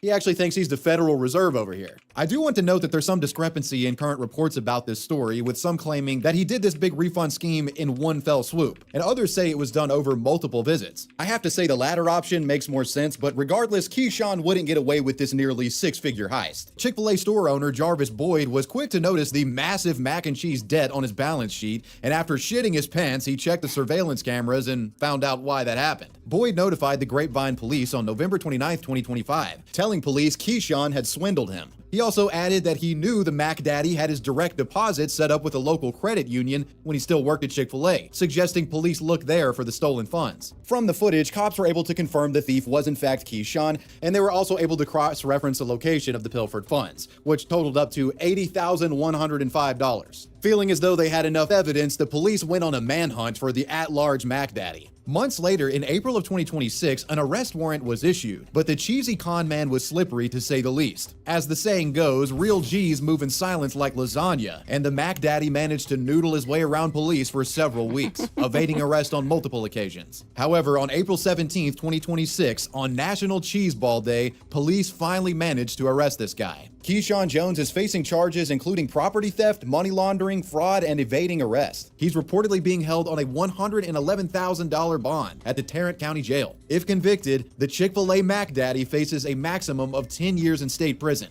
Considering the sky-high prices of not just fast food, but literally everything else these days, it's no surprise folks are turning to harebrained criminal schemes to make do.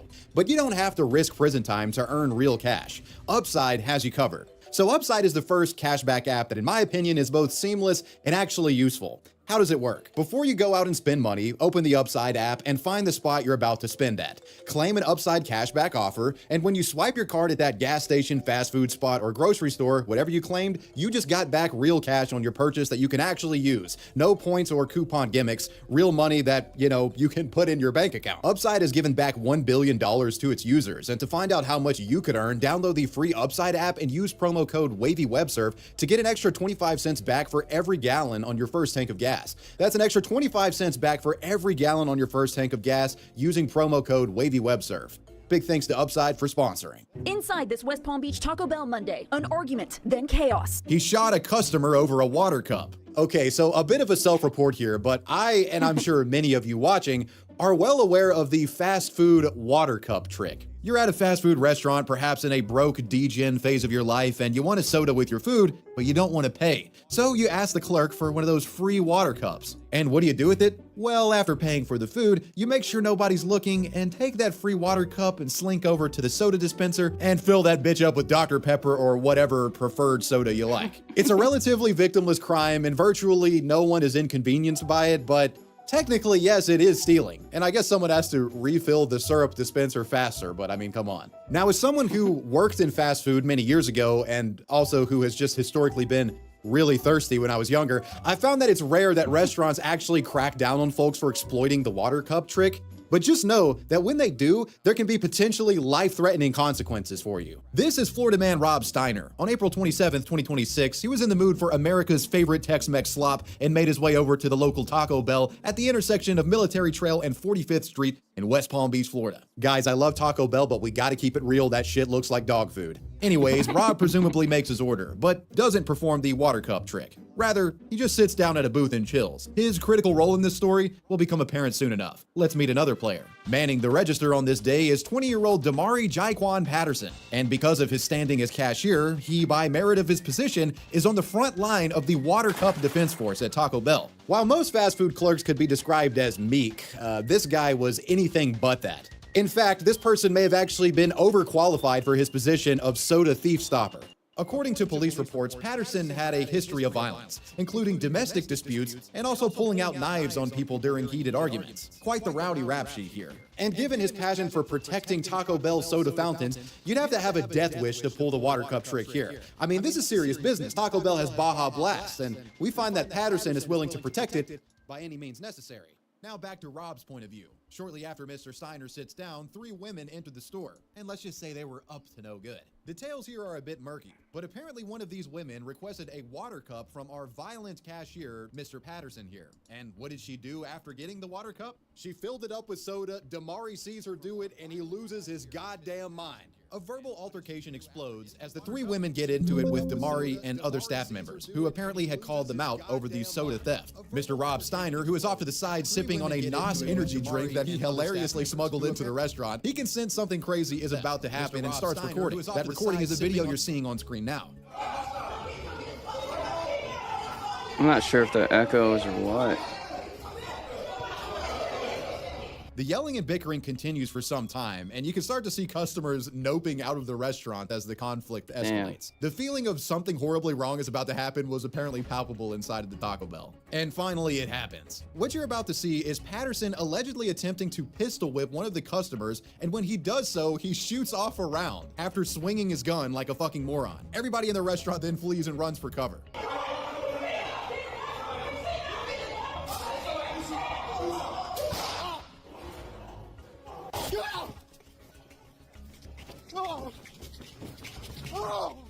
I knew it was a gun.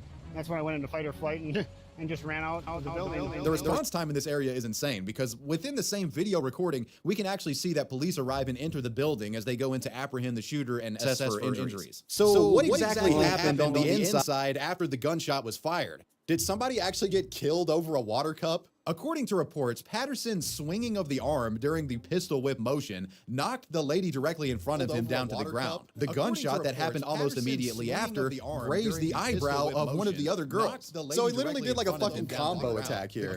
Bro hit the bullet curve technique like that one dude in the Tubi TV movie. So he literally did like a fucking combo attack here.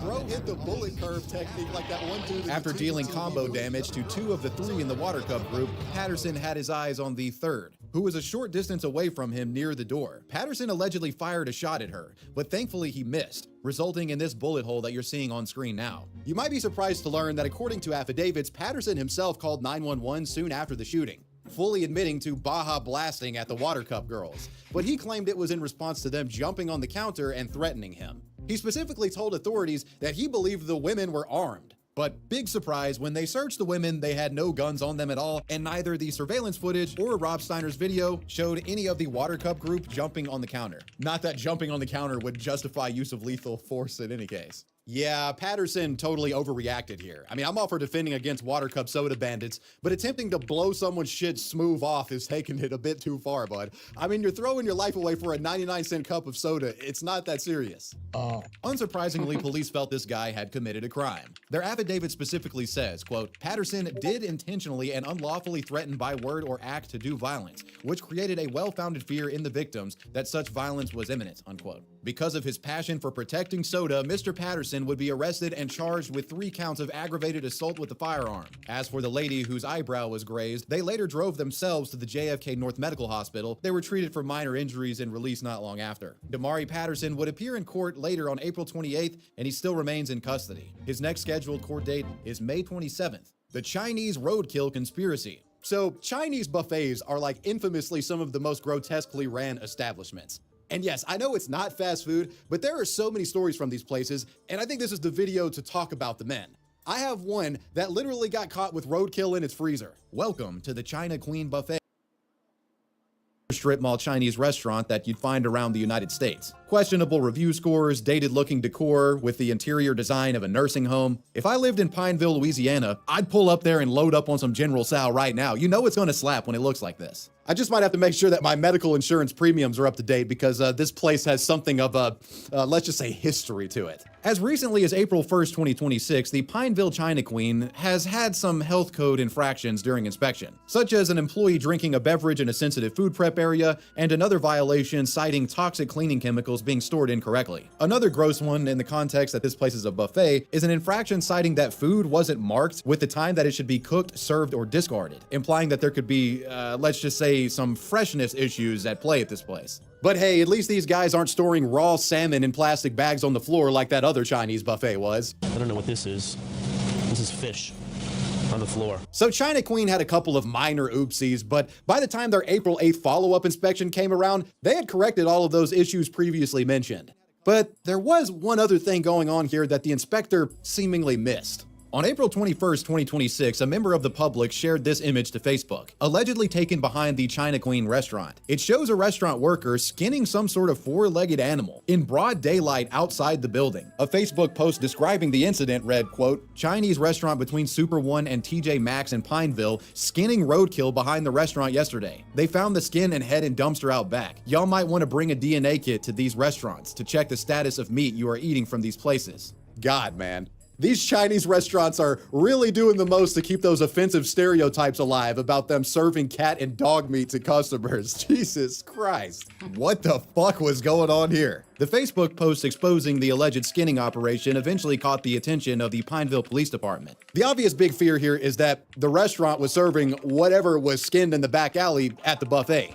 But police were saying that probably wasn't the case, though they were concerned to say the least. Pineville PD suspected this was a case of a roadkill animal being skinned for later consumption by the photographed employee in question, which was not only extremely unhinged, but legally questionable in the state. Louisiana law states that the collection or harvesting of roadkill is illegal without permission from the Louisiana Department of Wildlife and Fisheries, and they didn't have any permission to do that. So police set out to China Queen to look around and get to the bottom of this freaky back alley butchering. According to reports, when searching the kitchen, police allegedly discovered a deer carcass stored in a freezer alongside other food, as well as deer and body parts in a box near the dumpster outside. So yeah, not looking good for the restaurant. They allegedly had a fucking roadkill animal hanging out with other food that was to be served to customers. An employee, 44-year-old Jiang Hua Zheng, would claim to officers that he had found the deer carcass along the road the morning of the skinning. He went on to further state that he planned to use the deer to create some sort of meat stew, and that it would be for personal use.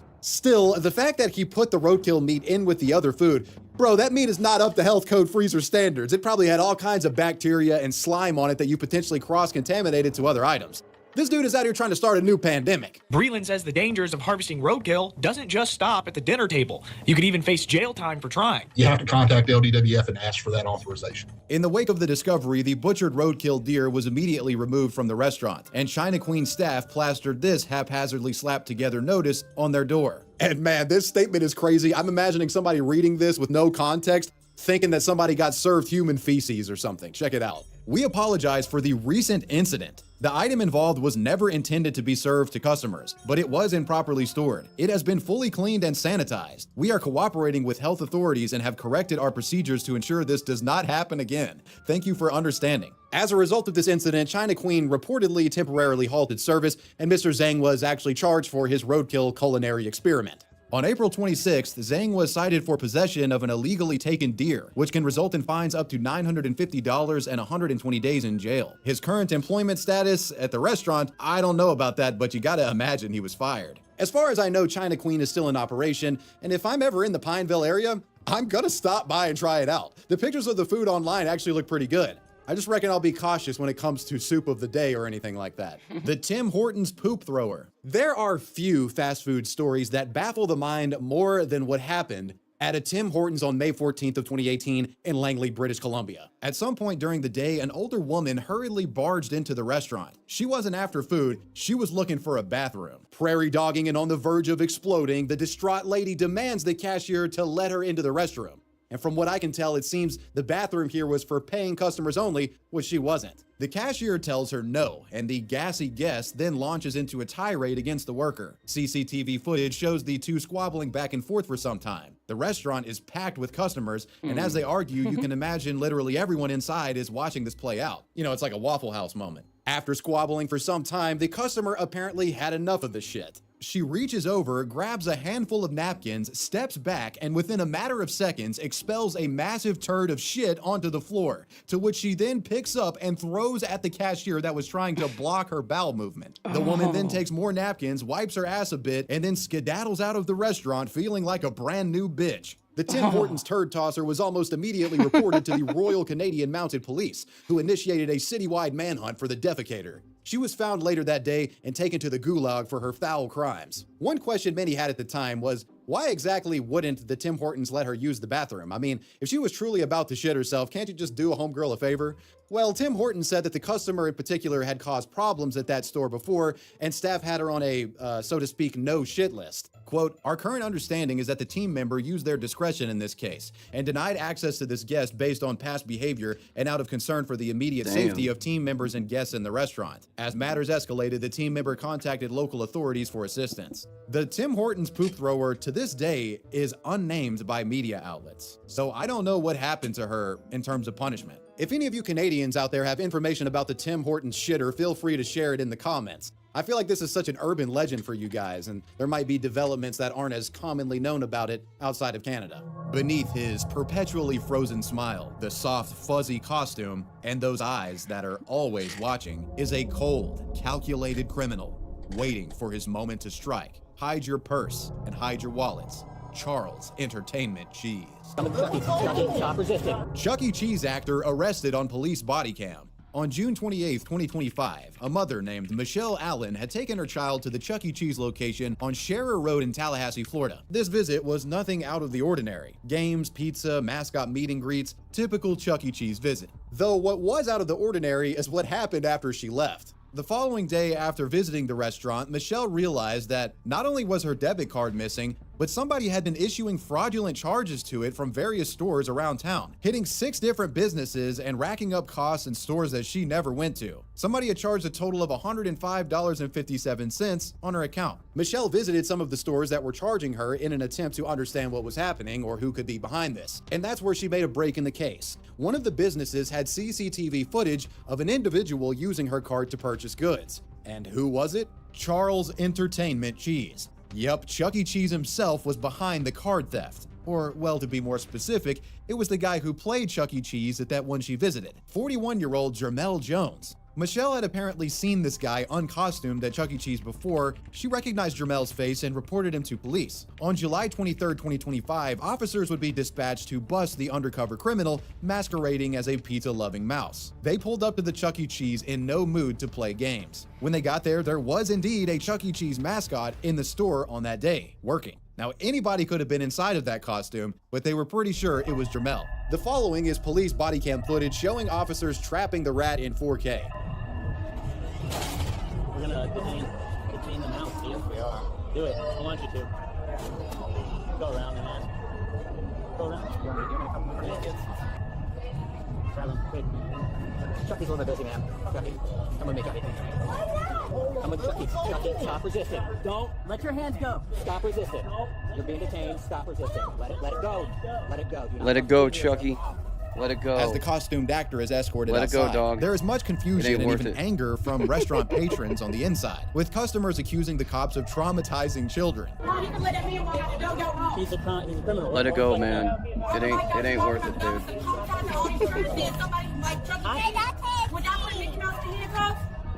After quieting the scene a bit, the time finally came to unmask the rat, and there was some concern that they could have potentially had the wrong guy. The moment of truth. Does this come off, man? Holy shit, dude. Just come off the top. Oh, it hurt you. That is so wild. Yep, it was him, all right. They thankfully detained the right guy. But Jermel seemed to have no recollection of perpetrating any credit card fraud. Well, damn. That's weird. I guess we gotta let him go. I'm all for giving someone the benefit of the doubt, but it's pretty hard when cops subsequently search Jermel and literally find the woman's bank card in his pocket with receipts from where he spent her money. God damn, dude. You gotta lock in. That's one. Oh, seriously? I wonder what this one is. Yep. And there's yours too. So you did have your card on you. I thought you told me you didn't have anything. I thought I didn't have it today. I found that today. I found that today. In light of these findings, Jermel would be arrested and charged with suspicion of larceny, possession of another person's ID without consent, and fraudulent use of a credit card 2 or more times. He was taken to Leon County Jail, where he posted a $6,500 bail on July 24th, 2025. A spokesperson for Chuck E. Cheese put out a statement on the 25th saying, quote, "We are aware of an incident involving a part-time employee arrested at our Tallahassee location on Wednesday. We have taken the appropriate action concerning the subject employee." And by take appropriate action, what they meant is that they put Jermel in a spring-lock Bonnie suit and killed him. Just kidding, they fired him. Jones would later plead not guilty and is being represented by the local public defender's office. I'm pretty sure his lawyer's name is like Jimmy McGill or something like that. Don't quote me. Seriously, bro, what is this Better Call Saul ass criminal case? Guy in a Chuck E. Cheese suit stealing bank cards. You can't make this up. Bro, the way they unmask him, it's so Scooby-Doo. On January 26, 2026, he changed his plea to no contest and was sentenced to 3 years of probation. The Burger King slapper. I often hear people complaining about the service inside of fast food restaurants. You know, like the employees are rude and don't seem to give a shit about their jobs and stuff like that. Well, I mean, when the pay is terrible and you have to go through what the victim in this story did, you can kind of see why the morale isn't so high at these places. In Pittsburgh, Pennsylvania, on June 26, 2020, 21-year-old Austin Addison entered a Burger King in a fit of rage. This guy claimed to have had something stolen from him by a woman that worked at this restaurant. This woman was some sort of acquaintance of his, and he demanded she come out so he could confront her. Now, on the receiving end of this manlet's outburst is the cashier on screen here. His name is unknown. And this cashier does his best to maintain order and protect his employees. Austin, the petulant manlet, quickly loses his temper and completely blows up on this cashier who's just doing nothing more than politely refusing him from seeing this employee that this crazy guy is trying to just summon to the front on a whim. And what does he get in return for his patience? A slap to the face. Get fucking jail for robbery and stealing stuff. So she needs to get the fuck out of here before I get her put in jail for the rest of her life. You are on camera right now? After smacking the poor cashier, Austin Addison stormed out of the store. Police were called about the slap, and the person filming the video claims that not long after, they saw the slapper being confronted by a police deputy about a half-mile down the road from the restaurant. Addison would eventually be arrested by police and charged with harassment, disorderly conduct, and criminal mischief. Yes, for slapping a fast food employee, you will get slapped in cuffs. I think that's only fair, right? This Burger King slapping case wound up going quite viral on social media, with many engagement baiting accounts on X creating fake stories for why the slap occurred. The most infamous, of course, being a post that claimed, quote, "Guy slaps Burger King employee because his nuggets were too spicy." Which is just, it's just so fucking stupid. But yeah, guys, you wonder why a lot of fast food workers don't seem all too thrilled when at work? They're getting paid pennies on the dollar to deal with some of the most mentally deficient 80 IQ rage pig crackheads in America on a daily basis. You try to be polite and a pissed off moron with a speech impediment slaps you for no fucking reason. But yeah, cut these workers some slack. They may have just gotten physically assaulted 5 minutes into their shift before you came in. Taco Bell nacho cheese snot rocket incident. If you thought workers putting bodily fluids in food was a thing of the past, I hate to inform you, it's commonly done still. And not only are workers sabotaging customers' orders, they're hawking loogies and co-worker meals to settle grievances too. On May 6, 2025, at a Taco Bell on Highway 90 in Milton, Florida, Kariston Royal, who was a Taco Bell employee, had come by the store while she was off to pick up some fries and a 10-piece nugget, which I have to say first and foremost is insane to order from a Taco Bell. Just go to fucking McDonald's. But when she opened the bag to see her food, she saw something in her nacho cheese container that didn't look right.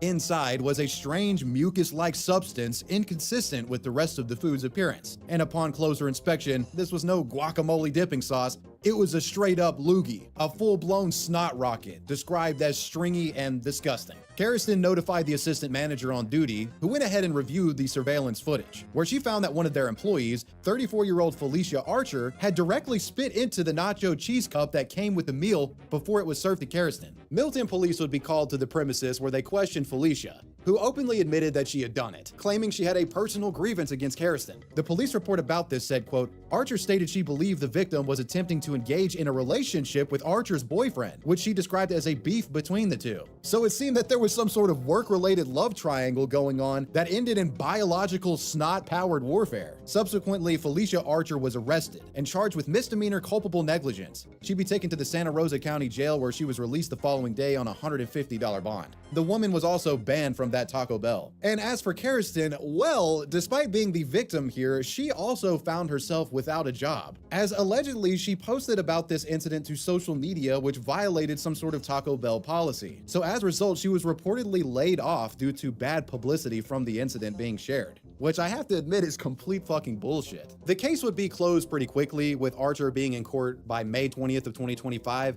and she was found guilty and sentenced to 6 months of probation. And well, you made it to the end of the video. I hope you guys enjoyed this one, and I'm sure many of you are about to go eat a delicious fast food meal after watching it. I know I am. I want to give a major shout out to my patrons. I appreciate you guys. Wavy Web Surf out. Peace.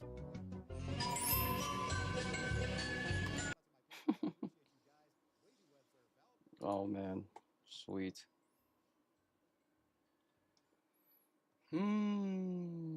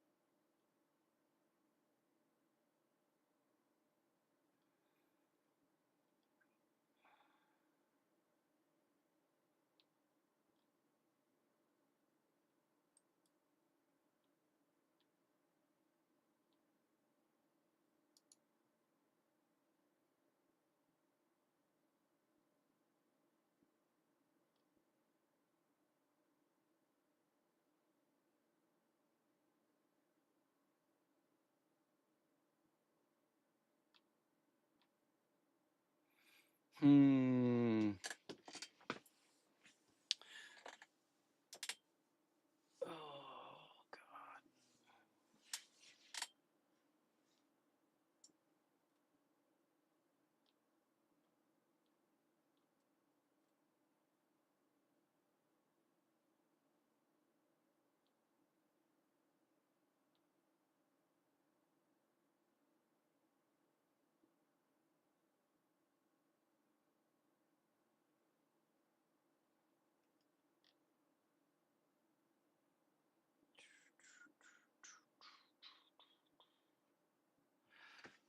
Dudes. Oh gosh.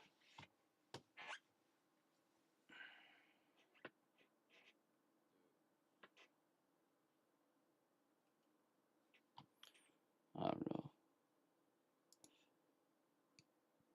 know. Mm-mm-mm.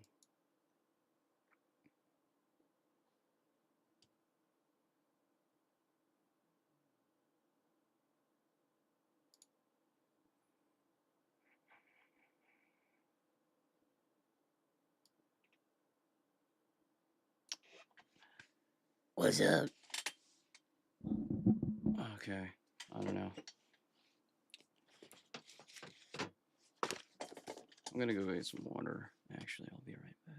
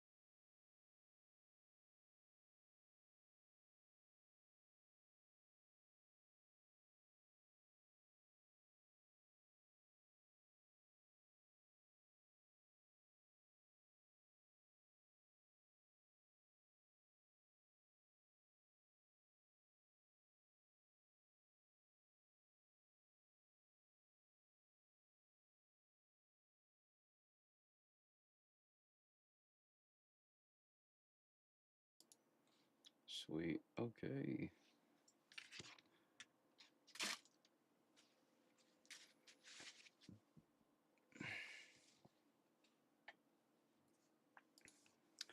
What's up? Oh, God. Damn, it's 10 something, dude.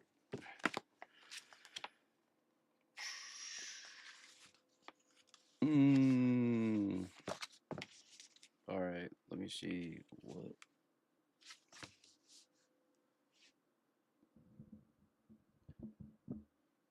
Okay. If I should turn this up or what.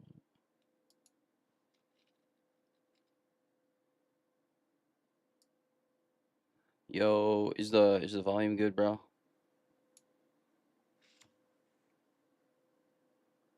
Do do do do do do do do do. Man is playing some Fortnite. Sick. Hell yeah, man.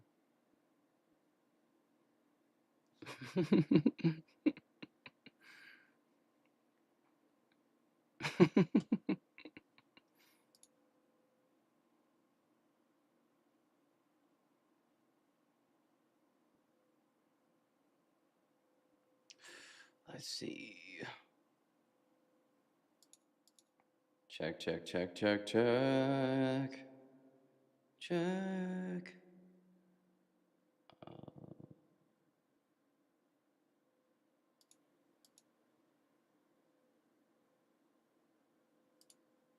Okay.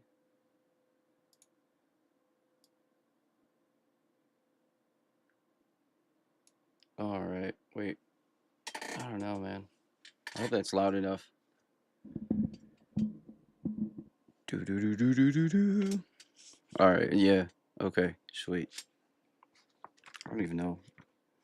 I just haven't read any of this yet, like at all. So, like very little.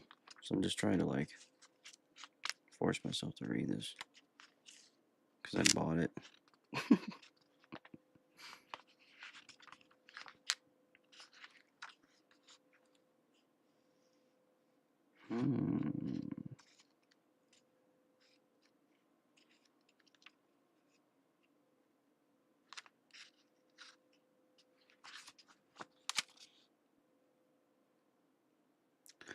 So this one's called DP.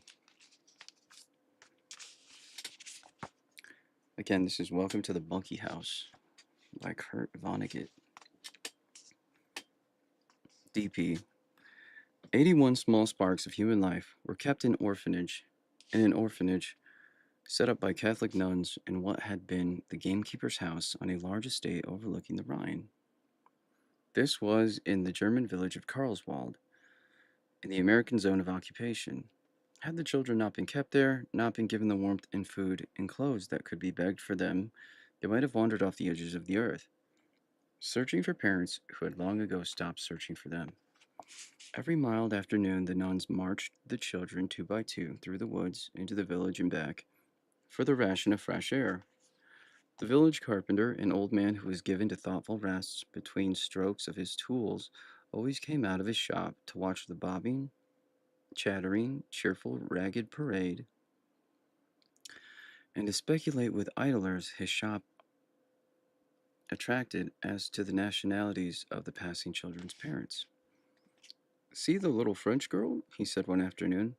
"Look at the flash of those eyes. And look at that little Pole swing his arms. They love to march to the poles," said a young mechanic. "Pole? Where do you see any poles?" said the carpenter. "There, the thin, sober-looking one in the front," the other replied. He's too tall for a pole," said the carpenter. "And what Pole has flaxen hair like that? He's a German." The mechanic shrugged. "They're all German now. So what difference does it make?" he said. "Who can prove what their parents were? If you had fought in Poland, you would know he was a very common type." Look, who's coming now?" said the carpenter, grinning. "Full of arguments as you are, you won't argue with me about him. There we have an American," he called out to the child. "Joe, when are you going to win the championship back?" "Joe," called the mechanic. "How is the brown bomber today?" At the very end of the parade, A lone, blue-eyed colored boy, 6 years old, turned and smiled with sweet uneasiness at those who called out to him every day. He nodded politely, murmuring a greeting in German, the only language he knew. His name, chosen arbitrarily by the nuns, was Karl Heinz, but the carpenter had given him a name that stuck.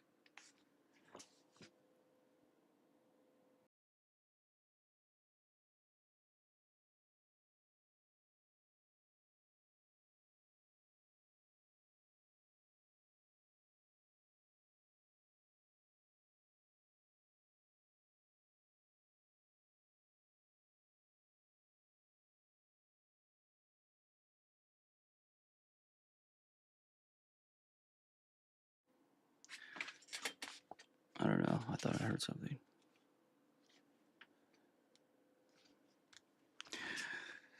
Giving him a name that stuck, the name of the only colored man who had ever made an impression on the villagers' minds, the former heavyweight champion of the world, Joe Louis. Joe, called the carpenter, cheer up. Let's see those white teeth sparkle, Joe. Joe obliged shyly. The carpenter clapped the mechanic on the back.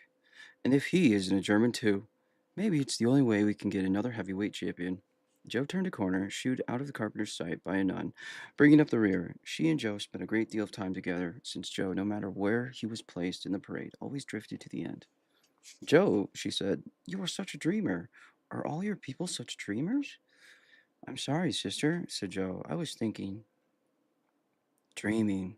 Sister, am I the son of an American soldier? Who told you that? Peter. Peter said my mother was a German and my father was an American soldier who went away. He said she left me with you and then went away too. There was no sadness in his voice, only puzzlement. Peter was the oldest boy in the orphanage, an embittered old man of 14, a German boy who could remember his parents and brothers and sisters and home and the war and all sorts of food that Joe found impossible to imagine.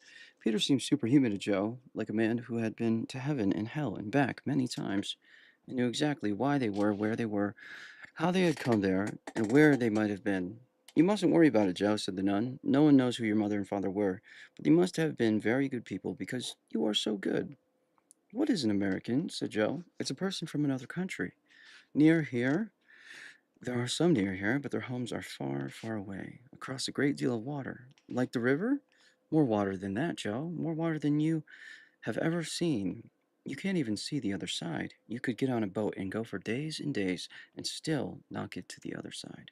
I'll show you a map sometime, but don't pay any attention to Peter, Joe. He makes things up. He doesn't really know anything about you. Now catch up. Joe hurried and overtook the end of the line, where he marched purposefully and alertly for a few minutes, but then he began to dawdle again, chasing ghost-like words in his small mind. Soldier, German, American, your people, champion, brown bomber.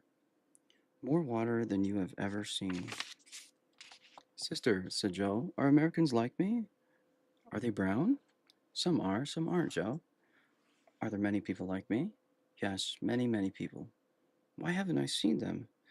None of them have come to the village. They have places of their own. I want to go there. Aren't you happy here, Joe? Yes, but Peter says I don't belong here, that I'm not a German and never can be. Peter, pay no attention to him. Why do people smile when they see me and try to make me sing and talk and then laugh when I do? Joe, Joe, look quickly, said the nun. See up there in the tree? See the little sparrow with the broken leg? Oh, poor brave little thing. He still gets around quite well. See him, Joe? Hop, hop, hippity hop. One hot summer day, as the parade passed the carpenter's shop, the carpenter came out to call something new to Joe, something that thrilled and terrified him. Joe, hey, Joe, your father is in town. Have you seen him yet? No, sir. No, I haven't, said Joe. Where is he? He's teasing, said the nun sharply.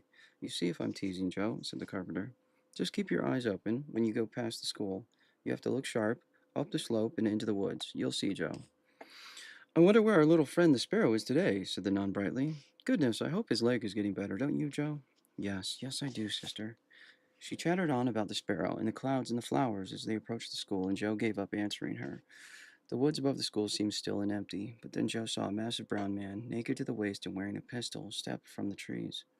The man drank from a canteen, wiped his lips with the back of his hand, grinned down on the world with a handsome disdain, and disappeared again into the twilight of the woods. Sister, gasped Joe. My father, I just saw my father. No, Joe, no you didn't. He's up there in the woods. I saw him. I want to go up there, sister. He isn't your father, Joe. He doesn't know you. He doesn't want to see you. He's one of my people, sister. You can't go up there, Joe, and you can't stay here. She took him by the arm to make him move. Joe, you're being a bad boy, Joe. Joe obeyed numbly. He didn't speak again for the remainder of the walk, which brought them home by another route far from the school. No one else had seen his wonderful father or believed that Joe had. Not until prayers that night did he burst into tears. At 10 o'clock, the young nun found his cot empty.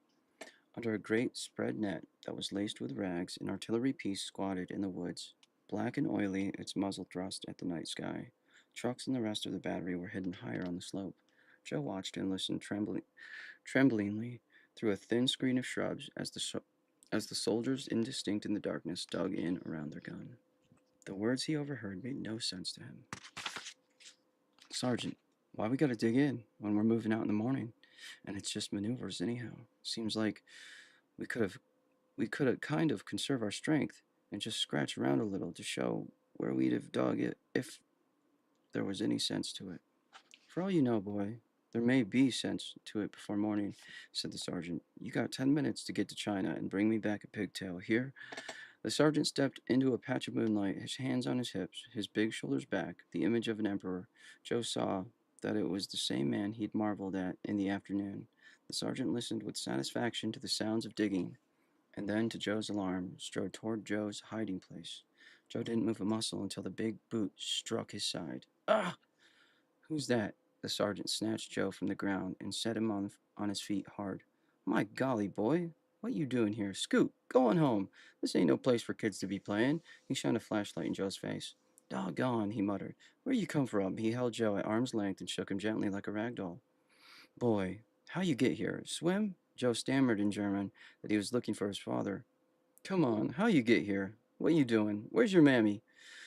What you got there, Sergeant? Said a voice in the dark. Don't rightly know what to call it, said the sergeant. Talks like a crowd and dresses like a crowd, but just look at it a minute. Soon a dozen men stood in a circle around Joe, talking loudly, then softly to him, as though they thought getting through to him were a question of tone. Every time Joe tried to explain his mission, they laughed in amazement. How he learned German? Tell me that. Where your daddy, boy? Where your mammy, boy? Sprechen Sie Dutch, boy? Looky there. See him nod? He talks it all right. Oh, you're fluent, man. Mighty fluent. Ask him some more. Go get the lieutenant, said the sergeant.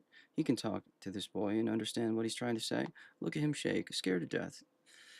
Come here, boy. Don't be afraid now. He enclosed Joe in his great arms. Just take it easy now. Everything's going to be all right. See what got?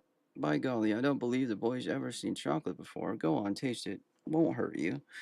Joe, safe in a fort of bone and sinew, ringed by luminous eyes, bit into the chocolate bar. The pink lining of his mouth, and then his whole soul was flooded with warm, rich pleasure, and he beamed. He smiled. Look at him light up. Doggone if he didn't stumble right into heaven. I mean, talk about displaced persons, said the sergeant, hugging Joe. This here's the most displaced little old person I ever saw. Upside down and inside out and every which way.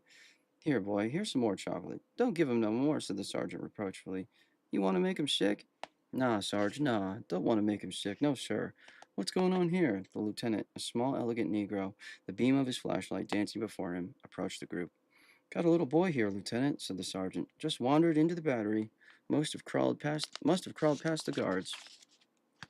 Well, send him on home, Sergeant. Yes, sir, I plan to, he cleared his throat. But this ain't no ordinary little boy, Lieutenant. He opened his arms so that the light fell on Joe's face. The lieutenant laughed incredulously and knelt before Joe. How'd you get here? All he talks is German, Lieutenant, said the sergeant. Where's your home? Said the lieutenant in German. Over more water than you've ever seen, said Joe. Where do you come from? God made me, said Joe. This boy is going to be a lawyer when he grows up, said the lieutenant in English. Now listen to me, he said to Joe. What's your name, and where are your people? Joe Lewis, said Joe, and you are my people. I ran away from the orphanage because I belong with you. The lieutenant stood, shaking his head, and translated what Joe had said. The woods echoed with glee. Joe Lewis. I thought he was awful big and powerful looking. Just keep away from that left. That's all. If he's Joe, he's sure found his people. He's got us there. Shut up, commanded the sergeant suddenly. All of you just shut up. This ain't no joke. Ain't nothing funny in it. Boys all alone in the world ain't no joke. A small voice finally broke the solemn silence that followed. "No, ain't no joke at all. We better take the jeep and run him back into town, Sergeant," said the lieutenant. "Corporal Jackson, you're in charge." "You tell him Joe was a good boy," said Jackson. "Now, Joe," said the lieutenant in German softly, "you come with the sergeant and me. We'll take you home." Joe dug his fingers into the sergeant's forearms. "Papa, no, Papa, I want to stay with you." "Look, Sonny, I ain't your papa," said the sergeant helplessly. "I ain't your papa." "Papa, man, he's glued to you, ain't he, Sergeant?" said a soldier. "Looks like you ain't never going to pry him loose. You got yourself a boy there, Sarge, and he's got hisself a papa." The sergeant walked over to the jeep with Joe in his arms. "Come on now," he said. "You let go, little Joe, so's I can drive." "I can't drive with you hanging on, Joe. You sit in the lieutenant's lap right next to me." The group formed again around the jeep, gravely now, watching the sergeant try to coax Joe into letting go. "I don't want to get tough, Joe. Come on, take it easy, Joe. Let go now, Joe, so I can drive. See, I can't steer or nothing with you hanging on right there." "Papa, come on over to my lap, Joe," said the lieutenant in German. "Papa!" Joe, look, you," said a soldier. "Chocolate. Want some more chocolate, Joe? See? Whole bar, Joe. All yours. Just let go of the sergeant and move over into the lieutenant's lap." Joe tightened his grip on the sergeant. "Don't put the chocolate back in your pocket, man. Give it to Joe anyways," said a soldier angrily. "Somebody go get a case of D-bars off the truck and throw them in the back for Joe. Give that boy chocolate enough for the next 20 years. "Look, Joe," said another soldier. "Ever see a wristwatch? Look at the wristwatch, Joe. See it glow, boy? Move over in the lieutenant's lap, and I'll let you listen to it tick. Tick, tick, tick, Joe. Come on. Want to listen?" Joe didn't move. The soldier handed the watch to him. "Here, Joe, you take it anyway. It's yours." He walked away quickly. Man, somebody called after him. "You crazy? Paid $50 for that watch. What business a little boy got with any $50 watch?" "No, I ain't crazy, are you?" "No, I ain't crazy. Neither one of us crazy, I guess. Joe, want a knife? You gotta promise to be careful with it now.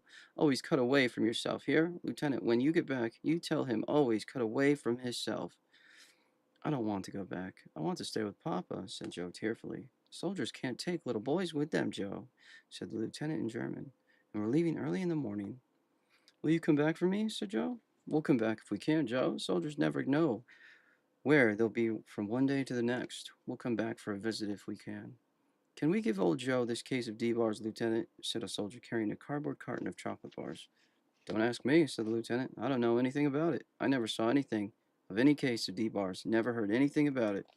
"Yes, sir." The soldier laid his burden down on the jeep's back seat. "He ain't gonna let go," said the sergeant miserably. "You drive, Lieutenant, and me and Joe will sit over there." The lieutenant and the sergeant changed places, and the jeep began to move. "Bye, Joe. You be a good boy, Joe. Don't you eat all that chocolate at once, you hear? Don't cry, Joe. Give us a smile. Wider, boy. That's the stuff. Joe, wake up, Joe." The voice was that of Peter, the oldest boy in the orphanage, and it echoed damply from the stone walls. Joe sat up, startled. All around his cot were the other orphans, jostling one another for a glimpse of Joe and the treasures by his pillow. "Where did you get that hat? Where did you get the hat, Joe? And the watch? And the knife?" said Peter. "And what's in the box under your bed?" Joe felt his head and found a soldier's wool knit cap there. "Papa," he mumbled sleepily. "Papa?" mocked Peter, laughing. "Yes," said Joe. "Last night I went to see my papa, Peter." "I went to see my papa, Peter." "Could he speak German, Joe?" said a little girl wonderingly. "No, but his friend could," said Joe. "He didn't see his father," said Peter. "Your father is far, far away and will never come back. He probably doesn't even know you're alive." "What did he look like?" said the girl. Joe glanced thoughtfully around the room. "Papa is as high as this ceiling," he said at last. "He is wider than that door." Triumphantly, he took a bar of chocolate from under his pillow. "And as brown as that." He held out the bar to the others. "Go on, have some. There is plenty more." "He doesn't look anything like that," said Peter. "You weren't telling the truth, Joe." "My papa has a pistol as big as this bed almost, Peter," said Joe happily, "and a cannon as big as this house. And there were hundreds and hundreds like him." "Somebody played a joke on you, Joe," said Peter. "He wasn't your father." "How do you know he wasn't fooling you?" "Because he cried when he left me," said Joe simply. "And he promised to take me back home across the water as fast as he could." He smiled eerily. "Not like not like the river, Peter. Across more water than you've ever seen. He promised. And then I let him go."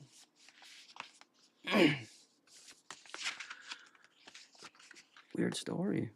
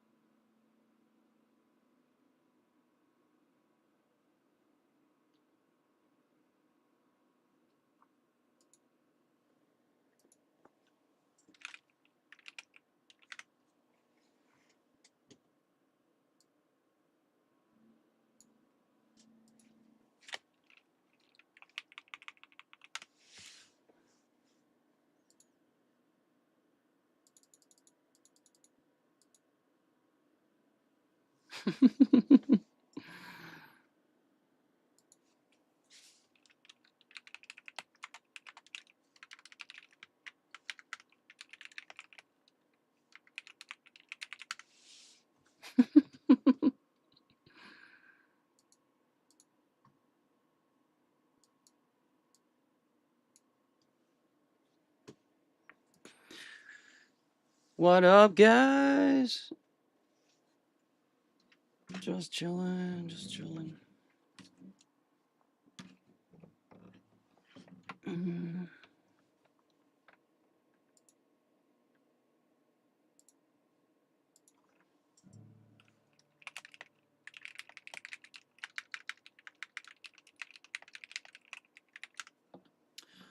Just gonna start practicing.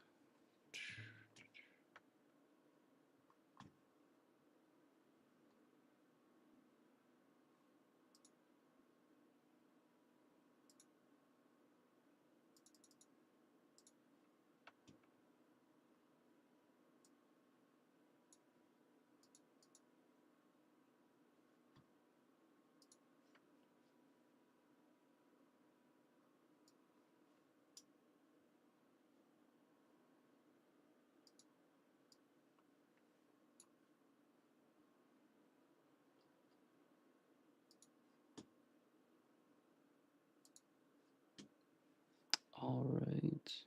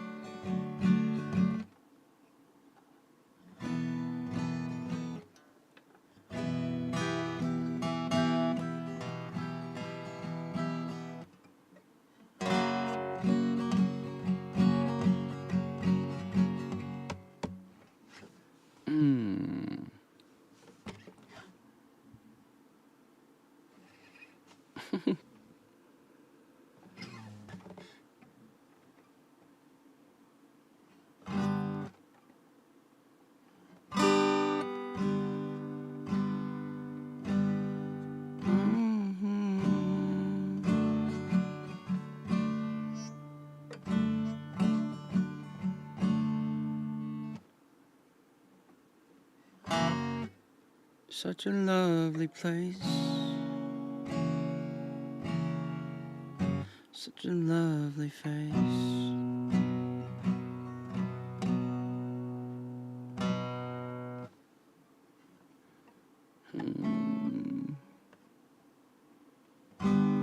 Plenty of room at the Hotel California.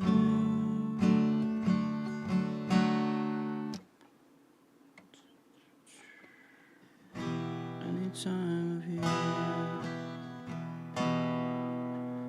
year, you can find it here.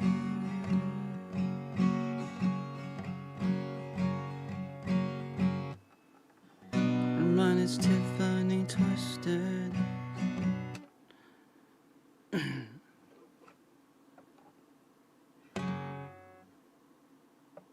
She got that Mercedes Benz. I think it was. Wait.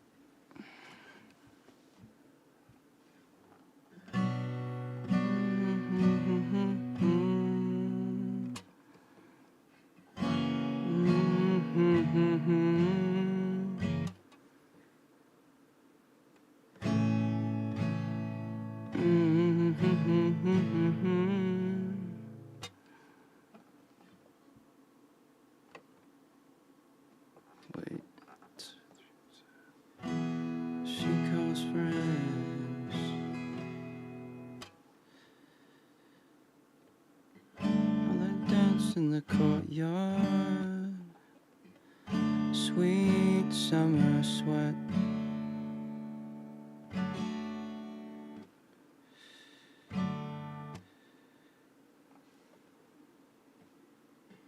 Some dance to remember. Some dance to forget.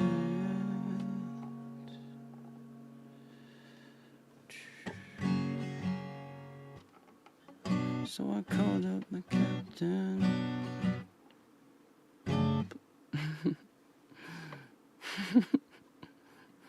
Please bring me my wine. He said, we haven't had that spirit here since 1969.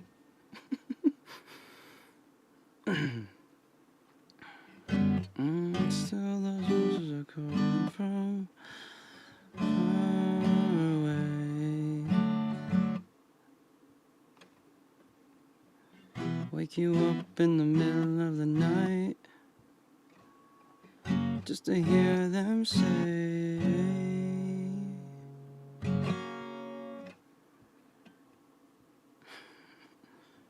welcome to the Hotel California.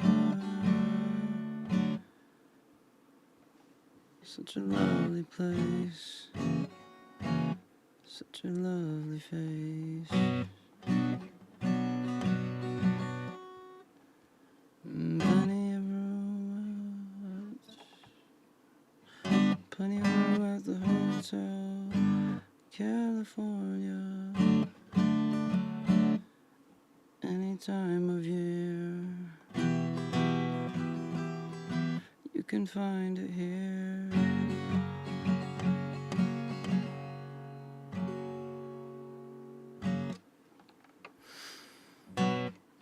On a dark desert highway,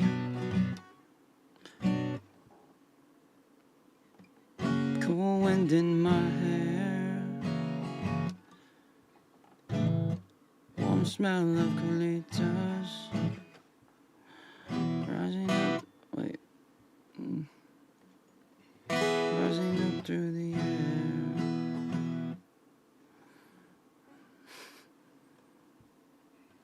Up ahead in the distance, saw a shimmering light.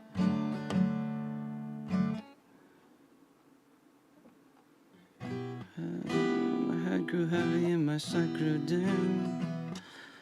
I had to stop for the night. Yeah.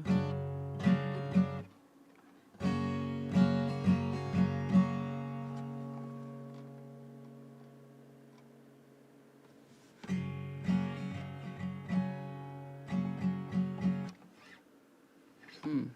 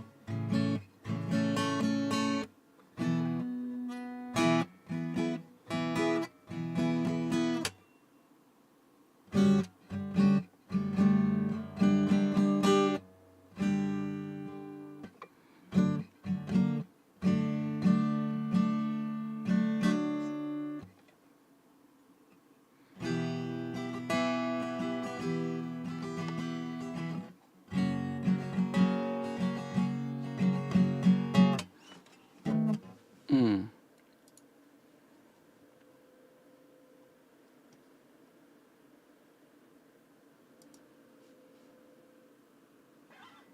Okay.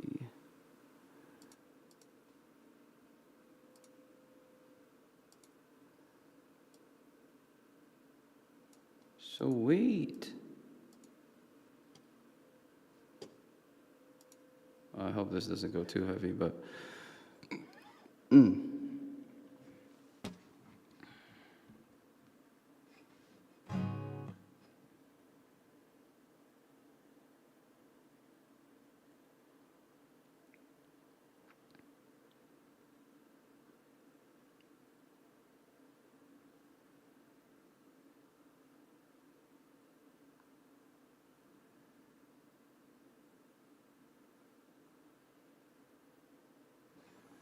Hmm.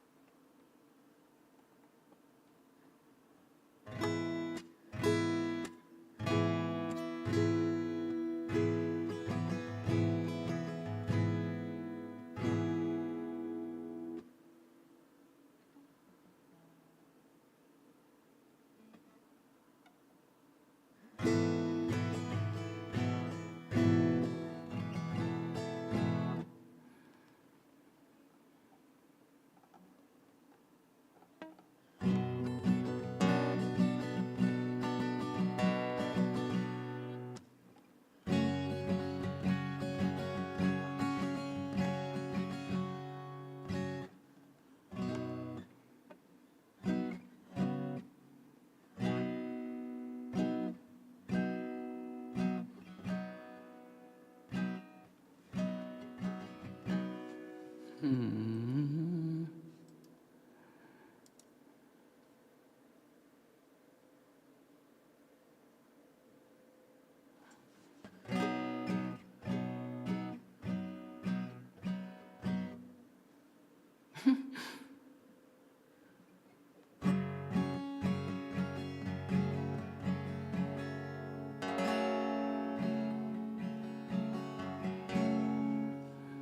Mm.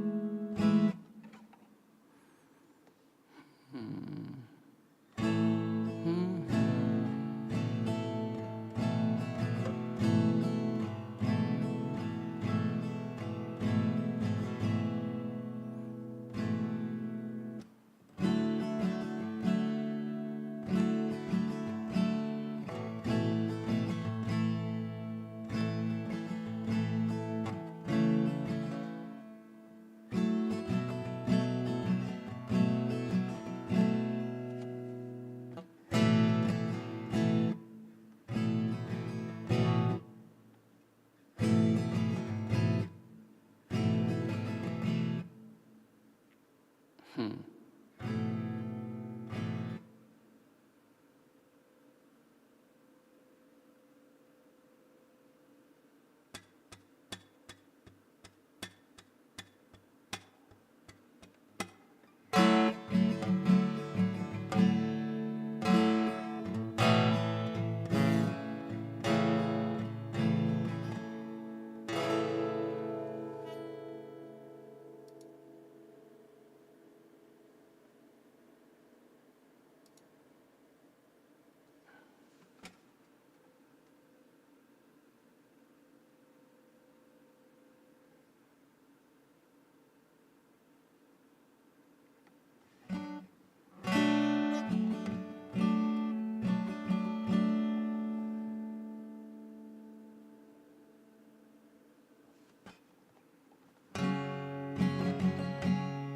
Got it. Okay, so it's. Oh man.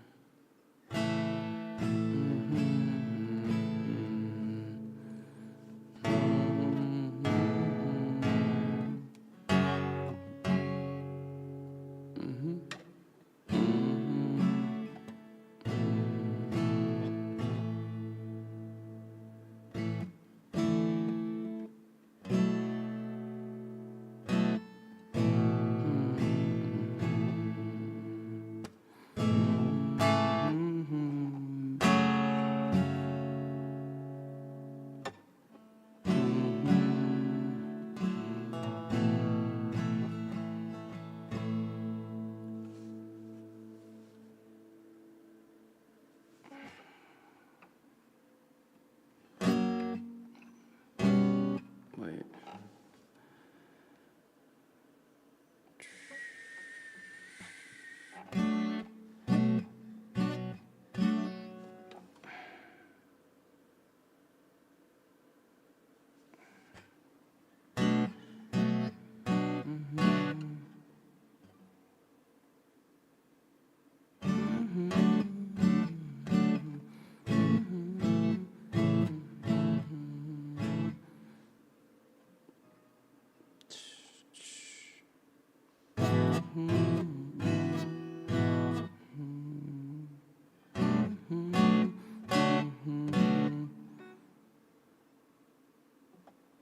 Oops.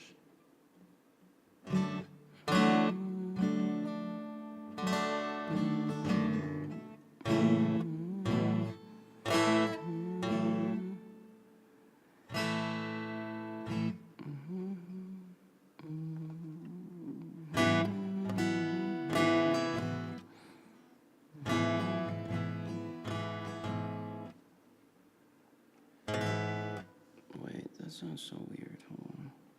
What?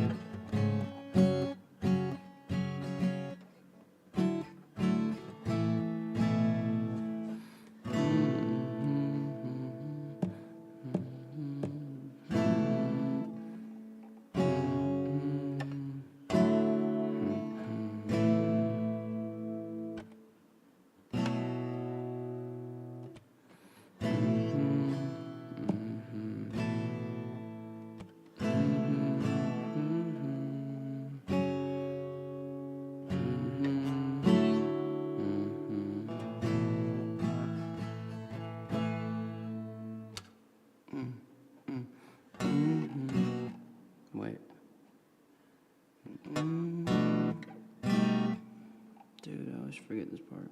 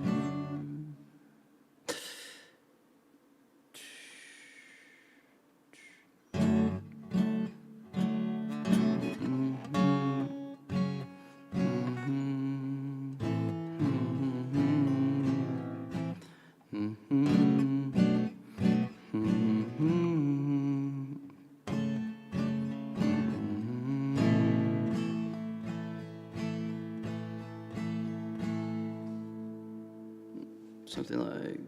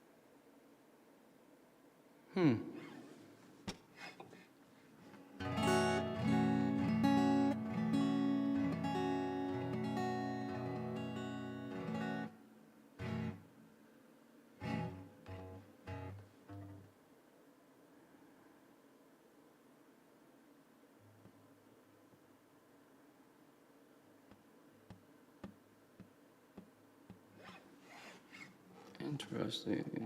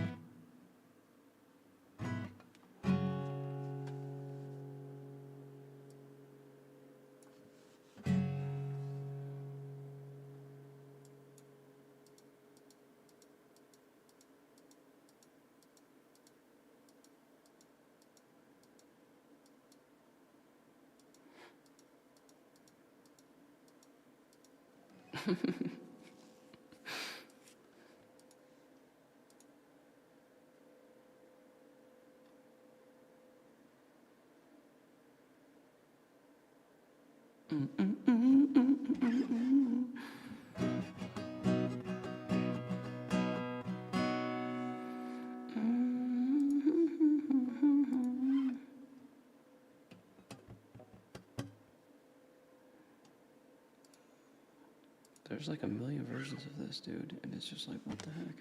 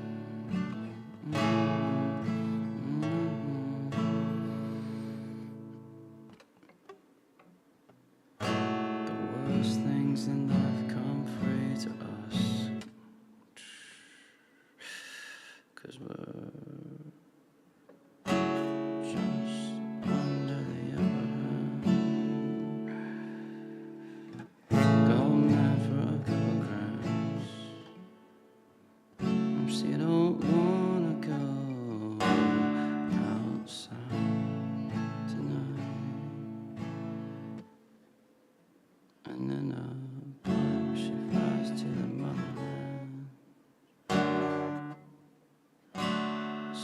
shows love to another man. It's too cold. Wait, what is that? It's too. Wait, what was it? Oh, I screwed that up then. Hold up.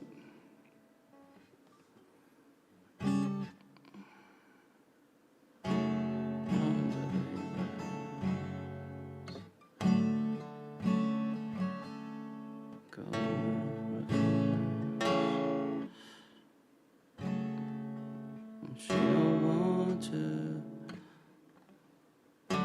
go outside tonight.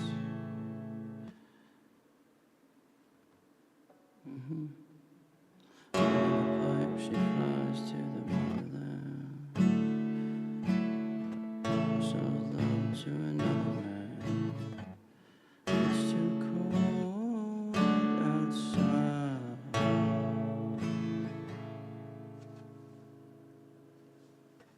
For angels to fly.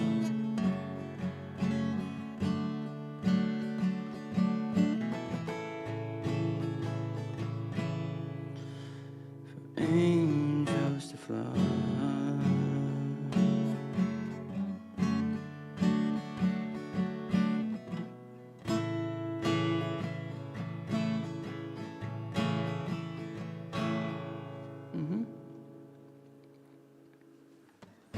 Ripped gloves, raincoat, try swim, stay afloat, stay afloat.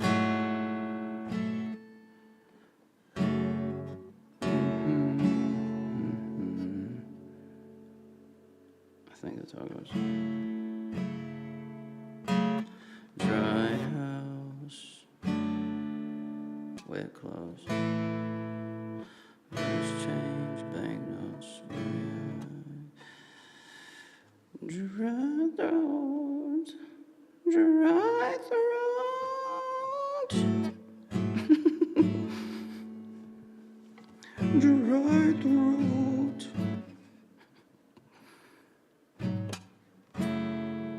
Call girl, no phone. They say she's in the class 18, stuck in her daydream, been this way since 18, but lately her face seems slowly sinking, wasting, crumbling like pastries, and they scream.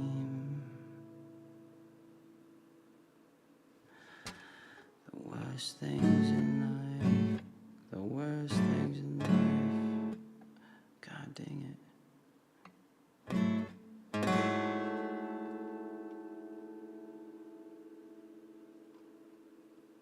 Yeah, that's right.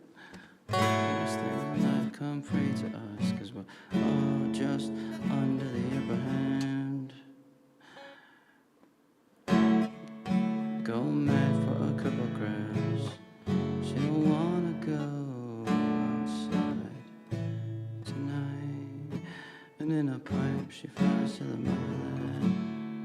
Sells love to another man. It's too cold outside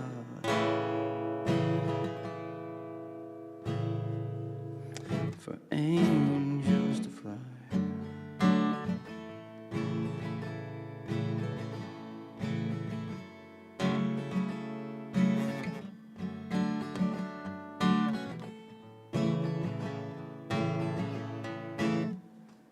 Something like that.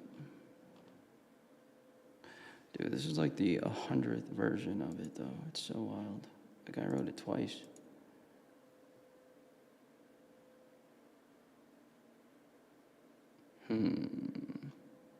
One in A, I think, and then one in...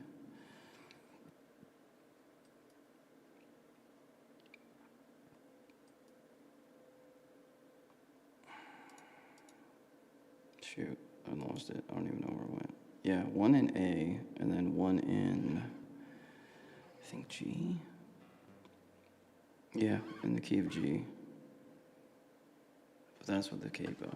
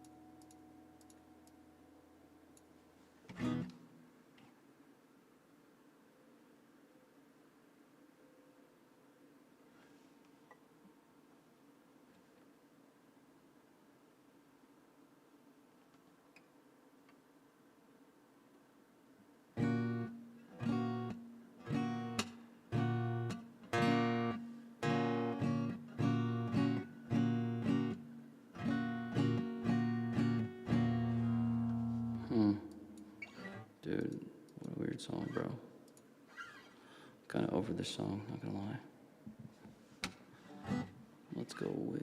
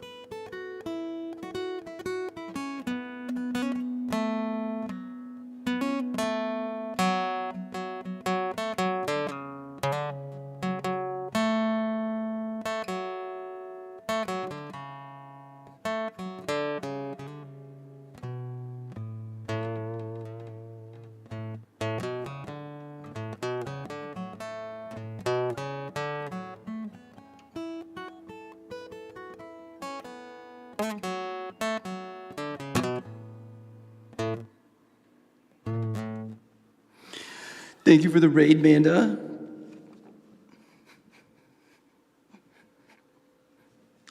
Your heart when you say I want it that way. Tell me why. Yo, welcome in, guys. Yeah, I'm just jamming out, playing some scales. What up, Doug? What up, Bobby?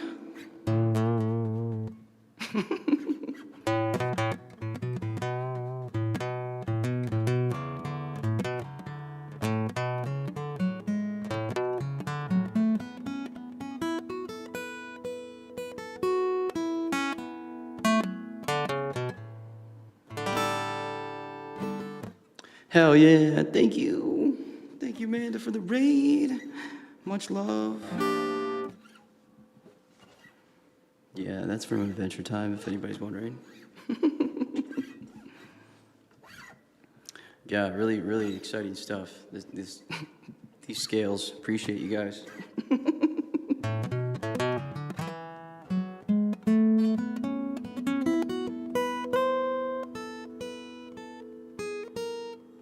Wait, I messed that one up.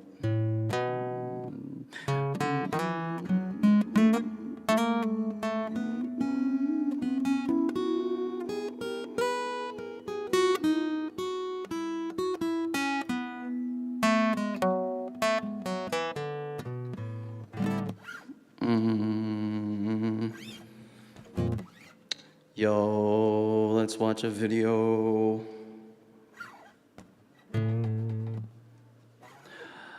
What up, Silverlink? How's it going, dog? Thank you for coming in, dude.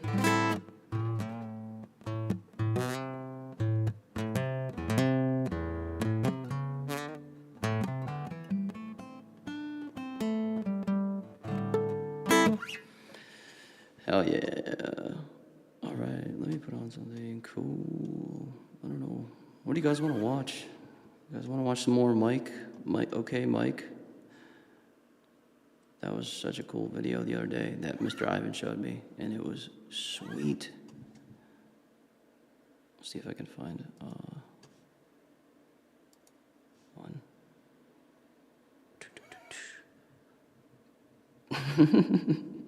Can we watch SK Uwu? Hell yeah, dude. What is that, man? I'm down to watch it. 100% yes. 100% yes, dude. Hell yeah.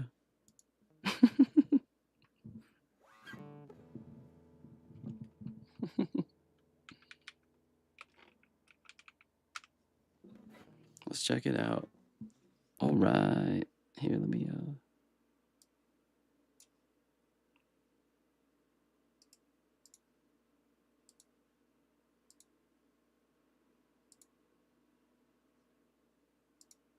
Mm. 11 hours ago. Time. Alright. I think Mm. it's Pal World time. Oh, hell yeah, dude. How do I do a sweet shout out, man? Do I just do the SO thing? Let's see.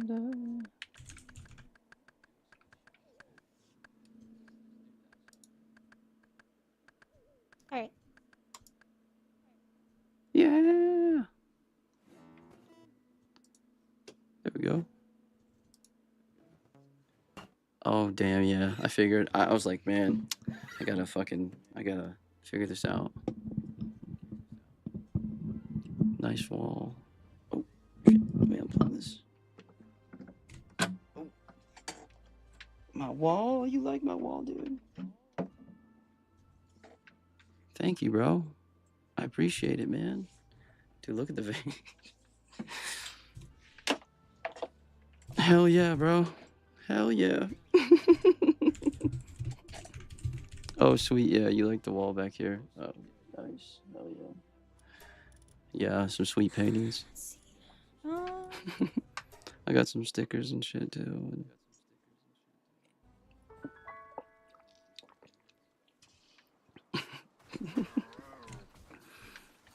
Hell yeah, Bobby.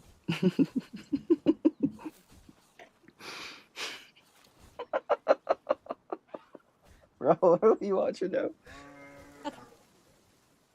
Let me just get my controller out. Pale World, right?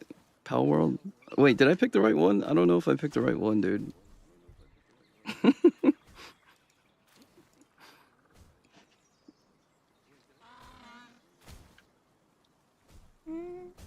Oh, heck yeah.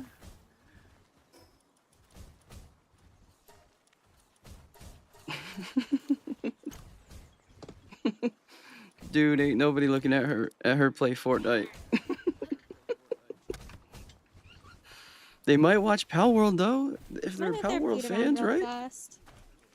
I loved Pal World. I put so much like time into it, and by so much I mean like probably like 10 hours.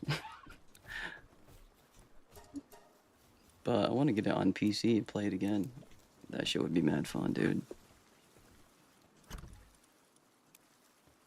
Hell yeah. You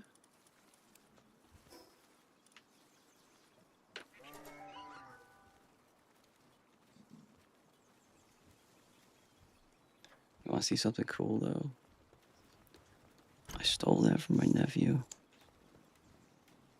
I forget the name of it, but it's one of those devil incarnate brain rot mechanism things.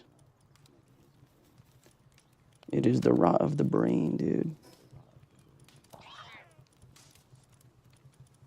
Oh, dude, I suck at this so bad. I just need to get it to like autofocus, and I just can't.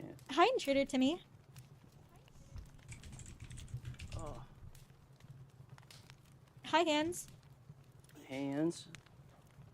Hi, Alex Tren. Thank you for the raid. What Daniel do? Bucko Pogs for the raiders. I forget what the name is of it. It's like, I don't know. Elephant Nisi, Bodega BC, something like that. I don't know. Oh, it's Lorelli La, yeah. Lorelli La, dude. Hell yeah.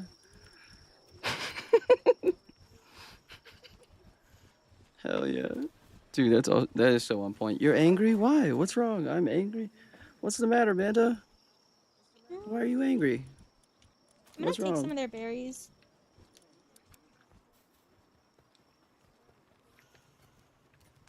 Cause Bobby kicked me TF off the game.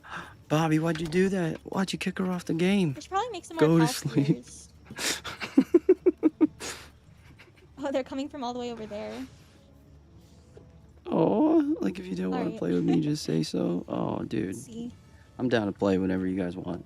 Oh shit, I'm not the best. I'm not the best. I used to play a lot of Warzone and a lot of like Fortnite and stuff, a lot of FPS. But it's been a long time since I've played.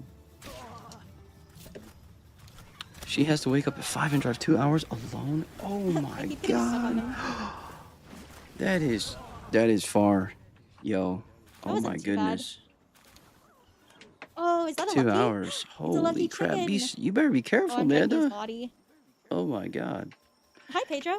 And the Impala, hell yeah. I take it you're whipping in the Impala. Dang it, that car is a beast. Hell yeah. Nope. Jeep. Oh, sick, man. Still. I hope you're, getting well rested and driving safely. Because sometimes it isn't always, I feel like that's you. just Sometimes bad. it's, the other people on the road. That's like stuff my parents would always like tell me. Nice. Maybe I should sleep until Jeeps are sweet, so though. that they can work on the cake. Do I really have to sleep though? I want to get in a new. What time are you heading out? Cause it's midnight now, right? Or like maybe like 11 for you, depending like where you're at. Oh wow, that's really slow. Okay. I'm gonna put the lucky chicken in here. At 6 or 7. Has anybody beat Deltarune. Hello, Wait, so Sparta you people. have 6 or 7 hours. Hey there, Desert Wolf. Or wait, so is it 11 p.m. or is it midnight?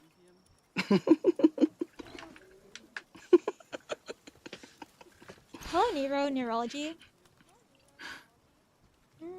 10:55, dude. Yeah, so you have to get up in like.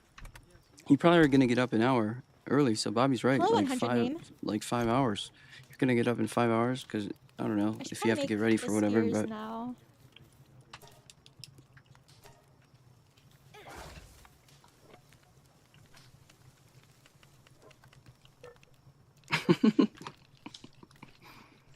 Hello, Nacho God. I'll read you a bedtime story out of this book I've been reading randomly. Dude, I don't even know what it's about, but yeah. I think it's just a bunch of different stories, honestly. Hello, Vada.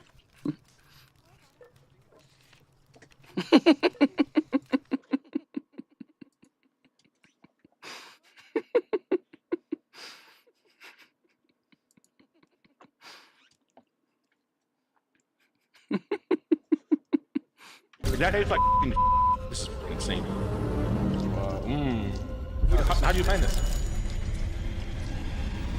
Yeah.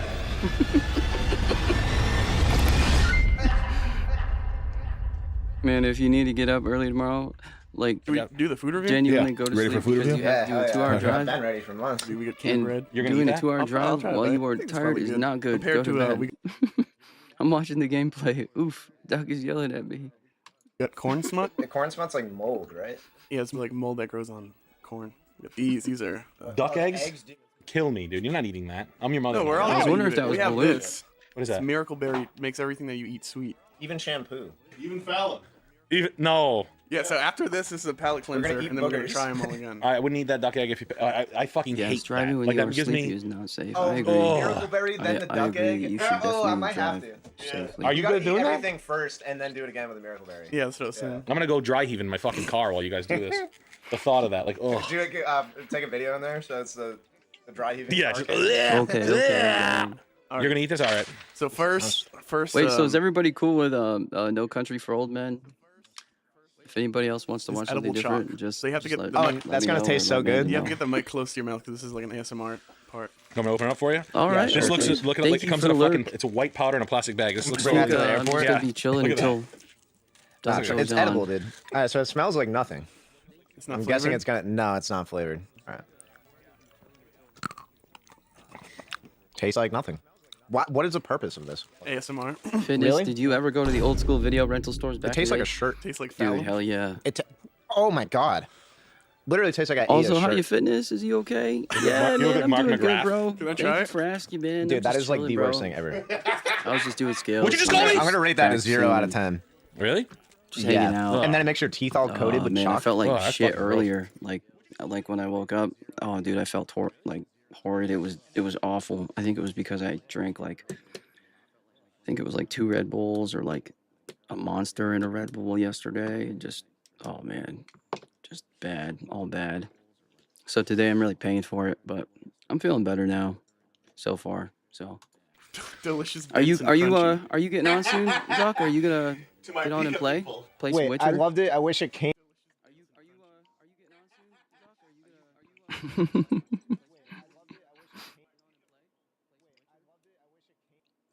Holy, be careful, yo. Oh, sweet. Okay, awesome, man. Hell yeah, dude. I love The Witcher, bro. I wish I could read the books, but man, they're a little too above my skill level. So I just watched the show. Oh shit, I got an alert, yo. I was check Steam gifts. Oh, dude, sweet, man. Okay. I was thinking something a small break before The Witcher. Okay. Nice, man. Oh, dude, yeah. And I did love those rental stores, man. I would go there all the time with my mom. They were awesome. We had one called Pick a Flick. We had one called Movie World. And like at my uncle's houses and stuff, we'd go to like Blockbuster and everything. Like rent the games, dude. Hell yeah. Wait, let me. I'll keep Came it in going. more because I finished in almost 2 days. I stretched it out because I didn't want to eat it all in one shot. I didn't know dinosaurs could leave fucking reviews on on Yelp. That's obviously a fucking That's cyborg. not a human being. Yeah, clearly that's not a human. I stretched it out. It's like a creepypasta, like a slender, fucking scary slender figure. It's like a 9-armed being living in the middle of North Dakota.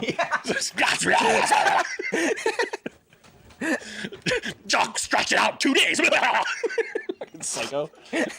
Just ordering chalk from Russia. Shredded jerky. What kind of jerky? Yeah, that's more like it. Yeah, You're leaving out one big element of the jerky. Though. Don Poncho's. It's spider jerky. All right, you got me. It's bum skin. It's like shower floor from Venice Beach, like fucking public showers and shit. What? Come on, angels. Yeah, they scraped the patina off the drain. Yeah, they're like, hey, it's like toenails and fucking like scalp fungus. Hope and shit. you like the Soaking, game. with cumin. Somebody said it smelled and tastes like Dude, fish food. I don't know how to let's get check it. I'm trying to find it. That sounds right better now. than I'm not chalk. Let's do it. I'll go for it. No way. I will eat Do I just go anything to besides library? the eggs. I'll eat only after Really? Miracle Berry. Yeah, I'll eat anything, man. This one's pretty good. Wait, You don't look so happy about it, dude. It has to like reconstitute in your mouth first. I still don't have my taste back. Yeah. It tastes like Probably So it's happy, just right? texture. No, it actually does. Has a good flavor. It tastes like a dog smells kind of. Steam. Like a wet dog or just... Oh, Penny Gifts. It does I look like found what you'd find in the bottom dude, of a Venice thank Beach. It you, looks like bro. hair and toenails and fucking Dude, oh my god, that's shower trap. amazing. So like if your dog got into some Fuck like stuffed yeah. animal or something and like shit out the stuffing. Bro, this looks Which is so what I also cool, call bro. homeless people Oh my showers. god, how do you Are we play gonna do this, this on the dude? potted meat? Yeah, let's Should I play it? Can I play it right now? You're not even eating it. For like a second. This looks so cool. Hell yeah. Wait, I gotta make sure I open it up first. Hell yeah, I wanna play right now. That'd be so sweet. Thank you, Bobby. Thank you, bro. Gosh, dude, I'd give you a giant hug right now and just squeeze you so like. Oh, thank you. Oh, dude. That is so awesome. Thank you so much, bro. Hell yeah. Play it whenever. Click the green bell in the top right. Oh, dude. Hell yeah, bro. I hope it starts up.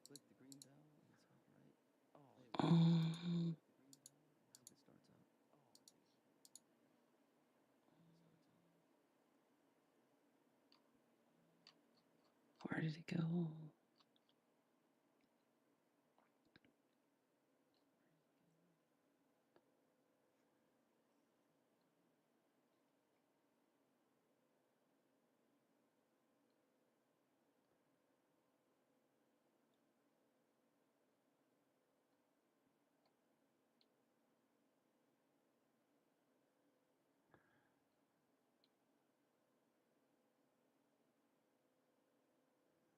Wait, I think I lost it. What the heck?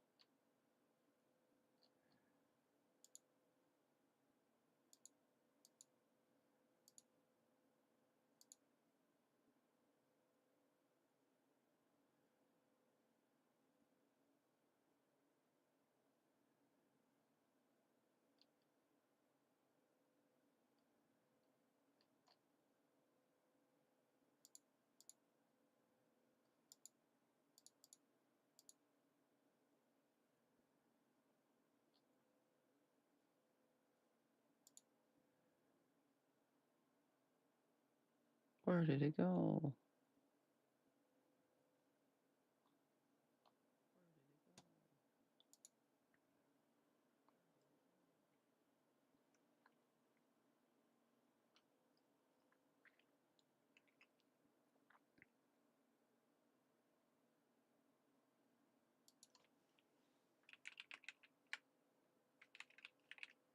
Dude, what was it called again? Retro Rewind. There it is. Hell yeah. There we go. Sweet, man. Thank you. It is downloading right now, bro. Oh my goodness, bro. Oh god, yeah. I'm pumped. This is so awesome.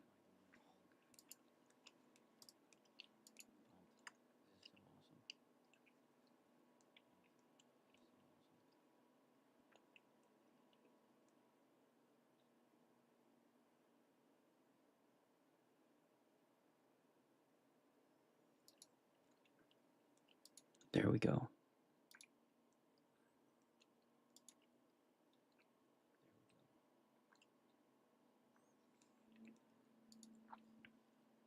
I started to gain consciousness right when all the blockbusters were closing down.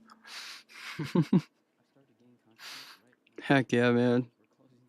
Yeah, it's so weird. 'Cause like that transition, I remember. I think I was in like middle school, and people started talking about ordering games off of like a phone number or like a website, and then they would like mail it to you.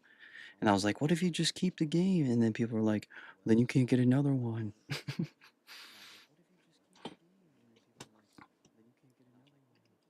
But if you send it back, you get a new one. And it was like, you know, like the thought of it was just like mind blowing.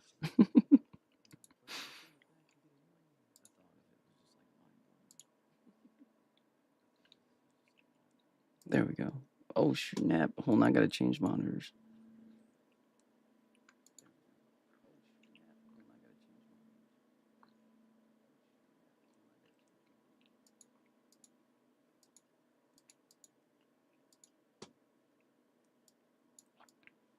There we go.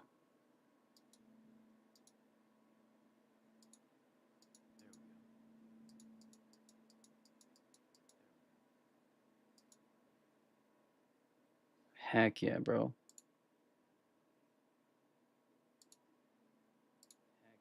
Game capture. Where's it? There we go. Hell yeah.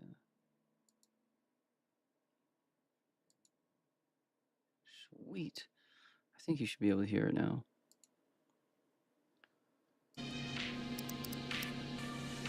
Controls. Should I use a controller? Or just keyboard?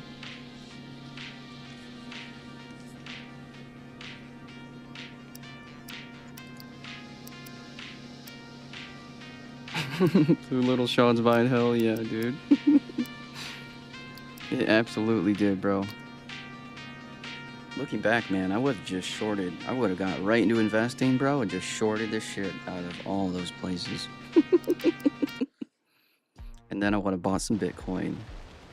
More Bitcoins.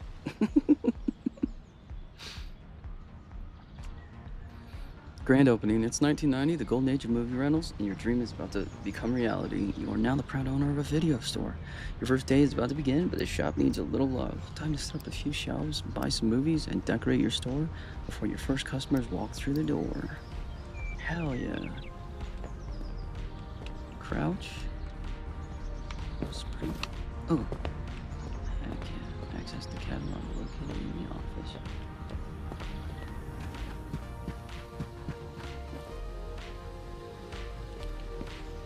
This looks like it.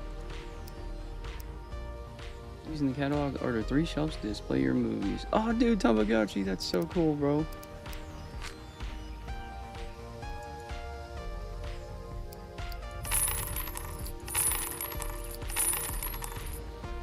Pack up your new shelves in the back store. All ordered items will be delivered there. Pick up. Oops.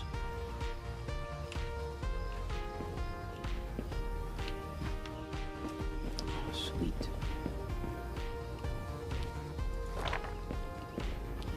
Grab your boxes and place your shelves in the sales area.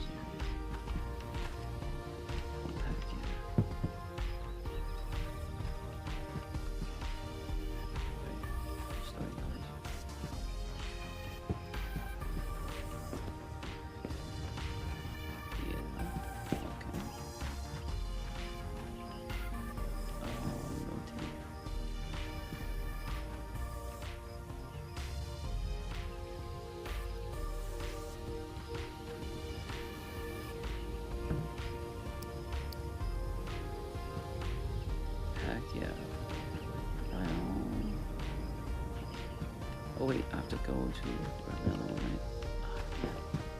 There we go.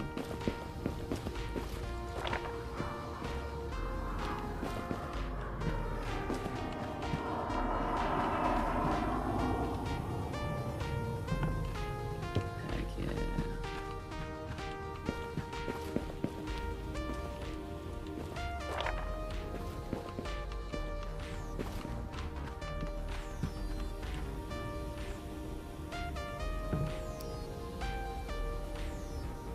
You can also modify some objects such as the shelf and the checkout counter.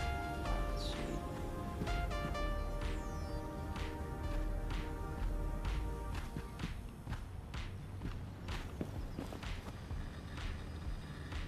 From your computer, order movie funnels in the market. Dude, yeah.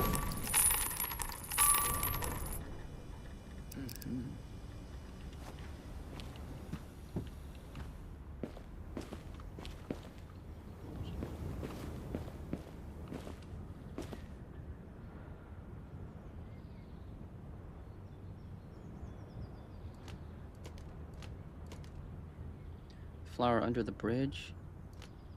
The bun flushed away. The Minotaur separation. Blobby blurst. Ivan Even Fitness plays the games I gift him.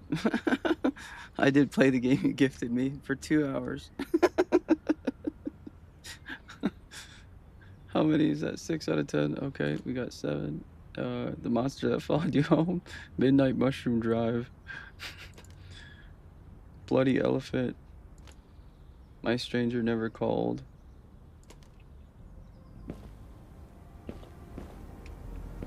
Subnautica 2 is in early access. I don't even play the games I gifted myself. Yeah, I heard about Subnautica 2 being pretty cool. Do you guys like playing it? Have you both played it?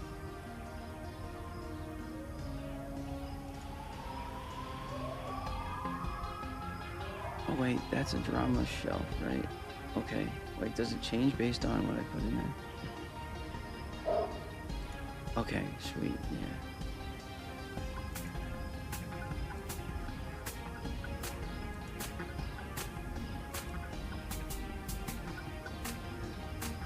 Ivan, I made you, you're me, learn ballet. Ivan got gifted Cyberpunk, played that game for 30 minutes and never again. Oh, no way. Dude, Cyberpunk. When are you streaming it so I can design my house? Bro, I have 4 hours in Cyberpunk. You can't design your house, just the general style. Hop a VC right now, I'll show you, Ivan. Play more blood.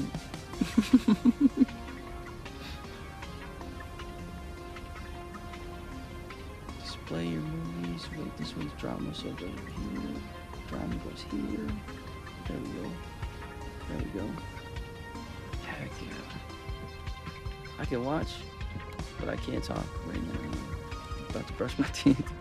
Right on, hell yeah. That's fine. Just type in Discord.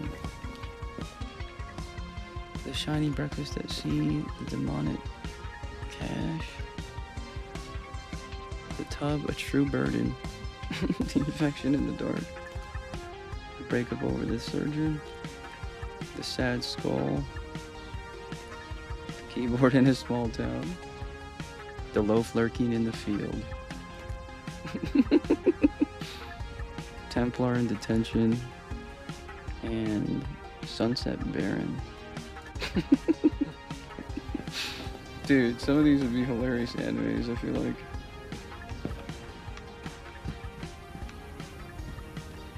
Thank you for the lurk, Bobby.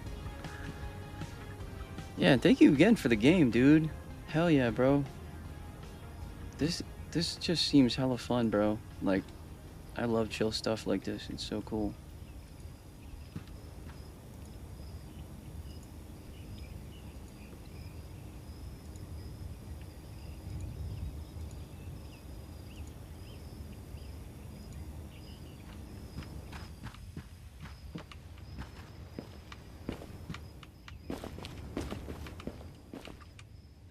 The angry teacher. Death to the Spirit. The Sad Princess. Dr. Lane's Chosen Fishbowl. The Low Family Tree. Scary Serum Nightmare. The Mammal's Perfect Sunset. Lonely Bird. The Race Car Rockstar. And Midnight Hobo Drive. These are some awesome ass movies.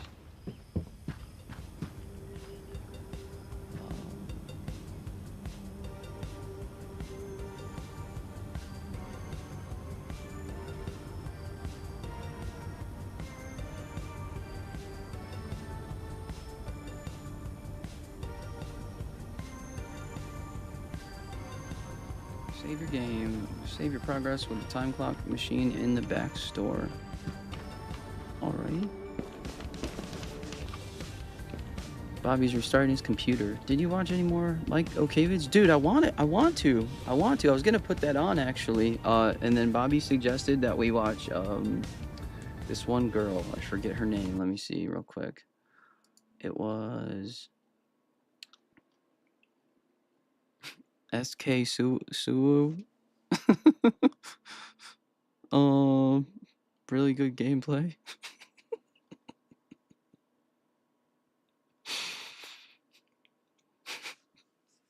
Really good veinage. Really good veins.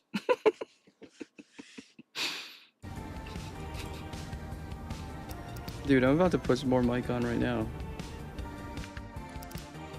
I think I just saved, right? Hell yeah.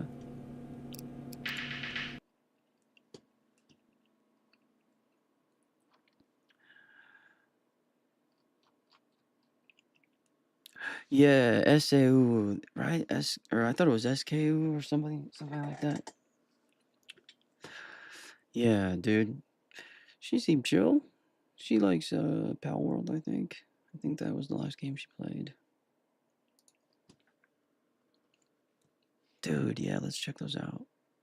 Where the heck is the there we go. Right here. Alrighty.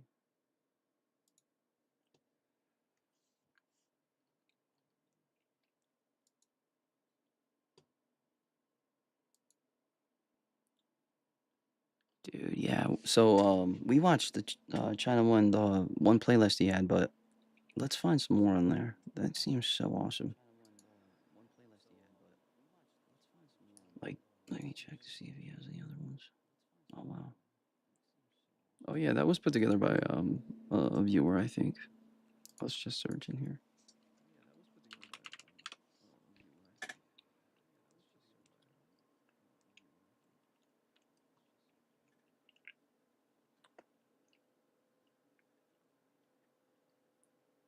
Oh wow, Alone Off-Grid in deep rural China.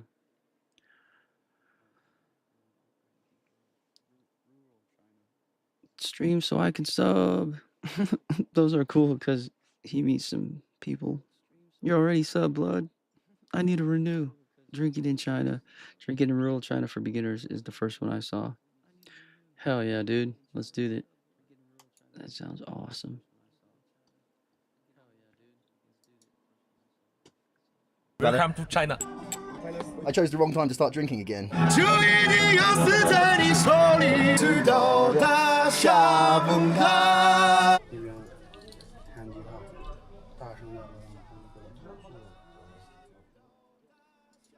Mate, I'm in a taxi and I have to pay with a QR code and the guy's thingy doesn't work. So now I'm stuck in this taxi and my train's in 15 minutes. Alipay, brother. Alipay not working. Here, let me shrink my camera.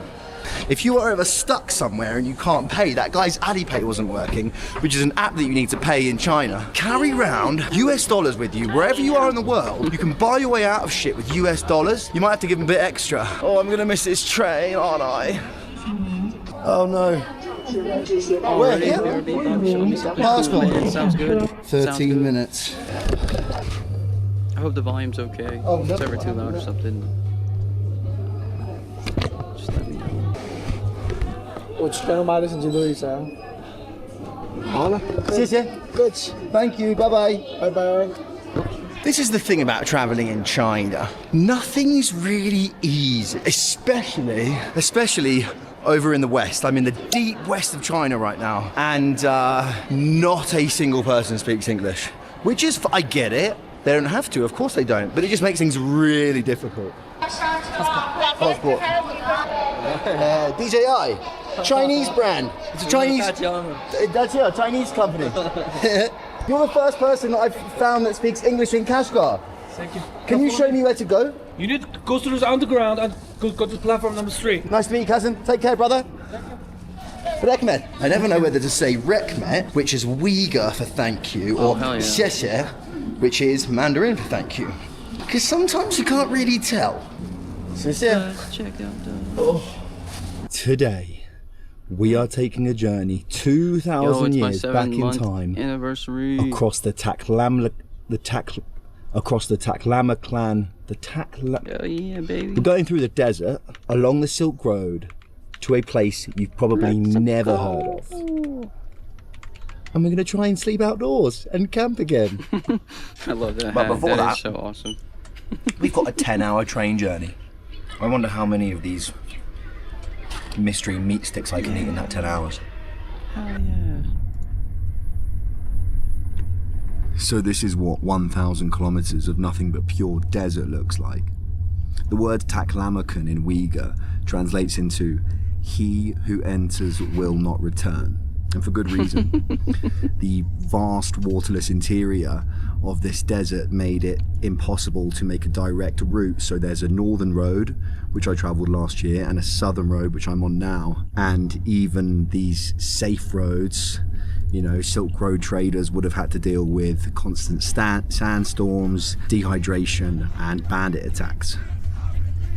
Being on this train now, it's just another reminder of how easy it is to live now. We live in the easiest time to live in history. Oh, dude, I love Michael Jackson. Kara kaşlı güzel yarim aşkında üzülse meyleteceğim. See you, goodbye. Cursed Carl Weezer. You might be thinking right now, Michael, why have you come to a remote, rural, nothing town on the edge of the Taklamakan Desert on the southern route of the Silk Road? Well, I came here to explore the Naya ruins. The town of Naya was once a flourishing hub on the southern branch of the Silk Road, but it was probably abandoned, swallowed up by sand, and then 2,000 years later, it was rediscovered by a British explorer named Aurel Stein. And I've just found out that the Naya ruins are about 200 kilometers into the middle of the desert. And there's no road to get there. And you probably need a permit to get there. So, yeah. I didn't even ask for a taxi. This lady just said, "Do you want to get in my taxi?" And she's a passenger, so. Madam, Mingzu? Mingzu? 名字吗？啊，你知道阿姨。阿姨，阿姨. Ah, okay. Quite nice. We go with this lady. 给你拉到密封县玉楼塔那个地方嘛，最繁华的地方，吃饭的有，住宿的有。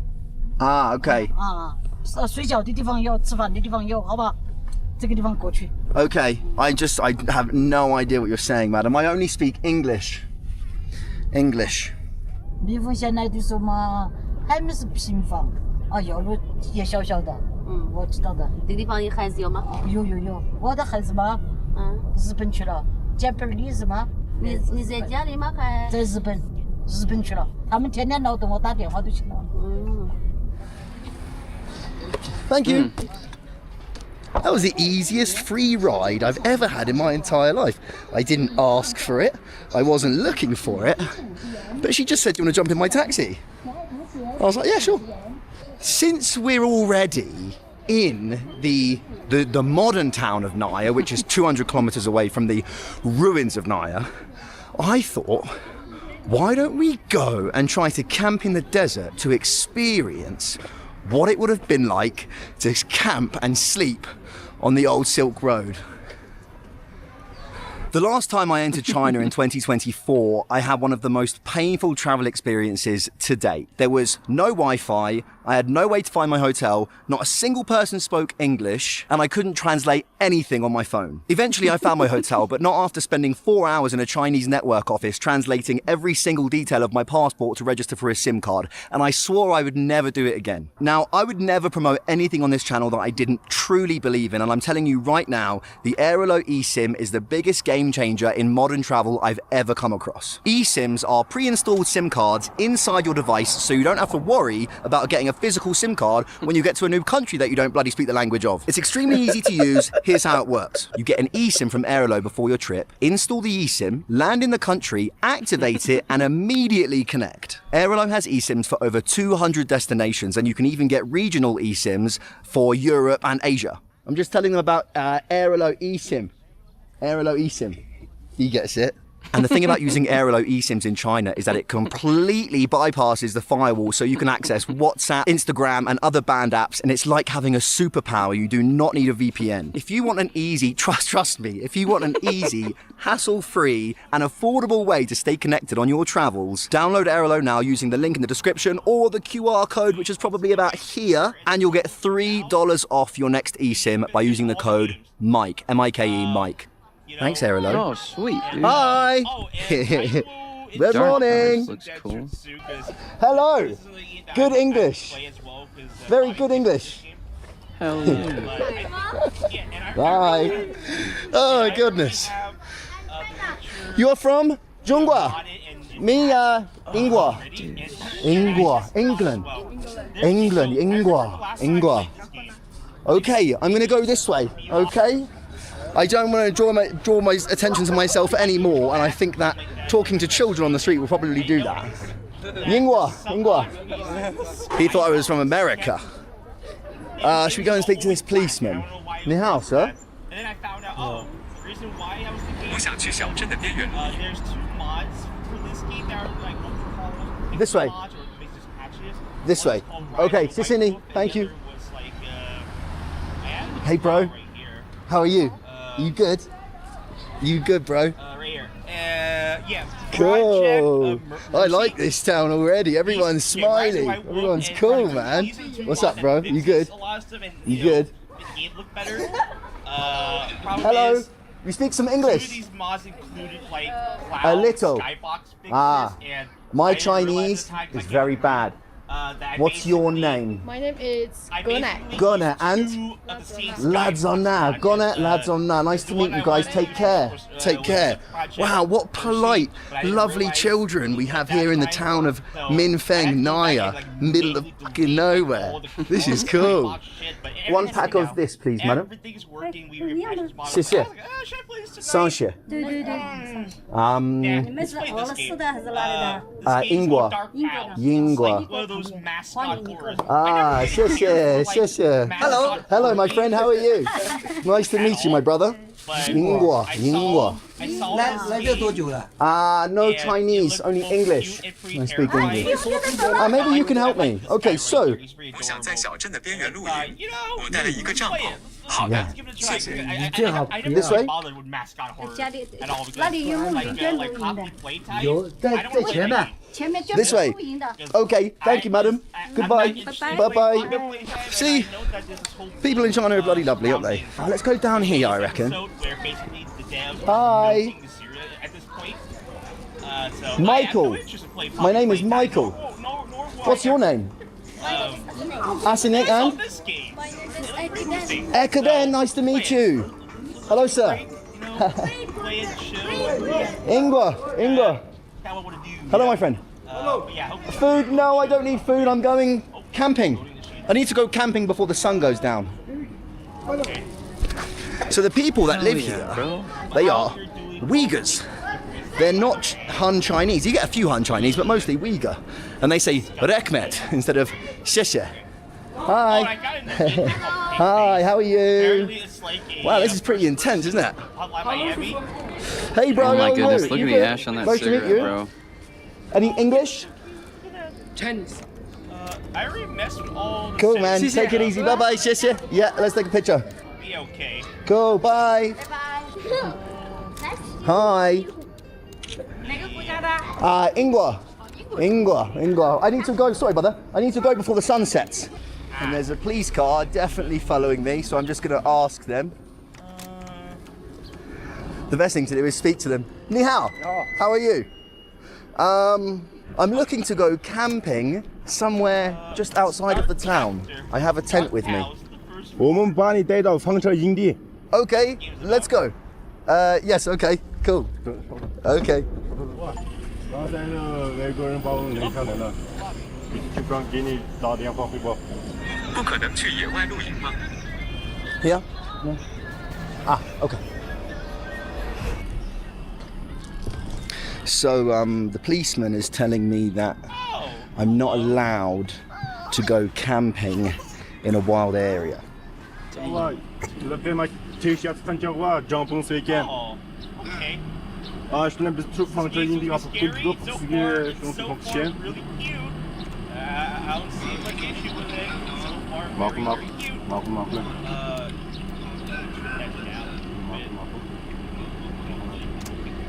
我们现在把你送不过去，然后我给你指出路线，然后有人在那边接你。谢谢 Thank you, my friend. Thank you so much. 把手机拿出啊！你从这边直走，然后有人过来接你，好吧 Oh shit. Thank you, sir. 谢谢 Oh, fuck, I could have read that. Thank you so much. Okay, I Bye-bye. just ate Recommend. some lore. God damn it, okay. So, Some lore. Fuck. the policeman said I'm not allowed to go camping. But here's the thing, right, that I'm going to explain to you. I'm in a place called Xinjiang. Very surveilled, very politically sensitive area. Now, you might be thinking, Mike, why don't you just go out into the desert and camp? Well, because I've already raised about 15 flags since I got off the train.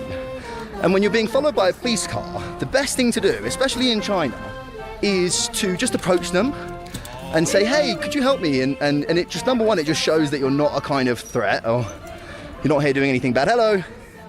And 99 times out of 100, they will help you.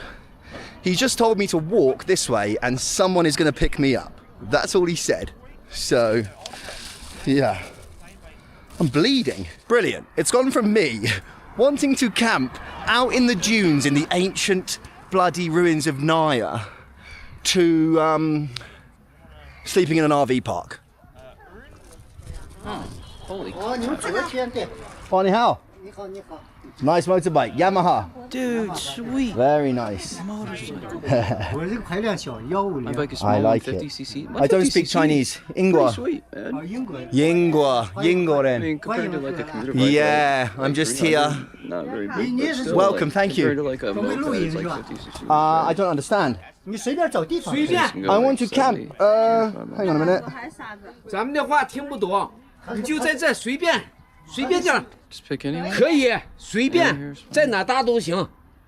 就草地里这个。 Okay. 这都行。 Okay, thank you. Hello, my friend. Ni hao. How are you, my friend? You okay? Nice to meet you. 到那个位置那边。 This way. 对。 Okay, 对。I think these are my new police friends that have come to pick me up. Dude, that is so cool, man. The police over there are Hello, so my friend. awesome, dude. Ah. Okay, I don't understand what you're saying. Oh, what have you got over here, bro? Hello, my friend. Ni hao. This looks good. I'm definitely going to eat. Oh, they've got beer as well. I really Holy want cow. to drink. Nice. I haven't had a drink in about 5 weeks. And I really want one.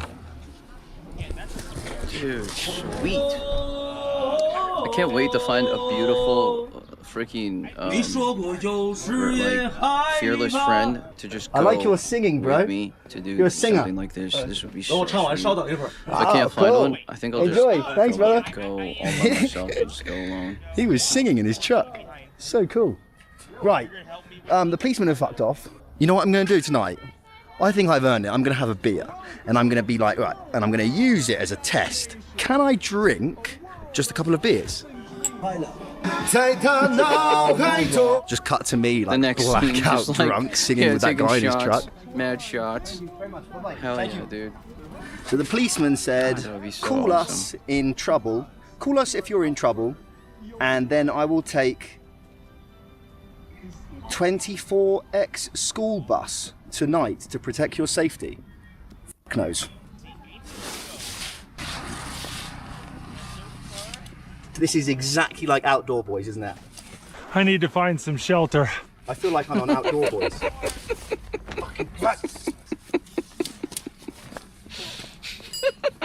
This is exactly like Outdoor Boys. This is exactly like Outdoor Boys. This is just like Outdoor Boys. I've got to climb 2,500 vertical feet up over that saddle. This is exactly like Outdoor Boys, isn't it?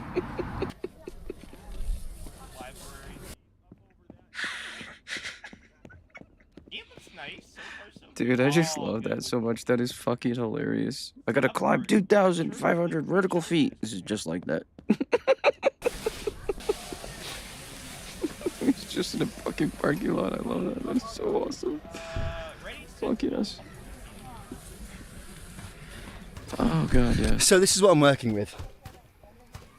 Like a true outdoor boy, I thought, well, instead of carrying a big heavy bag, I'll choose to not bring something to sleep on for this trip. So I've just got a sleeping bag and that's it. And I'm going to use like some, I'm lightheaded. I'm going to use some clothes as a pillow. That's a good idea. He's putting a ground sheet out. God, does that mean the bottom of my tent's going to get soaking wet? 我说你的帐篷有点小。 I know, but there's only one person, so it's okay. 谢谢. It's a tiny tent, to be fair. 你好. 你好. Oh, 谢谢. Thank you so much. Dude, watermelon, hell yeah. Look at that. Fuck yes. Lovely bit of watermelon. 你好, how are you? How are you? Very good. 你看，这是你。 Thank you for the watermelon. 谢谢你. Let's take a picture together.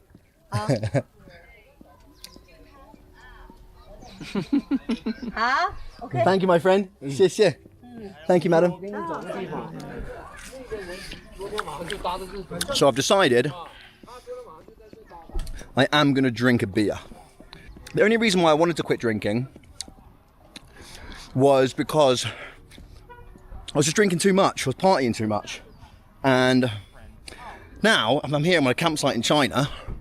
I can just drink a couple of beers and go to bed. 2 bottles of 53% Chinese baijiu. Ooh, dang. Well, you have Piju? Sounds strong. Piju. Oh my goodness. Cold beer. Hey. A 6, bloody hell, that's good. That's bloody cheap, isn't it? That's about 60p for a big bottle of beer. Uh-oh, I chose the wrong time to start drinking again.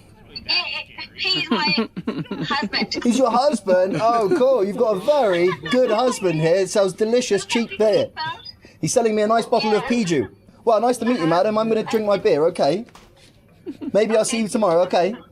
Have a good trip. Thank you so much. Take care.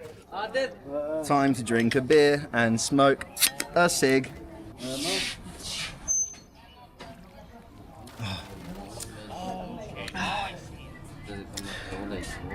Basically, I'm going to Bali in like 3 weeks. Whenever I get back to Vietnam, I'm going to Bali for 2 months. And since Iraq, I've basically been traveling non-stop. So I've put on a shitload of weight. I was partying too much. So in Bali, I'll be there for 2 months and I'll be sober. So if you're going to be in Bali in June and July, come and see me. 西藏你去吗? Going to Tibet? No. I am not allowed to travel to Tibet without a guide. 如果你要可以去，我感觉他跟我们一块走的话，你要出国？没有他说他没有导游去不了西藏。西藏？你去西藏是吧？哎，我们要去西藏。几边？你哪？刚好学门外语。但我不知道说，等一下我问一下啊。I don't know anyone that can take me to Tibet. That's why I can't go. Me. You? Yeah. Are you going? It's me. 我们要去西藏走羌塘无人区，我们要沿着中国的边境一圈。When do you think you'll be in Yunnan? 6月底或者是7月。Going with you to Tibet would be the coolest thing ever, but unfortunately, I don't think I have time.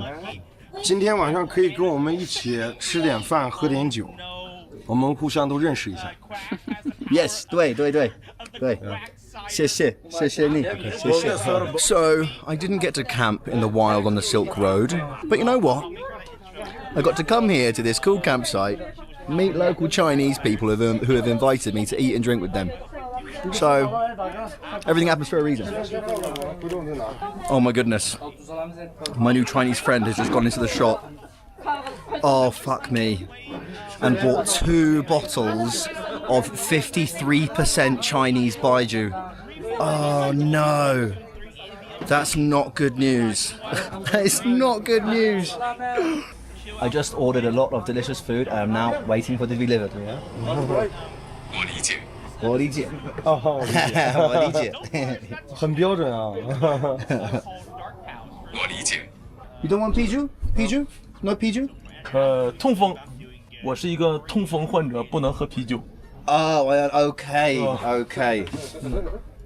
I understand. It's much healthier to drink 53% Chinese alcohol.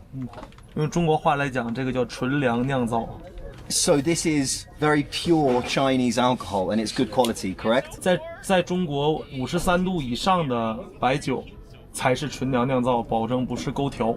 Does that mean that I will not be sick tomorrow? 对的。Good. 来一个。Cheers. Thank you, brother. Cheers. Cheers. 这最后一天我。Apparently, because it's 53%, it doesn't give you hangovers. Oh God. Oh. 可以吗 Oh, very good. Are you okay? Yes, 对 thank you. 你说的对，我俩预计在西藏停留1个月以上。 Unfortunately, I only got a 15-day visa, so I'm on a bit of a time limit. Otherwise, I would absolutely love to join you in Tibet. Welcome to China. Thank you, brother. Ooh. Delicious biju. Piju, I mean. Not Piju, Baiju. My policeman friends are back again. Police friends. Yeah, police friends. 我给你讲说帮我们配合一下，我们登记你的信息。The police are having a very good look at my passport. 再往前倒7年的话 They're probably going to see that I've already been to China like 3 times in the past year.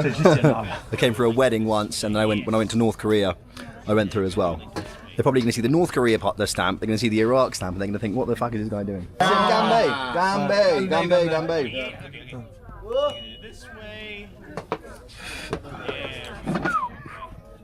Okay. So basically, when you come to Xinjiang, because as I said before, it's a very surveilled area. They want to keep tabs on everyone, especially foreigners, and wherever you stay, they need to kind of keep a track of like your name, your number, your passport number, which is why I guess they don't want me camping in the wild areas. Even though last year I used to just camp in like petrol station car parks and shit. I think it is. They just also took a scan of my face. Can I ask I don't know how why you register foreigners and why you need to scan them? 不是，需要登记信息。因为新疆前一段时期经历过一次治安的特别严格的时期，所以现在新疆是全国最安全、治安最严格的城市。 I understand. Thank you for the clarity. 我们出来的时候也是这样一样的待遇。So it's not just foreigners; it's all people that are traveling. Okay. Everyone. Okay. So it's not just foreigners that need to be scanned. It's anyone that's traveling from place to place. Apparently. 中国历史最牛的领袖毛主席是专抽这个中华，所以中华在中国是一个很传奇的 smoke。 Okay. Yes, I understand. I don't understand. Thank you, brother. So also, I was going to try and quit smoking, but everyone here in China smokes. Thank you, brother. And Changxi just brought me. Giving you 2 packs of cigarettes isn't much, but oh, dude, thank you, brother. And Changxi just got me 2 packs of Chunghua, which are the best cigarettes you can smoke in China. Thank you, brother. Thank you, brother. Thank you. 很高兴，现在签证中国现在落地签比较严。啊，不是，他给巴基斯坦那头过来的。巴基斯坦那边进喀什这边过来的。Pakistan all the way along to Vietnam. 一路骑自行车。不是，是坐车打车。当地的一些民族啊，或者是当地的居民啊。他们都是一样吧？上次我看到了那个若干的一个地方，2个人我看到了一个女的，一个男的。干杯！中外对战的话，咱中国人不干杯！来，干杯！干杯 ！Cheers, brother！ 干杯！ Meh. Oh, these are okay. Meh. Okay, so these are sheep. I'm assuming from the sound of meh, these are sheep kidneys.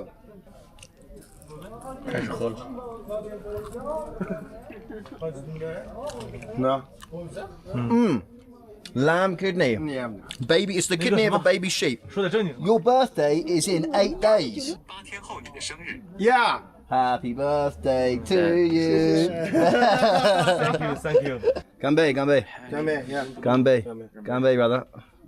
中国的白酒，白酒 53% Chinese booze. 干杯 Cheers. Yeah. So there is a saying here in China, "La yu feng cha." It means that life is long and we have many opportunities. Yes, bro. These boys were like, "La yu fu chang." La yu fu chang. They said "La yu fu chang," which means we may not see each other soon, but there is plenty of time to see each other. Life has many opportunities. Very cool. Very cool. Very cool. Ganbei, brother. Ganbei, ganbei. Dude, that is so awesome. I just love that so much, dude. But me, Ganbei. Ganbei. It's like just such party-heartedness. Hell yeah. No, I can't play guitar. I can't play guitar. I can't play guitar. Dude, I'll just meet up with this guy and become his bard.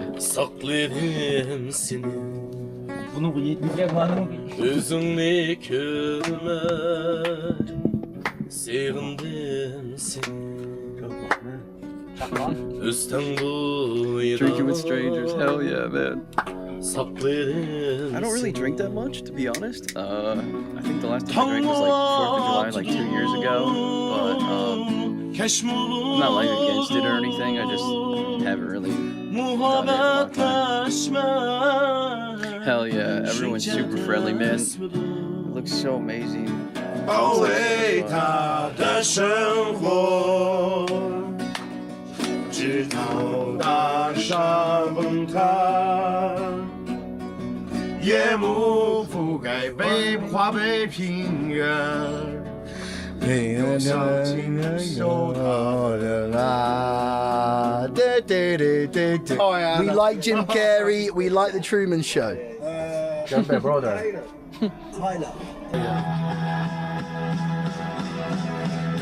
这颗心就是罢了，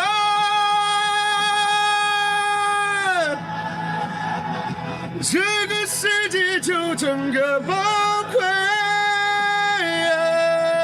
Damn, that dude's got some pipes. Oh yeah. 今生今世要死，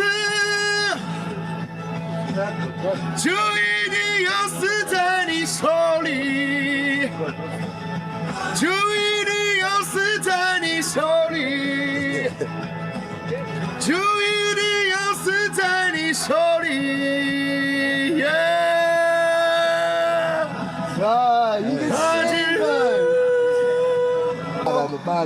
如此生活30年，直到大厦崩塌，一生。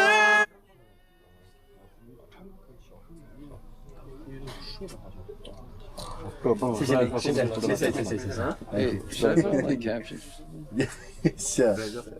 police came over, and to me, he translated very quietly. He was like, "Hello, sir.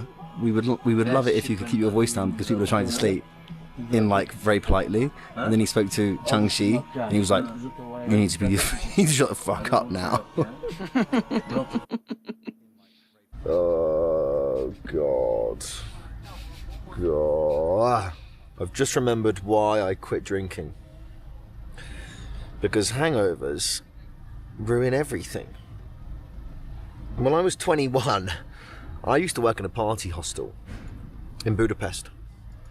And I used to be able to drink consistently all day and all night for months, for literally months.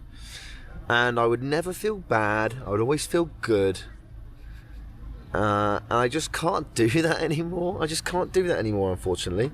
It's not a bad thing because it means that I can be healthy and live a kind of normal life. But yeah, sometimes I wish I could because it's bloody good fun. Oh, I don't feel good.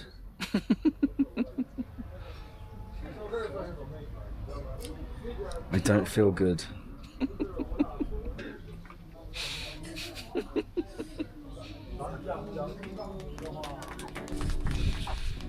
Hell yeah, dude. Once you're like over 25 years old, you're just like over it, right? You're like, man, forget it. I'm not doing this anymore. Like, I just get sick. Facebook, yes. Yeah. Okay. Cool. Brother. Thank you, brother. Yes, brother. See you, bro. See you. Take care, brother. Okay. Let's do this. Round 2. See you, bro.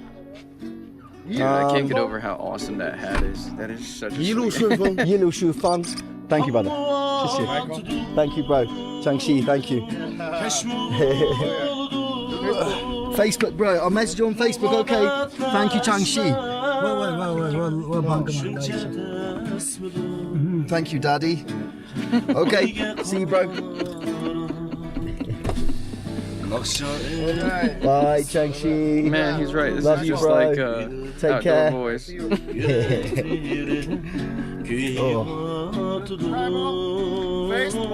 Yes, bro. Take it easy, bro. Dude, hell yeah. Facebook is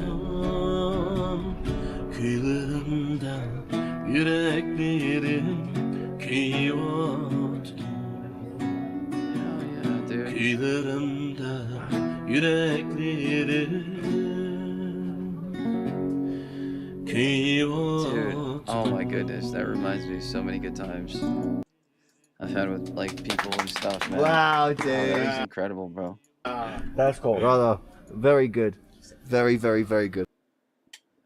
Man, I swear, one day I'm gonna get a picture of Sam. I'm gonna put it on here and show you how similar they look. It's crazy how identical they are.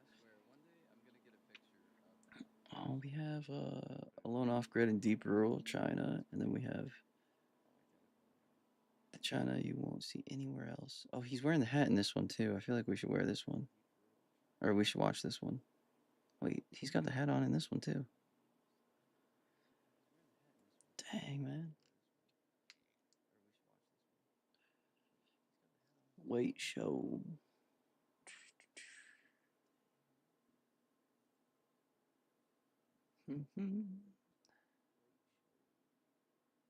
Hell yeah.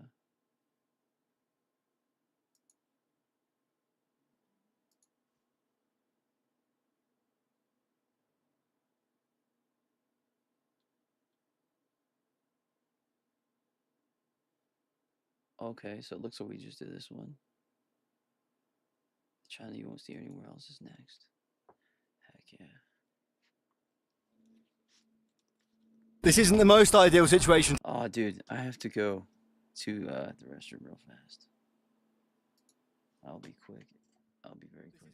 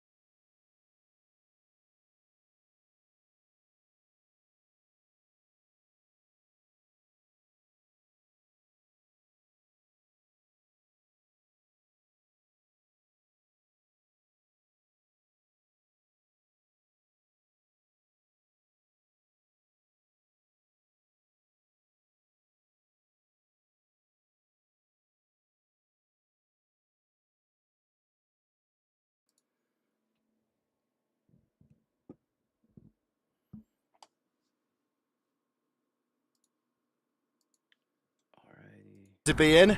Is it just me, or does the world feel more divided than ever? Like every headline is just another reason to fear someone who looks or sounds different to you. Well, I say f that. While governments argue about money, borders, and nuclear weapons, it's nominating you for the Peace Prize. I'll be out here looking for humanity.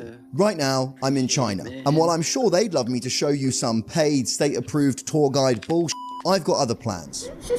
I want to go to Tibet. You know, where little Buddhist flags dance in the wind and spirituality flows like pure glacial water. But I can't go to Tibet because it's bloody restricted. Mike, why is it restricted? Well, of course it's because some foreigners get altitude sickness.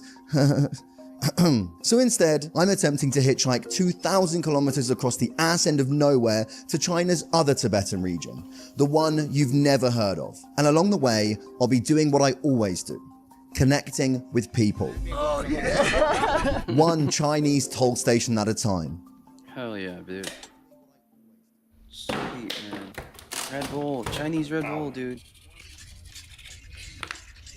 Now, there's no train out of this Chinese town that you've definitely never heard of, Ruochang in Xinjiang. So we're going to try our luck on the road. This says hitchhiking in Chinese, and if you pronounce it slightly differently, it means eating shit.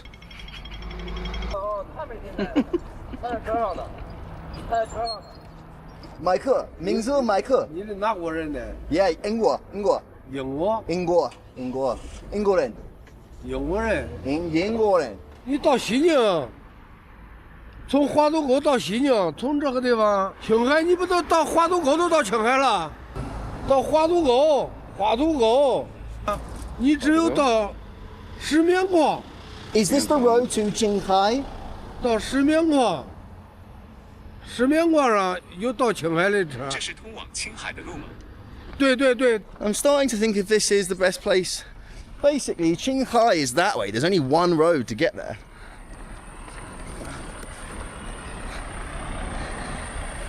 你去不了青海，只能客运站那边上个线路车，你只能去客运站买个票，然后可以去青海。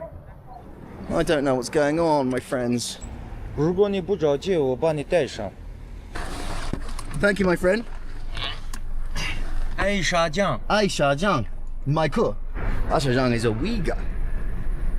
Qinghai. I know. This way, no Qinghai. No. Where are we going now? 我现在办点事儿，处理点事儿，处理完了几分钟就处理完了，然后咱们出发。So we've joined my new friend. He had to go and deal with something for a few minutes, and then I think he's going to take me somewhere to get a better lift on the road. I'm so bad with Chinese names. It's always like, my name is and I'm like, oh, my name's Moku. Rekmed. Thanks. Thank you so much. You take care. Thank you, sir. Goodbye.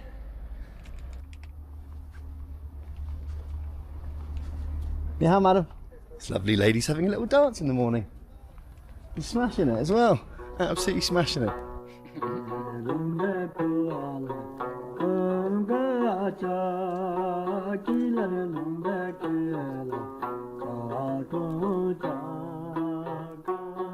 We've met a guy and he's going 70 kilometers down the road, and I think that's pretty good. I just want to get out of this area, to be honest. 你是警察？ Ah, nice to meet you, sir. Rekmed. 前面发生了交通事故，我们要走高速公路。 Sometimes getting a lift 70 kilometers is just great news. If you can do 10 of those in a day, you've done 700 kilometers. And I think I need to travel roughly about 900 kilometers in the next couple of days to get to Golmud. 这是我们世界上第二大沙漠塔克拉玛干沙漠，这边是。我知道天气很大，又干又热，所以我很期待在山上。We are, I'm still like 300 kilometers away from the edge of Xinjiang, and it's just everywhere you look, desert for miles and miles and miles. You do not want to get stuck out here. Dude, that would suck, man. being stuck in the desert. So Oh the my thing, God. the annoying thing about China is now they're developing so quick that the roads are not on Google Maps. I've just asked the gentleman and he said it's this way, which means it's time to do a little bit of charming with the old toll booth staff. This is the Mike OK hitchhiking tip of the day. Yay! If you're somewhere like China, print out, right, a letter that says, my name is Michael and this is who I am, this is where I'm from, this is what I'm doing and this is where I'm going. Make it nice and polite and friendly and you can give it to a driver and they just know about you immediately. So it kind of just breaks that barrier a little bit and it's very, very helpful. No, can you speak English? No. No? That was really good English though. I'm going to Qinghai. Qinghai.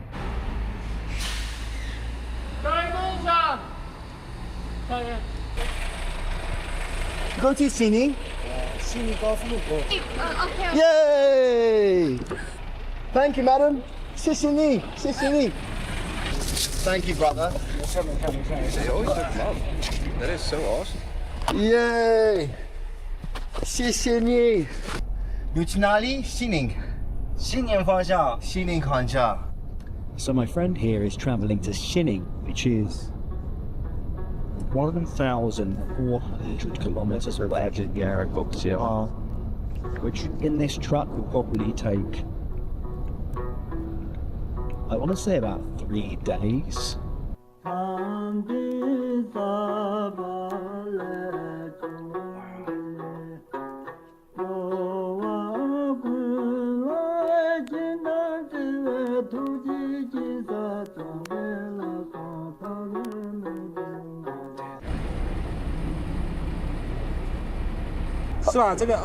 Michael O'Kennedy.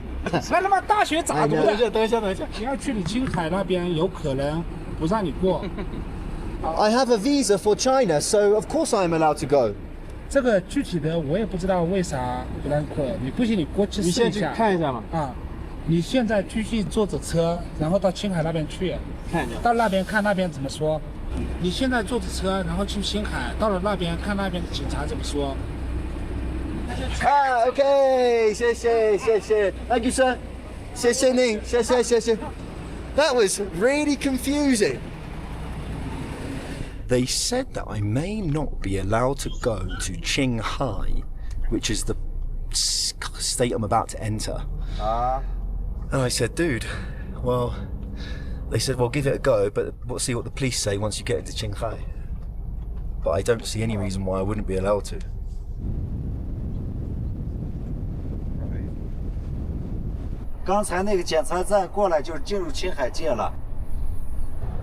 Fantastic.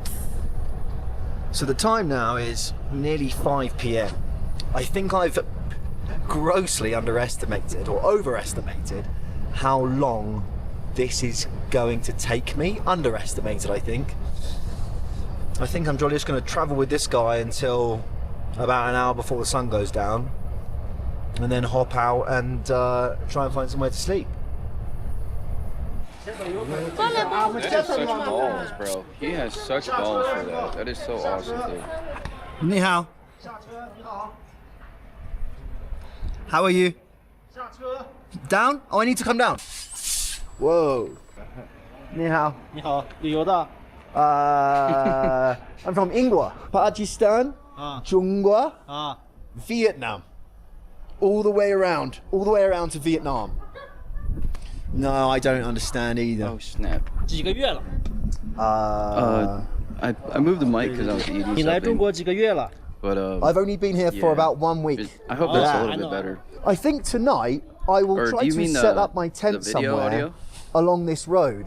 Is that possible? Yes. Alright. 这里边有个城市，你可以到里边去居住，这里面有酒店。格尔木离这大概400多公里。 I appreciate it. 格尔木离西宁还有大概900多公里、800多公里，但是你从这下去以后到格尔木再到西宁都可以。 I've got 2 options. I can keep going with this guy along the highway for the next few hundred kilometers, or in about an hour and a half, we're gonna eat some food, and then after that, about an hour and a half later, there's a turning that kind of heads in a bit more directly the area that I want to go in. But it's a rural road, there are going to be a lot less cars there, and I don't know if I'll be able to sleep anywhere. I mean, I've got a tent, so I guess it doesn't matter, but it just might be pretty bleak. Probably be a pretty bleak night's sleep. But I think I'm going to do that. Thank you, my friend. The lovely man at the petrol station just gave me a iced tea. Thank you, my friend. Thank you, sir. I'd like to invite you to have lunch with me, and I would like to pay. 我加完油之后，咱们再过去吃饭。是美国人。英国。英国人。英国啊。英国的。We're gonna do a TikTok together. Do you like my hat? It's cool, right? 你好。谢谢。You're welcome, brother. Oh. I reckon he bats for the other team.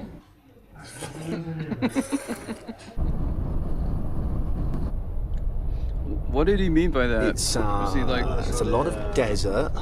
Like he was in every direction. Picking on him or something? And also on the side of the road, there's barbed wire.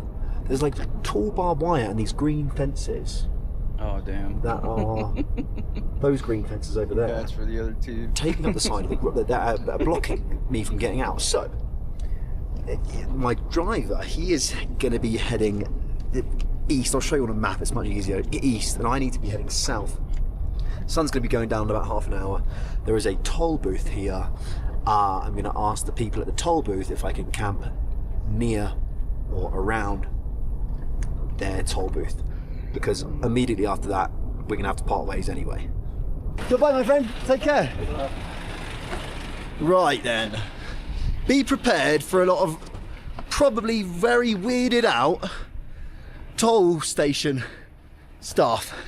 Every bloody time I say I want to go wild camping, it just never really works out. I mean, this isn't really wild camping, is it?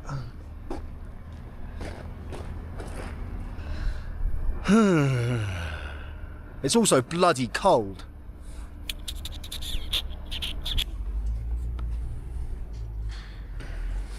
Ugh. Maybe I can sleep in here. 你好。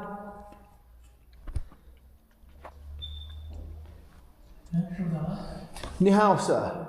How are you? Let me just show you this. This will help you. It's just like, 你好。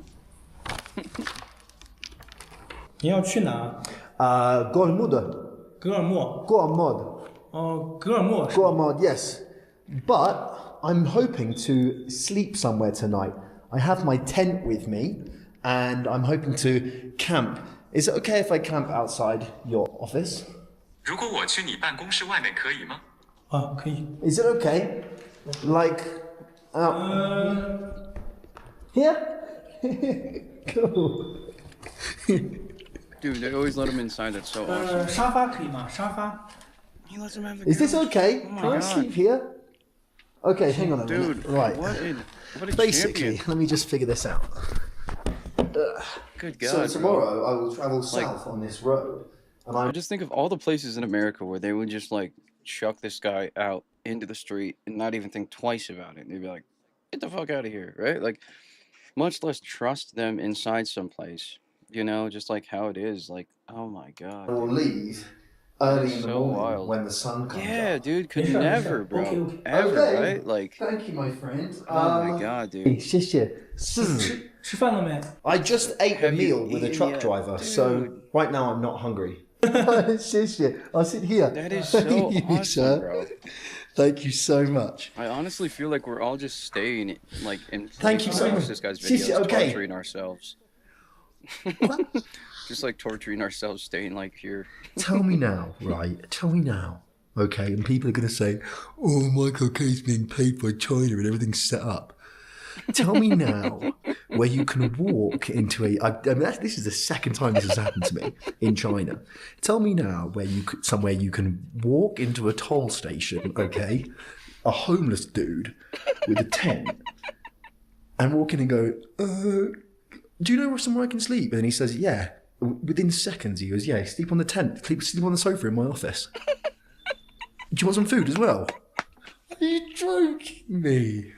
Are you joking me? This is why I feel so safe travelling in this country. I feel so safe. Doesn't matter where I get dropped off. Doesn't matter how stranded I am. I know Without fail, that I'm going to be okay. I know I'm going to be okay. Dude. Because people just want to help me. Yeah.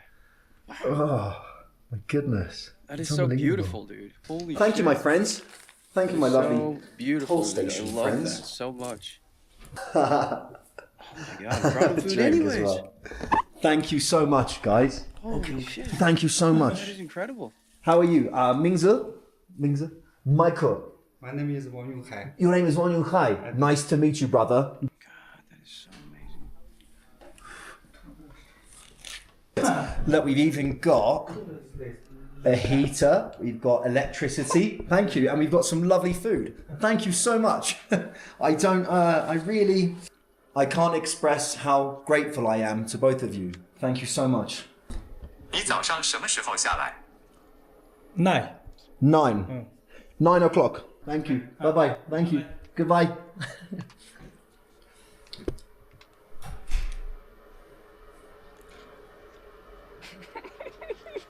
That's absolutely mental. Absolutely mental. Dude, hell yeah, that is. Oh my goodness. I love that. That is so incredible. God, dude. He's like just a homeless dude walking in here. He's like, yeah, in my office. Would you like some food?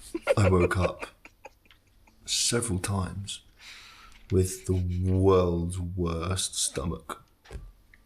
Oh, it was not nice, man. And they only had those like hole in the floor toilets. Oh, dude. Right on. Thank you so much. Thank you. And brother, let's go outside. Goodbye. Right then, my friends. All of these cars are going to Xining, which is east. We want to go south.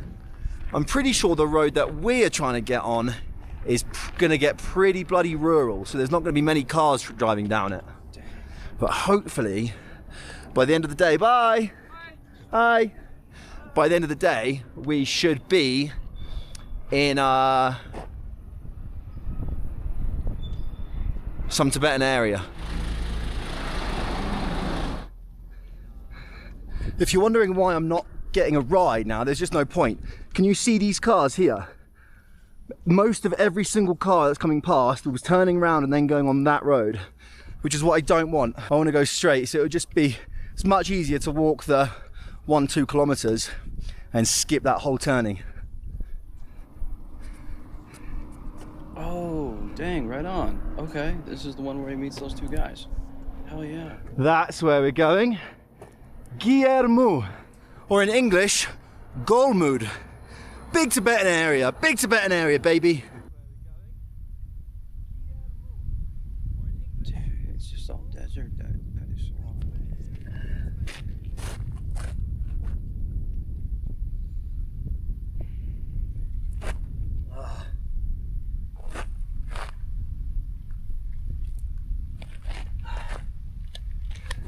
This isn't the most ideal situation to be in because there's no shade and very little traffic. So I've got to get a ride before that sun gets really hot, basically.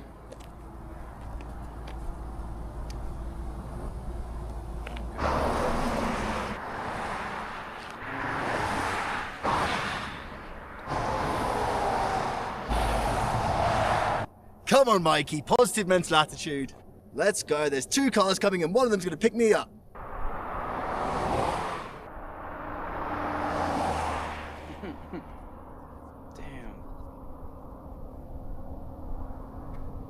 PMA, PMA, PMA.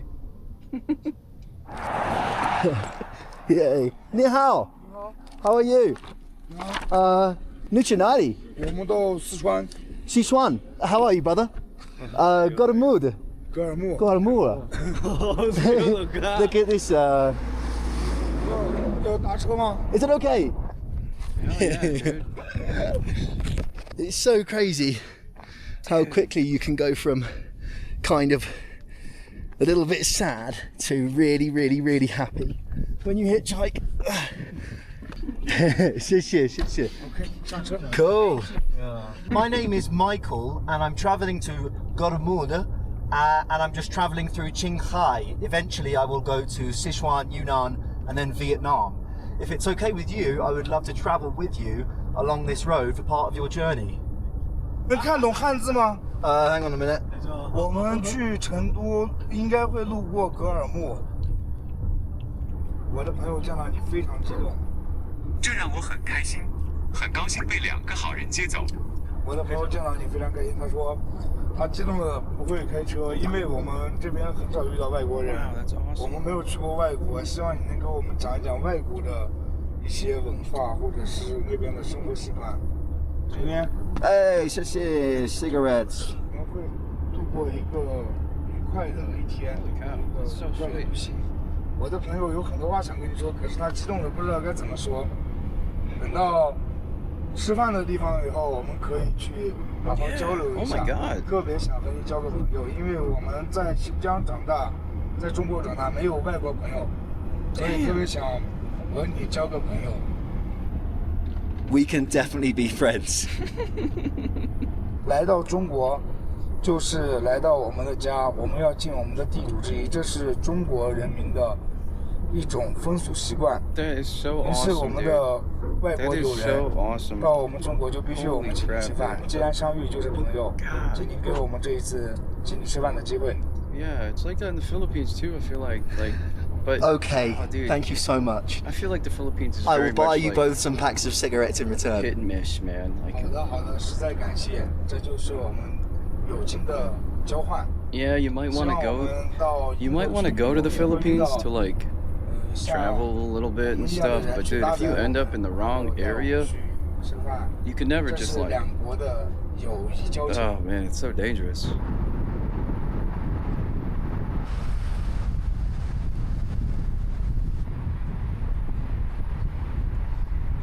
Hello, my friend. How are you? Gosh, man, it's like you can't. It's like you can't even go wrong. Here, like, in his videos, it's so incredible. This is a Muslim restaurant. 你好. Wowzers. There's a Chinese woman wearing a hijab. 你也是穆斯林吗？是的。 Ah, cool. Salam alaikum. Alaikum salam. Salam alaikum. Cool. I didn't even know these guys are also Muslim. 我会说我们新疆的方言，也会说我们回族的语言。 So these guys are part of the Hui ethnic minority. They're not Han Chinese. They're not Uyghur. They are Hui, and we're about to have a Hui meal, Chinese Muslim meal. Sambotai. Sambotai. Sheep's ribs. Yeah. This is Hui Muslim Chinese sheep ribs. That is a lovely bit of sheep's ribs there.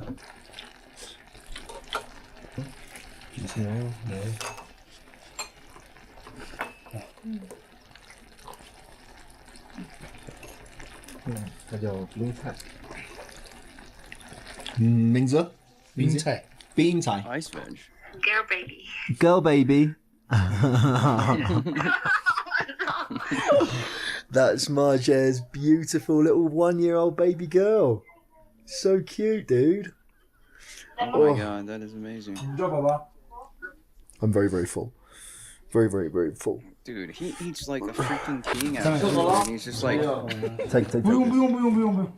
no need. Don't worry about it. Oh my god. So I've decided that I have massively underestimated how big China is. I've been traveling for like a week and all I've done is just move. So I've decided, right, we're still going to see Tibetan culture. So I've decided I'm going to stick on the road with these boys. We're going to go and rest now. and I'm going to travel with these boys halfway to their destination to a lovely little Tibetan town. And from there, we'll make a new plan. Dude. Okay. Molandi. Yeah, Molandi, this is the one. So we put the hotel that the boys booked for us, they don't let foreigners in. And I felt really bad because he'd already paid for it. So I said, look, I'll sleep in the car. You boys do your thing. I'll sleep in my bloody tent. And they said, no. So I secretly booked us a nice hotel around the corner.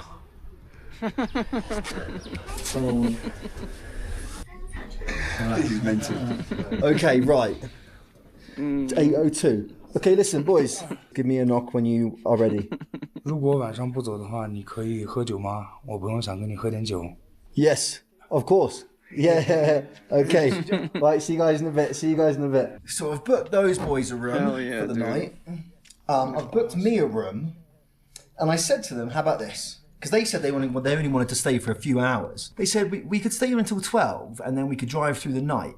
And I said, are you in a rush at all? Are you in a rush to get to Chengdu? And they said, no, we're in no rush at all. And I said, look, we stay here. I've just manipulated this entire situation of mine. I said, why don't we stay here the night, right?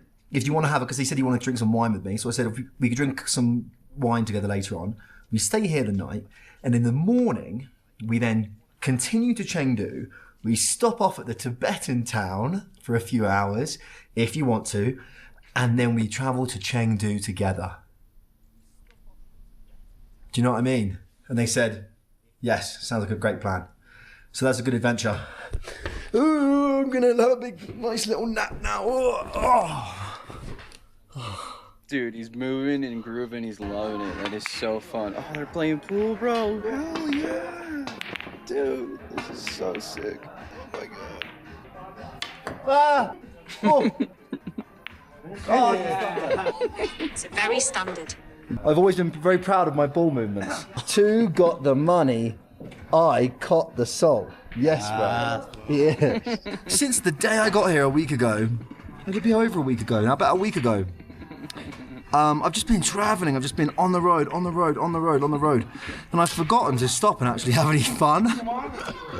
And now I get to have fun with 2 dudes who don't even speak the language, same language as me. That picked me up about 9 hours ago. So cool. Goodbye. So Thank you. Bye. Shito Jendo Boo. Hey, that's what you again, dude. Wow. Oh. Yay! Good job, bro. Shito Jendo Boo. Yeah. Hey, I'm on a 4-winning streak. Shito Jendo Boo. Oh, 5 in a row. Shito Jendo Boo. Shito Jendo Boo. Shito Jendo Boo. Shito Jendo Boo. Yeah. Dude. Gambe. Sorry, Gambe. Oh my god, that looks like such a blast, dude. Hell yeah. The religious belief here is that women are not allowed to wear shorts and short skirts to show any part of the body, including hair. So what's really interesting about the Hui Muslim minority in China is that ethnically they are Han Chinese, but culturally and religiously they are Hui Muslim. They're Muslim. And it's a really interesting mix. Only 0.8% of China's population are made up of these Hui Muslims, like my friends here. But they're still the second biggest minority in all of China. And it's just, I just find it fascinating because you really, this is going to come across terribly like small-minded of me maybe, but you don't really put hijab and Han Chinese together. Does that make sense in your head? You don't think about it that way. And the Hui Muslims are seen by the government here in China as the model Muslim minority. You don't really put anything together when you're like linguistic and cultural kind of integration that they have had with Chinese system. Away from everything, you know.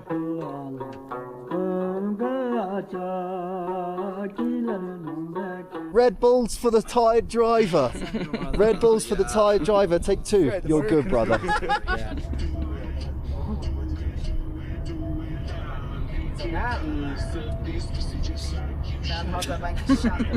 Hey, money, my back, lick my.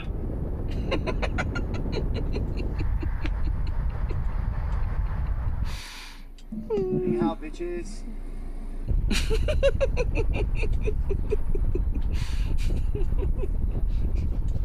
Dude, that reminds me of a movie, bro. 这怎么录啊？我操！这个狗射，狗射。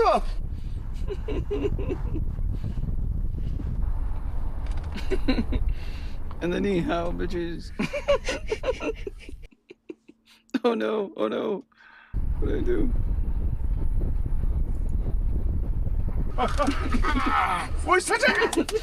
Dude, I think it was them. Honestly, I think it was them.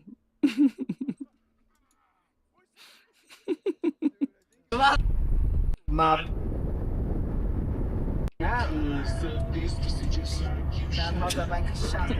Hey, money, my back, lick my.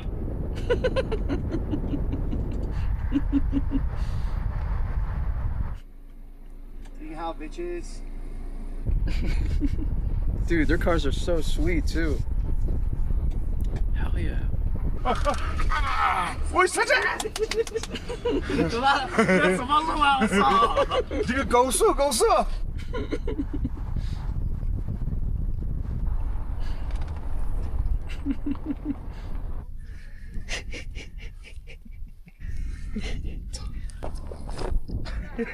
Oh no. Oh yeah. Nice. Oh yeah. We're definitely getting stuck into the mountains now. In about 300 kilometers in this direction, we'll get to Golog, which is one of the highest inhabited regions in all of China. Wow. Hell yeah. 他们说就是我回成都的路上，一路上都是风景，因为我回成都嘛。我说我们也去成都。那你们路上看到的风景很漂亮，还要到我们要西藏和甘孜那边，理县啊，你知道我们那边很漂亮。是啊，我们那边的山水更清秀，和西江还要粗犷一点，更漂亮。你们就是要风景在路上。哎，我们一路边走边玩的都是。他听不懂的。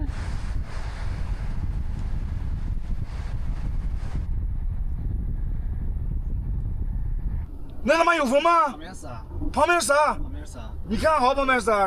先生，你搞得你他妈你要住一样的，你他妈去住嘛？你那么激动，那你掉头嘛？我操！掉头过去，你看我住不住？我给你激动的，你他妈要住似的，我儿子的，一个妈东西他妈的。掉头。降一下子，妈要多降多皮降，你告诉我儿子。降一下。他妈住两下嘛，住一两下。你又不掉头。是的，感觉要把你拉上过去住似的，我儿子。看傻逼。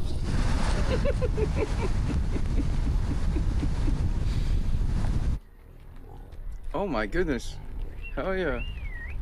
Welcome to the small Chinese Tibetan town of Duwa. Now I know what you're thinking, Mike, where the bloody hell's Duwa? Well, it's in a region called Golog. Now there are 180,000 people living in Golog and 90% of them are ethnically Tibetan. Look, this is Tibetan writing. Hello, sir. I know, I'm just having a look. Tibetan writing over here. This is Chinese writing. This is Tibetan writing. How are you, my friend? How are you, sir? Let's have a look around before the sun goes down. We've got about 2 hours to get a little bit of Tibetan culture that I've been dying for like 3 days now. Let's go and see what a real Tibetan Chinese town looks like. Where can I see some interesting Tibetan culture here? This way and this way. Okay, thank you. Okay, thank you, bye-bye. So, if there are Tibetans and Tibetan culture living here in Qinghai and Yunnan in China, then why isn't this area restricted? Why is central Tibet restricted? Yeah. Why can't I go there? Well, there's a few reasons. Qinghai and Yunnan have always been a mix of different groups. Han Chinese, Hui Muslims, like my friends I'm traveling with, Mongols, Tibetans, of course. So that has made it easier for the Chinese government to kind of integrate them into the Chinese system. The altitude's really high, by the way, so my breath's going to be screwed. It made it easier for the Chinese government to integrate them in society, in the Chinese system. Now, Central Tibet, up until the 50s, was politically independent. It was ruled by the Dalai Lama. Now, when China tried to kind of gain control of Tibet in 1954, I want to say, there was a big uprising. There was a big backlash. There were protests. And guess who doesn't like protests? China. China then kind of cracked down on Tibet, locked it up, like locked it in. What's the word I'm looking for? Locked it in and turned it into the Tibetan autonomous region that it is today. And that's why I can't go there. That's why I can't travel there. They probably did a bunch of other really bad shit as well that I can't really talk about, especially not here. But what we can do is look for Tibetan culture in China. See how much of it, I can see flags on top of the hill. I'm gonna go and look for them. Tashi Delek! All my Tibetans coming back to me now. Thank you, brother. Thank you, brother. I lived with last year, about 2 years ago nearly now, I lived with a tribe of Tibetan nomads up in India, in Ladakh. And Tashi Delek, that's what I learned how to say. You say hello in Tibetan, it's Tashi Delek. Let's try and use that today. Tashi Delek, Tashi Delek, Tashi Delek, Tashi Delek. Cool. Buddhist Tibetan monks walking around in their Tibetan robes. Are you Tibetan? Yes. Cool. Tashi Delek, Tashi Delek. Where can I go and see some Tibetan culture? Maybe? No. No? No? Can't I go and visit the flags on the hill? This way. Okay. Thank you, my friend. Jule. Tashi Delek. Tashi Delek. Hey, dude. Yak in the road. Yak in the road. Is the temple this way? Dude. Okay, thank you. Jule. Tashi Delek. Lovely Tibetan people.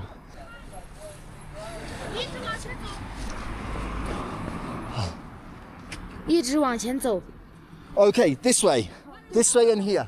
Okay, thank you, Tashi Delek. She told me to go straight ahead to get to the temple. Ni hao. Wow. This is the Tibetan prayer wheel making shop. That is really cool. Are you Tibetan? How are you? How are you? How are you, sir? Can I have a look? Okay. It's okay? Okay. Thank you, my friend. Tashi Delek, Tashi Delek. Wow, so these are Tibetan, we're going to try and see some up on the hill. Prayer wheels.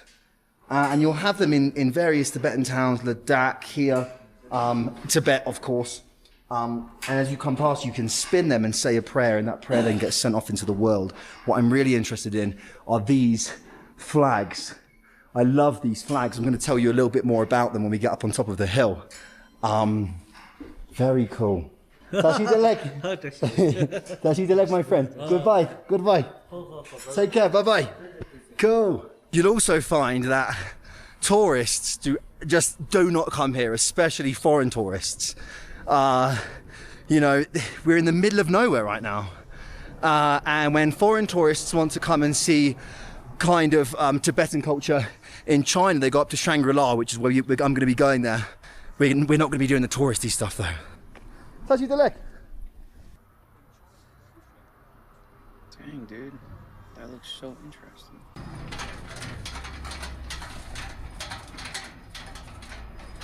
Tashi Delek. Oh my goodness. Tashi Delek. Hold on a second.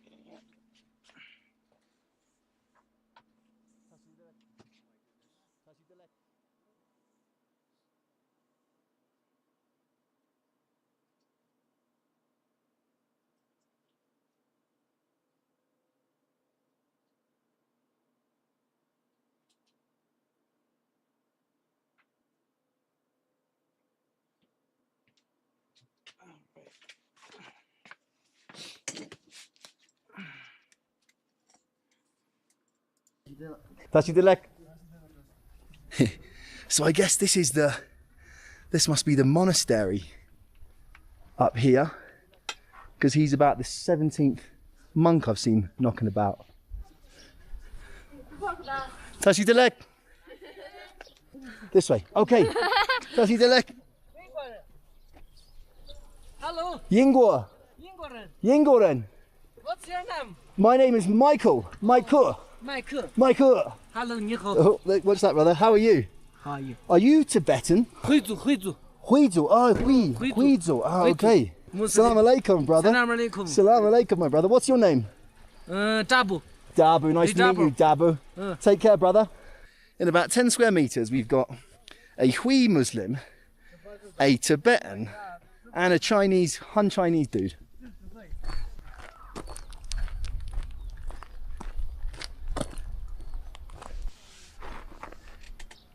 Wow, dude.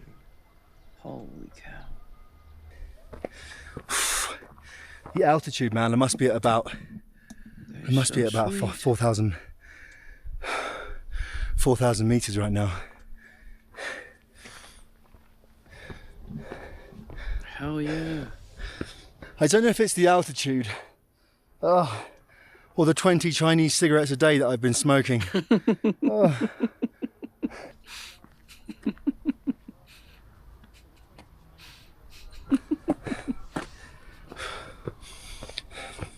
So we know these flags are, they're Buddhist, they originate from Tibet, but what are they? Well, every flag has on it a kind of an ancient mantra written in Tibetan, and the colour of each flag symbolises a different element. So the white flag symbolises the air, the blue flag symbolises the sky, the green flag symbolises water, the red flag symbolises fire, and the yellow flag or orange flag symbolises the earth.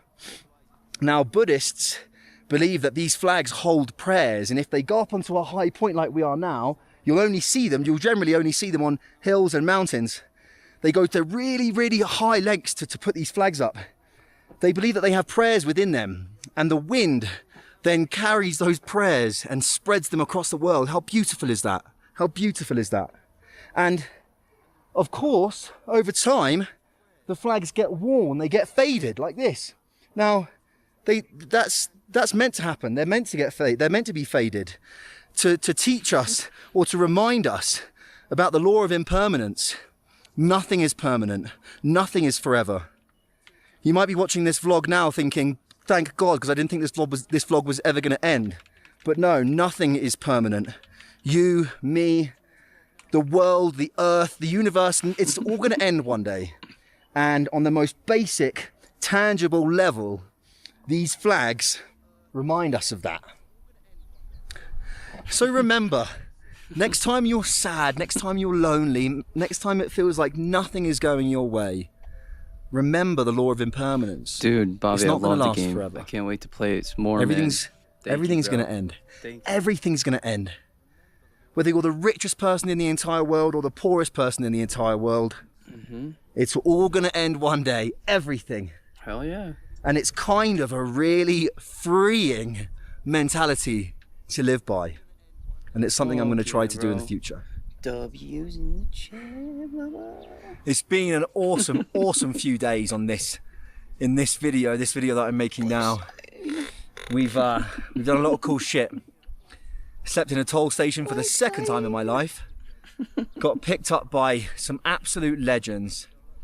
Marge and Chien To, my Muslim friends that I'm traveling with. They're down in the city. So I'm going to enjoy my last day with them. We're going to head to the city. I'm going to put the camera away and enjoy my time with them. And yeah, on the next video, we're going to be going even deeper into the mountains, even closer to the border of Tibet. So yeah. Hell yeah. Remember, nothing lasts forever. Everything's going to be okay. The Buddhists said so.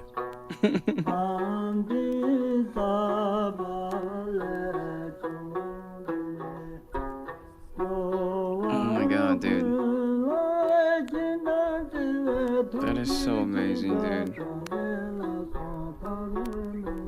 Fuck yeah,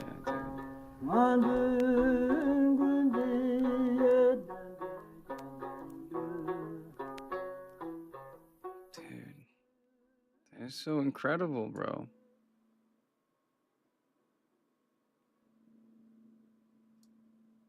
In 1933, a British author named James Hilton wrote a novel called Lost Horizon. In it, he described a utopian paradise hidden in the Himalayas, a place of peace, purity, and spiritual wisdom. He called it Shangri-La. Now, right now, I'm standing in Shangri-La, but something just doesn't feel right about it. Oh, about 25 now, I think. We've done about 25 shakes. We'll go for one. Then we'll go for one. This is the one now. This is the one. Shangri-La, China. Named after Hilton's mythical paradise, it was a city meant to evoke peace, purity, and untouched beauty. But what I found was something very different. Gift shops, consumerism, digital influencers and content creators hoping to capitalize on Tibetan culture for engagement. This isn't the utopia James Hilton imagined. But Mike, by documenting Shangri-La as a creator, aren't you also contributing to the same cycle of cultural commodification you're criticizing and therefore literally a part of the problem? Shut up, kid. Come with me on a mission as I leave the city behind in search of my own version of Shangri-La. One that might still exist somewhere in the mountains. This is probably gonna be one of the worst sleeps I've ever had. Nice to meet you. Nice to meet you too, brother. You take care. Bye-bye. Bye. Hey.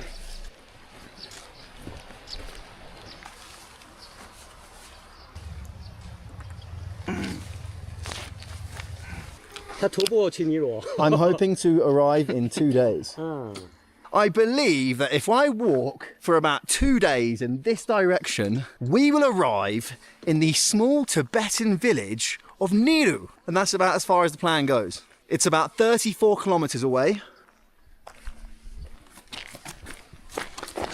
Sexy boy! Cool, man, take it easy. Very good. Very good. Very good. Very good. Thank you, sir. Bye-bye. Goodbye. Damn, he's ripped. So Niru, the town that they just came from, is a 36-kilometer walk. So it should take me about 2 days. And then from there, I'm going to do about another 20-kilometer walk the next day. Here's the kicker. I've got 3 days left on my China visa. So if anything goes wrong, no, I'll be in big trouble with Chinese immigration. Right, so there are definitely snakes about then. There's definitely some snakes. No, walking. No, walking. Bye-bye.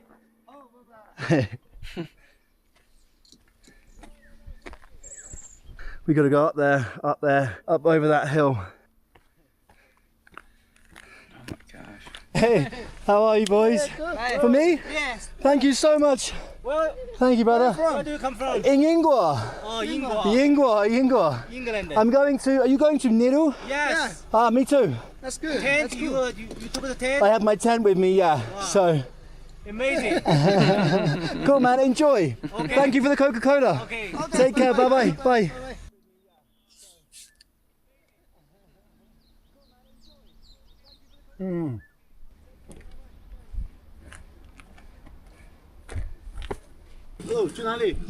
Niru. Yeah. It's okay, walking. Thank you, 谢谢. One video, you're on the side of the road begging someone to give you a lift. And the next video, you're on the side of the road with cars offering you lifts and you're saying no to them.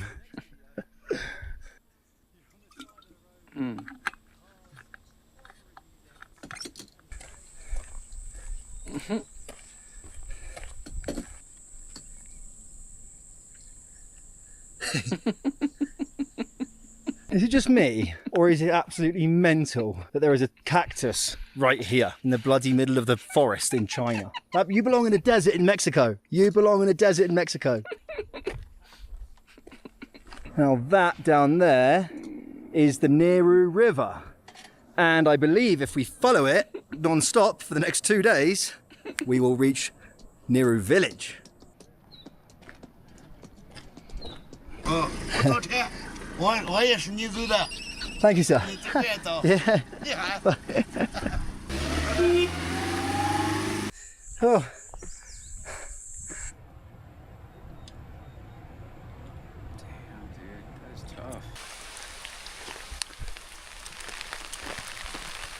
It's starting to absolutely shit it down with rain. I tried waiting out for like 5 minutes, but I've got no idea how long it's going to last, so kind of got to crack on really.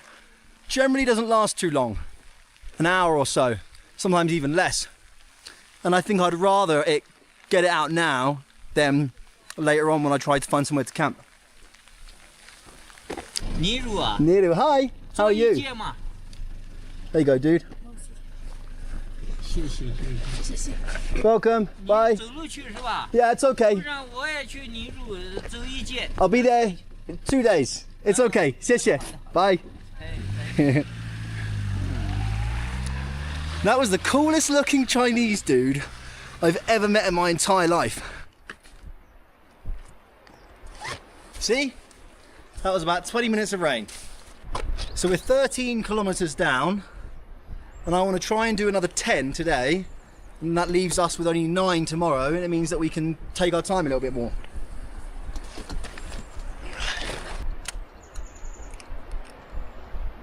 Niao, you're gonna electrocute me if you do that. I'm joking. Yes, brother. See you. Such a shit joke. God, look at that stunning little village. We're nowhere near Niru yet, nowhere near. But we are going to be able to walk through a cute little village. I think this area is made up of a mix of ethnicities. Hui Muslims, Han Chinese, obviously, Tibetans, and I want to say another one, but I can't remember what it is. But the deeper you go into this valley, the more kind of Tibetan, the more pure Tibetan people become. I'd quite like to find somewhere to have a little cup of tea. This is Sweat. Ni hao. Ni hao. How are you? Fine. You speak a little English? Yes, a little. Go! A little. You're the first person I've met in a long time that speaks English. Why? So no, where are you from? Kunming? Yes. Ah, okay. I'm going to Kunming. Right? No, I'm going to go to Niru and then Kunming. Oh. Yeah. That's the plan. And then Vietnam. You know Vietnam? The country? Yunnan. Vietnam. Yunnan. Yes, Yunnan.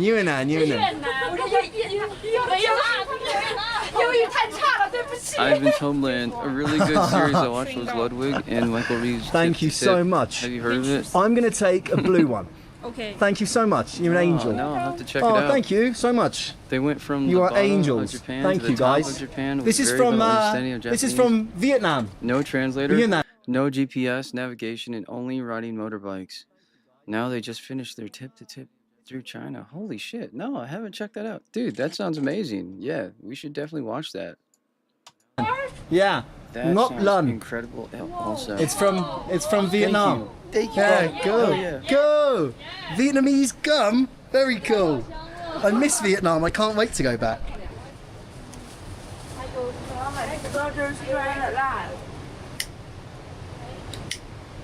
你要去七彩瀑布吗？19 Are you going to the 公里 Rainbow Waterfall? 还有 2 19 公里， Still 19住了60年。以前我们走路的时候走2个小时半就到尼祖村了，落基上来5个小时。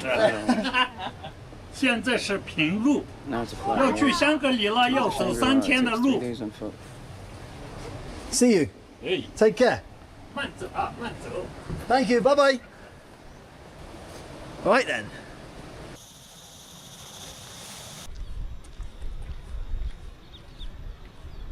Chuya. Chuya. Yes. Sweet. Take care. Thank you. I never seen someone smoke a ciggy through a bong before. Damn! The Chinese love building dams. If China see a river, they will build a dam. If they see a body of water, they're like, let's build a dam. Now this marks the beginning of the Tibetan area. This, I believe, is Tibetan writing. I think this is Tibetan writing. One of them is Tibetan writing. And from this point onwards, we are entering the pure Tibetan area. Tibetan Buddhists believe in something called Baul. Baul are hidden valleys believed to be like spiritual havens, and they only reveal themselves to the spiritually ready. Now, if you take that metaphorically, I believe it means that you are meant to find what you're meant to find when you're meant to find it. Does that make any sense? Right, it's 4:30 p.m. It's starting to rain, so I think it's time to start actively looking for somewhere to sleep. The problem is, I'm in a valley with hills either side, so there's not really a lot of flat ground. So the next sign of civilization we see, I'm gonna ask them where I can camp. Nichanali. I'm going to Nehru. Nehru.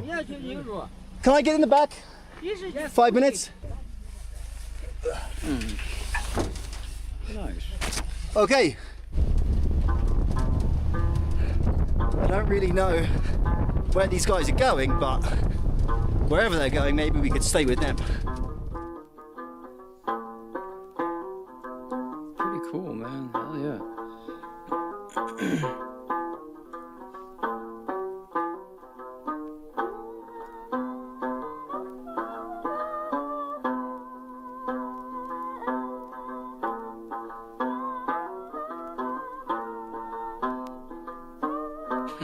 The propeller's just going crazy, dude.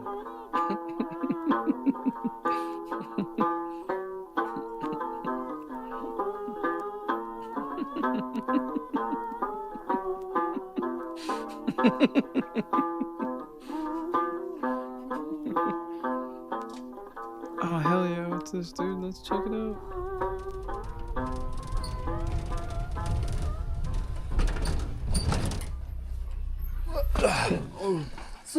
Okay, sir, I have a present for you.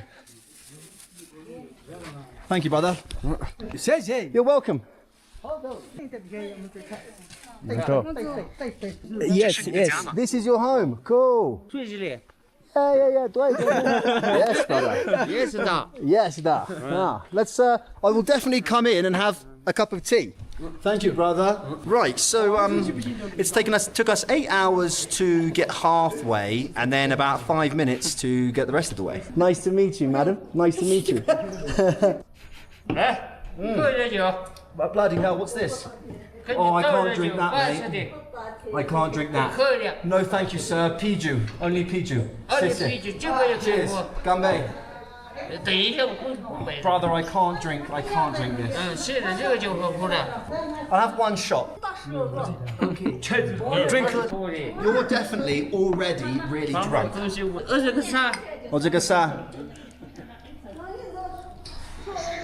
Ooh, fucking hell.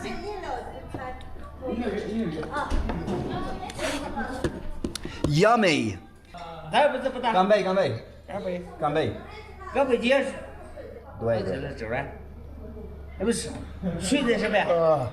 Oh, it's the event link for moving it. Oh, thanks, man.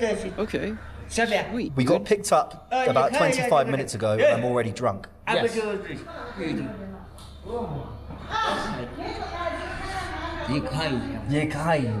Yeah. Fucking hell.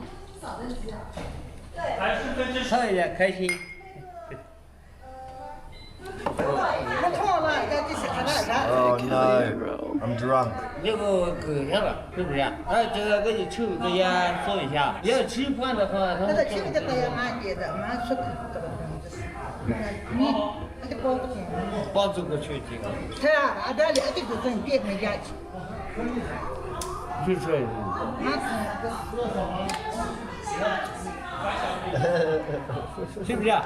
你走一个跑到中国，英国是不要，民主世纪遗产，为啥你知道没有？这个东西，这个山，有的山什么东西都有，是不是啊？看一下，到处看都有，是不是啊？对，thank you, sister. 喝点吧。 Me and this old man have now nearly finished an entire bottle of 46% alcohol in the past, I would say, 19 minutes. 走这个10斤了，是不是啊？哎，你走啥东西？我也不知道。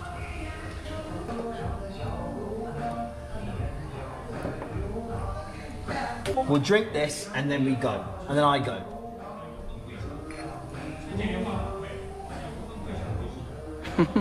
I was supposed to be doing a wholesome walk through the Chinese countryside to find the real Shangri-La.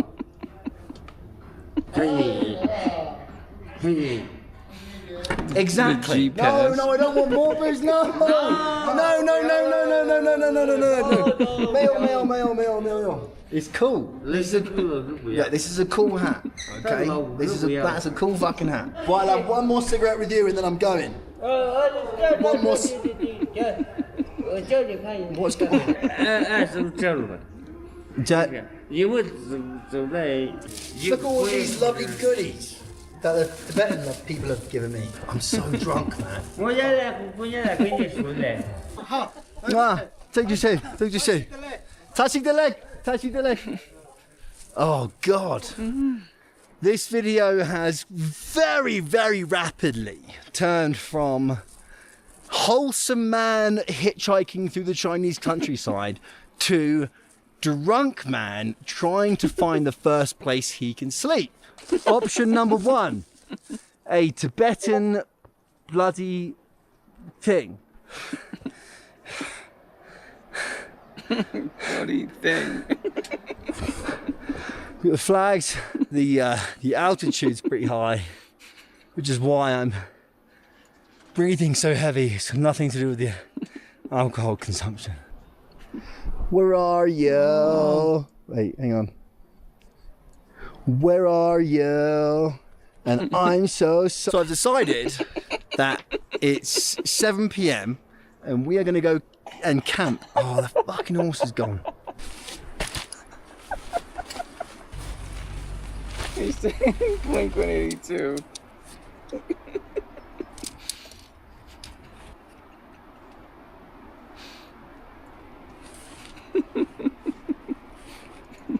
What snacks did they give me?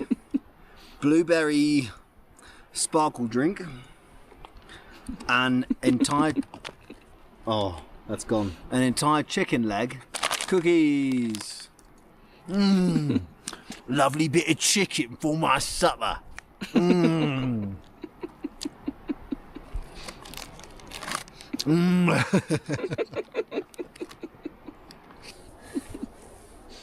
Right. As long as I don't move a single inch during the night, I should be okay. Oh.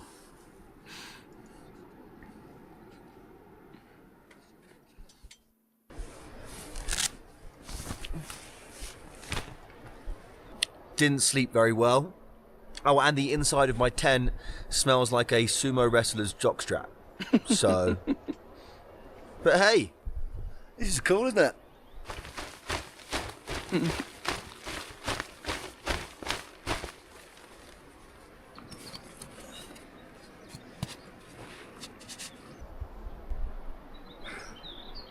So the good news is we're an entire day ahead of schedule, so we're not in a rush as much.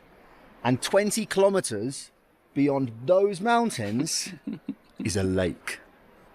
So I figured we'd make our way there. Hello. Hello. Oh my God. Hey, good boy. Hey, good boy. Nuchinali Shudu. Shudufu. That is where I slept last night. And now, look at this. I kind of wish I'd tried to find somewhere better to camp last night.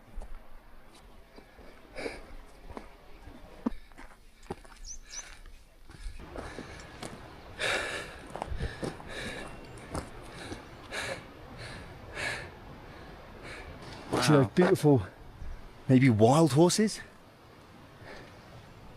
你好吗？要去哪里？Shudu fa. This way.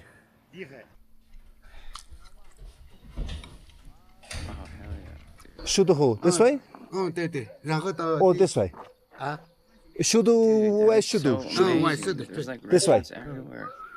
That way or that way? 对对， This way? This way? 对， Jigger or jigger? 这边， This way. Okay. Thank you, my brother. 昨天你那底下遇到我吗？ Yeah. Oh, I don't understand, bro. That's the extent of my Chinese, unfortunately. 你几点钟到这里？ Any English? Ingwa? Inggoren? What's he saying? Oh,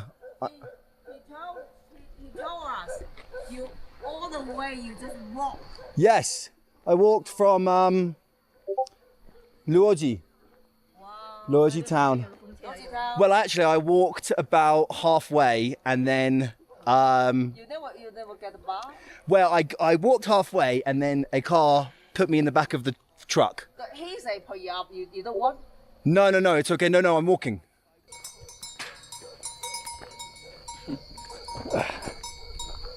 Goodbye. Oh, bye bye.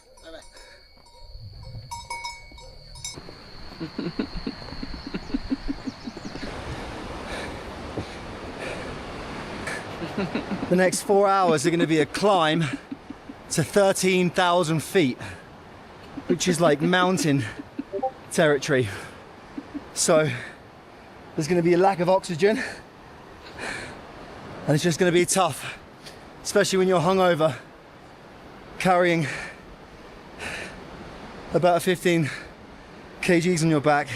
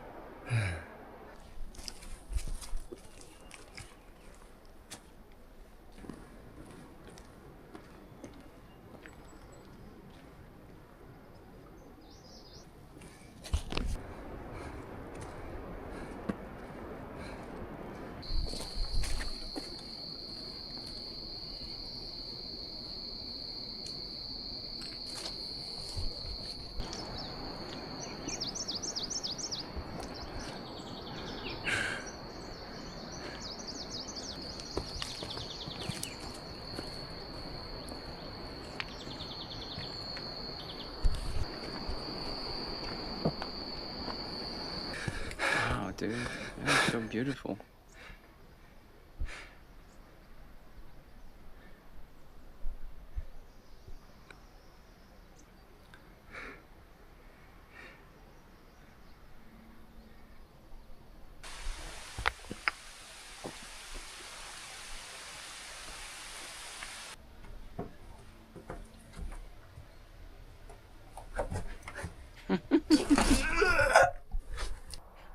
I've got a feeling it's going to start to rain soon. I can feel it. It's literally just started raining.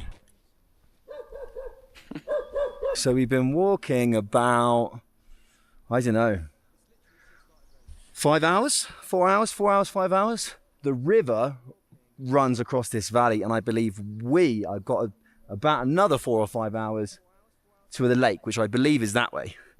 I don't know if I feel like making it there tonight. There's a sign here that says this place is the management station, but it looks like there ain't no managing going on.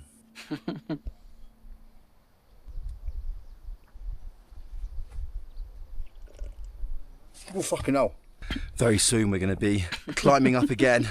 We're going to be going over a mountain pass, which is 13,000 feet, about 4,000 meters. We're only 75 miles away from Burma right now. And the reason, the elevation here is really high, but it's still so green and lush. And that's because this area gets the kind of back end of the tropical storms that will happen in, Burma, Thailand, whatever.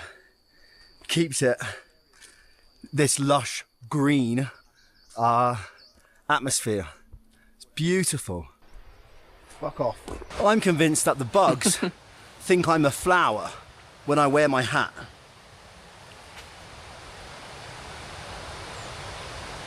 See? We started here in Niru.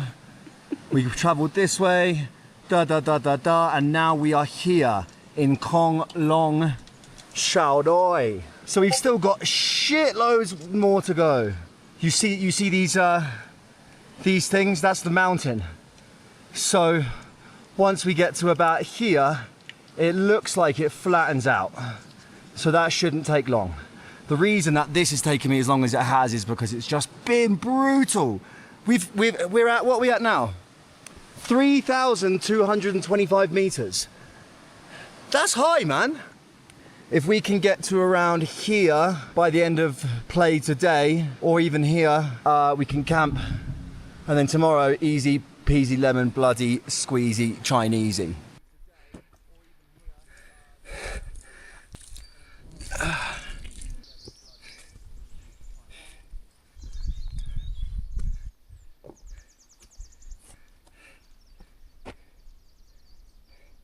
I feel like I could fall asleep standing up right now. According to my watch, I only got 4 hours sleep last night, and this elevation is just kicking my ass. It's 6:58. We've got about an hour of good sunlight left. I need to find somewhere flat to camp ASAP.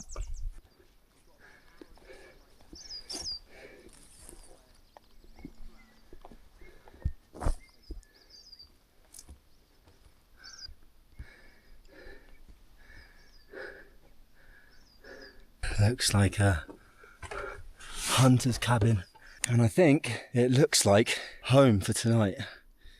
See, I guess lots of people come and stay here because they've got a no smoking sign. Pros of sleeping in this tonight: sheltered, be a bit warmer, heaps of firewood around, we can make a little fire. The cons are I don't have much water left at all. So I was like, maybe I could find a farmer or someone who can boil me some water, and then also I can then use that boiled water to cook my noodles. I've got noodles with me.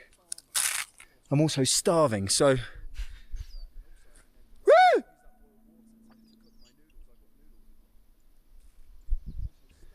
No, it could be miles until I find a farmer that can give me some boiling water. So let's count up the supplies that we've got for dinner. About 300 millilitres of water, 1 Hello Sea lemon juice drink, 2 packs of raw uncooked noodles, crackers, 3 cakes, 4 sausages, a pack of cookies, and 1 pack of Chunghwa cigarettes.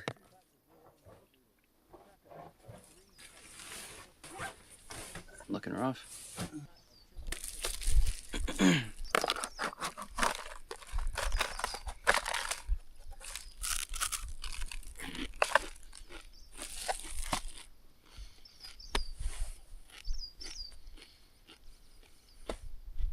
I'd love to make a fire in there. Someone's already done it on the other side. But I guess lighting a fire, I might burn the whole fucking thing down. Yummy.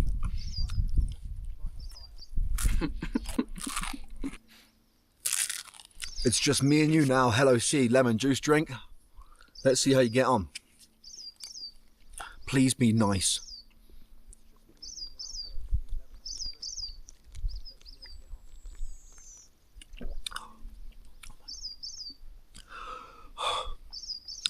I'm so thirsty.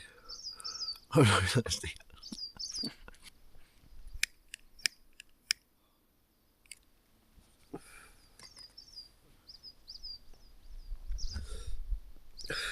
Just seen some cattle, and now I'm starting to think maybe this is some kind of cattle shed.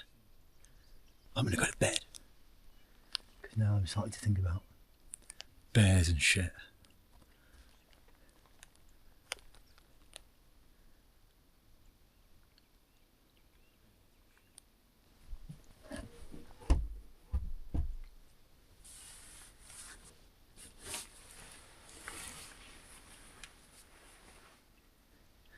This is probably gonna be one of the worst sleeps I've ever had.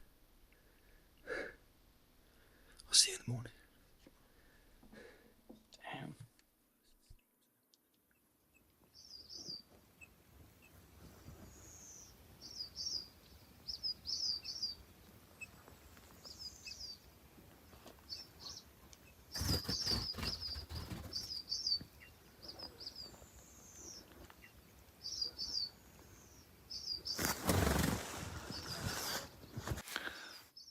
I've had worse sleeps in my life, but I've definitely had better.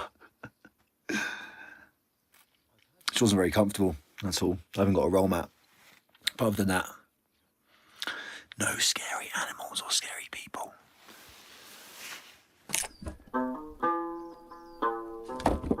Right then, me old muckers. I'd say we've got about 6 kilometers to go until we reach the lake. And then from there, I need to hitch a ride because I've got a train in about 10 hours. Watch is out of battery.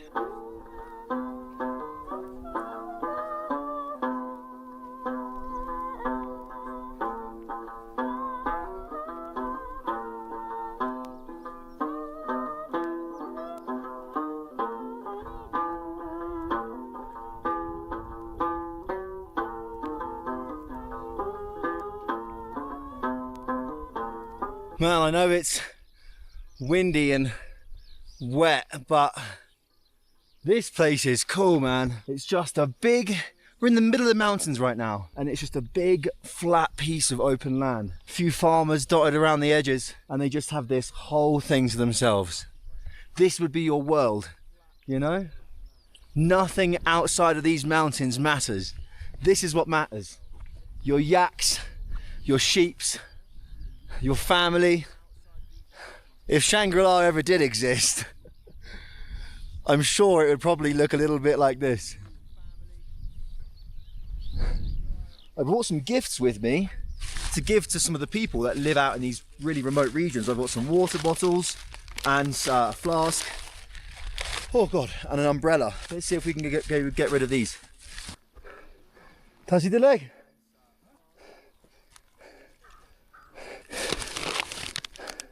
Tassi de leg. 这里过去。Shudu. Shudu.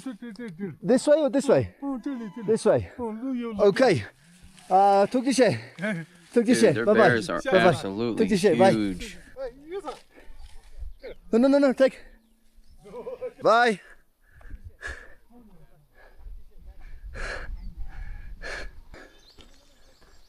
Oh my God.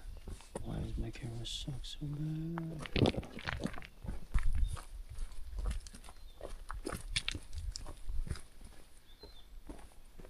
This thing sucks so bad. Well, dude. my friends, so I can see a very, very large body of water.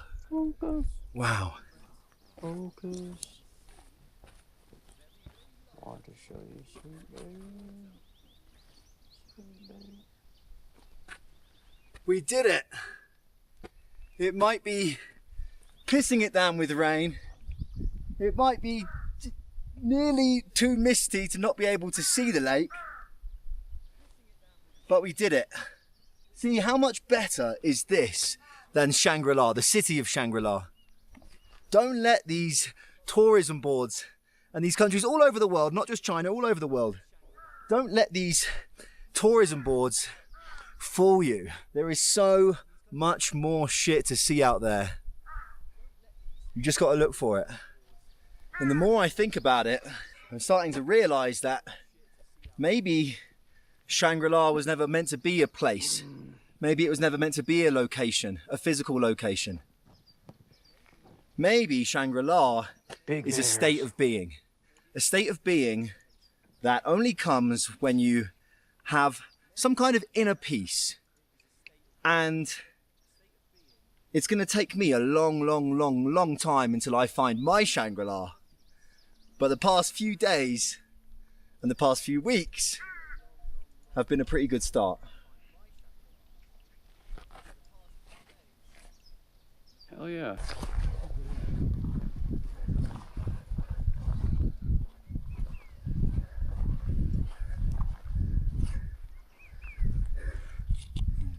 Sorry.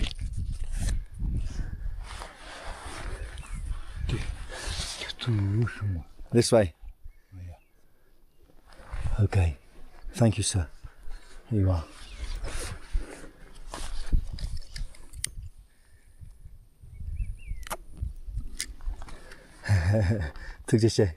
Goodbye, sir.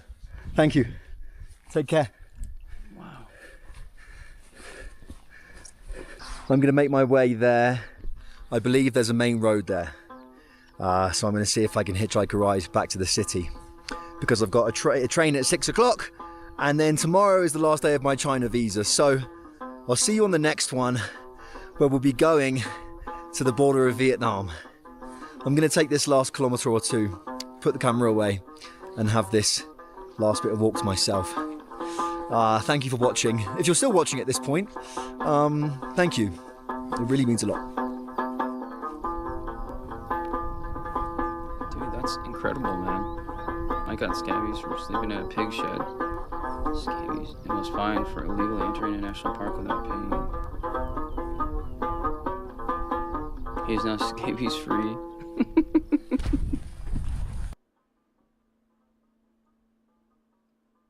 Oh my goodness, dude. Well, my friends, it's been an amazing summer. We've done so much. We've traversed the Karakoram Highway in Pakistan. We got stuck on the world's highest border. We entered China's most restricted region. We hung out with Tajiks. We got drunk with Uyghurs. We slept in a Chinese toll booth station for the second time in my life. We hitchhiked with legends. We explored the Tibetan areas of China. And I probably got scabies from sleeping in that pigsty in the woods. But all good things must come to an end.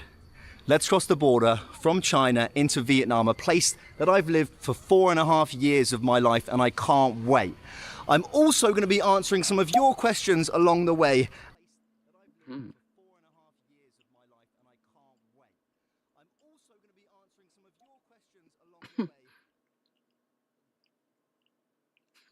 And I've got a really good plan for when we cross the border into Vietnam. It might not work. Okay, sir, let's go.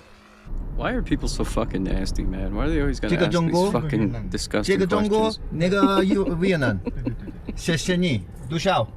Sir, Vietnam. What's your body Look at it, my wonderful, wonderful Vietnam. 你去过越南吗？去过，越南了。对。去过。 Okay, my friend, you take care. Goodbye, goodbye. I always find these border towns really interesting. Because the people that live here, you know, they've spent their entire lives just meters away from a different country. That's Chinese there, and then it's written in Vietnamese underneath. People that live here probably maybe even speak both languages. These could be a bunch of Vietnamese people getting ready to go home. Or they could be Chinese, and that might sound racist.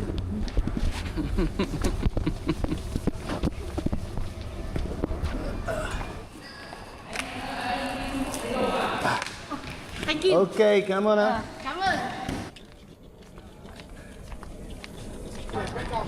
Money change? Bao tiền. 300.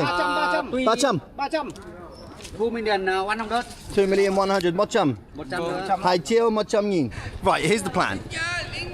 As we speak, my friend Dylan is running the entire length of Vietnam from Ho Chi Minh all the way to Hanoi. It's going to take him about a month. He's doing it for a children's charity called Blue Dragon Foundation, and they're a charity that helps street kids and rescues children from, you know, horrific abuse and human trafficking. So, I've got an idea.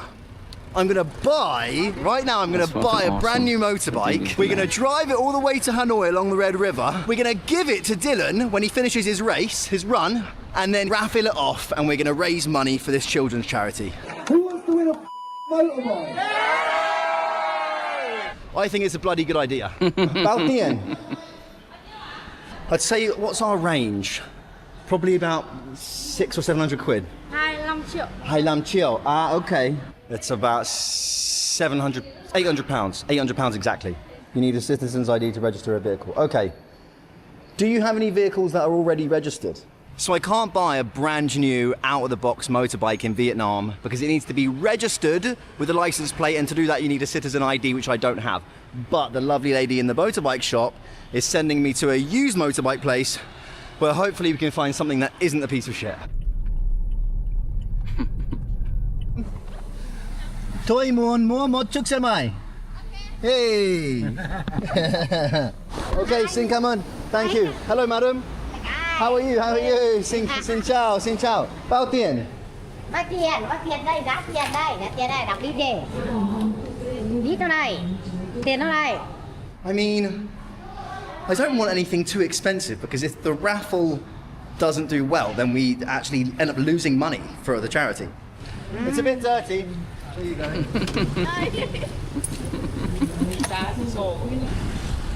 Yay! See? This isn't even the motorbike that I'm going to get. She's just taking me to the ATM. Here you are, madam.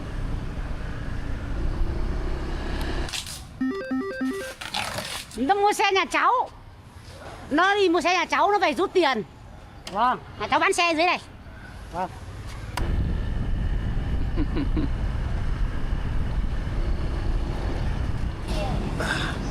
Right, we got it down to 15 million. 15 million Vietnam dong.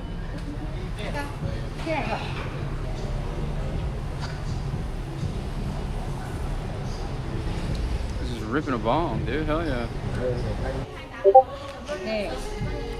Anh nhận tiền đủ nha. That leaves me with not a lot of money. Leaves me There with she not a bloody lot is. of money. Come on, Ang. I feel like a child. Xì này máy bao tiền. Right, how the fuck am I going to get this on here? Come on. Come on. Goodbye. Goodbye.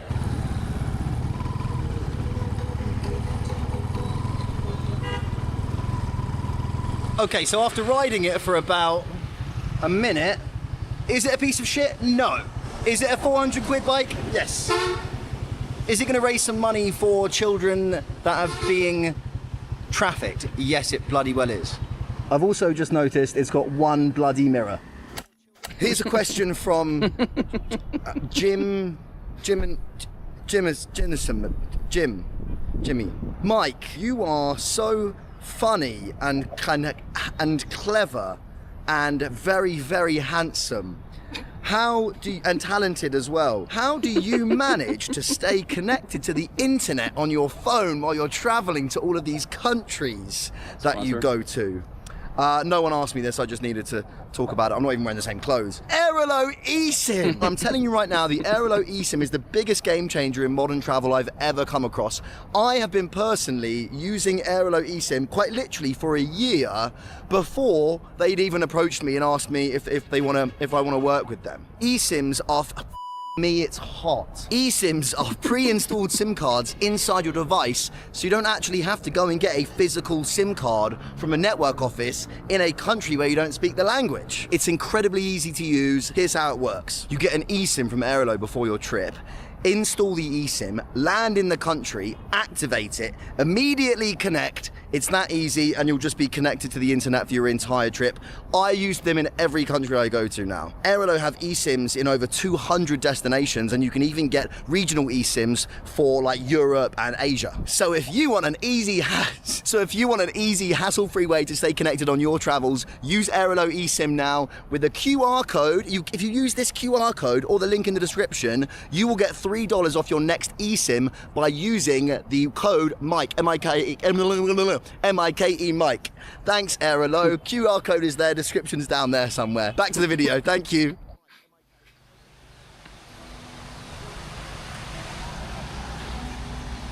Lovely day for a motorbike trip through the Vietnamese countryside.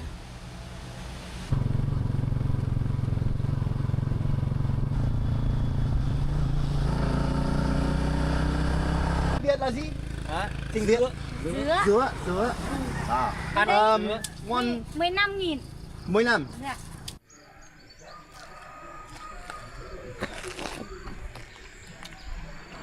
This is a question from Max. How'd you get so good at hitchhiking?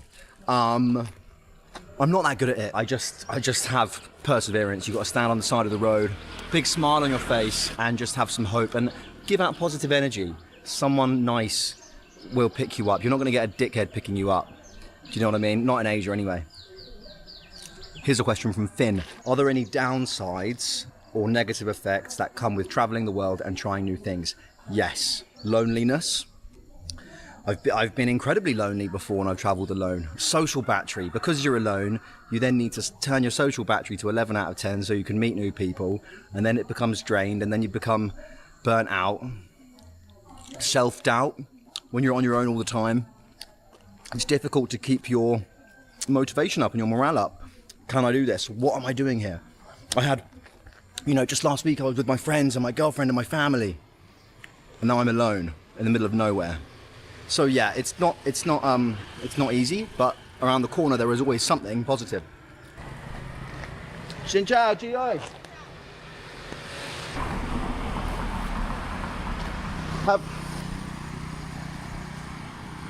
Có uống nước. Claire. Good to see you, sir. Cha? Báo cáo đồng chí. Cha? Nước chè. Tôi. Vâng, I keep speaking Chinese. Một chút tiếng Mỹ ấy. Nhưng bạn là người nước nào ấy? Anh Quốc. Anh Quốc. Anh cứ giỏi tiếng Việt Anh Quốc, xin lỗi. Ủa thôi ăn thế thôi. Ăn nhiều nó to. Đây. Bác đang có bạn người Anh vào nhà chơi đây, đang nói chuyện nhưng mà bác không nghe được tiếng này. Mày nói chuyện với chú ấy đây. Xin chào. Hỏi thăm như nào? Nói tiếng Anh đi. Hello. Dude, they love their bongs, don't they?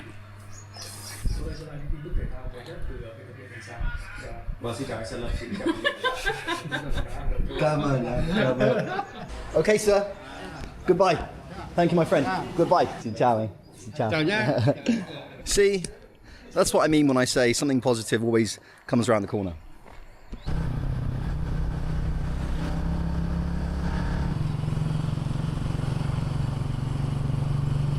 I need pizza. Hell yeah, bro.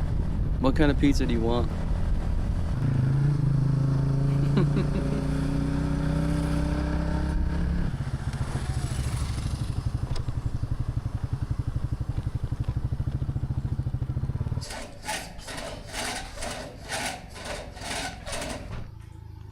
Hell yeah. I had a pepperoni hot This one's from pocket Benj earlier. Goon on Instagram. It's pretty good, dude. In what ways has this kind of travel healed past wounds?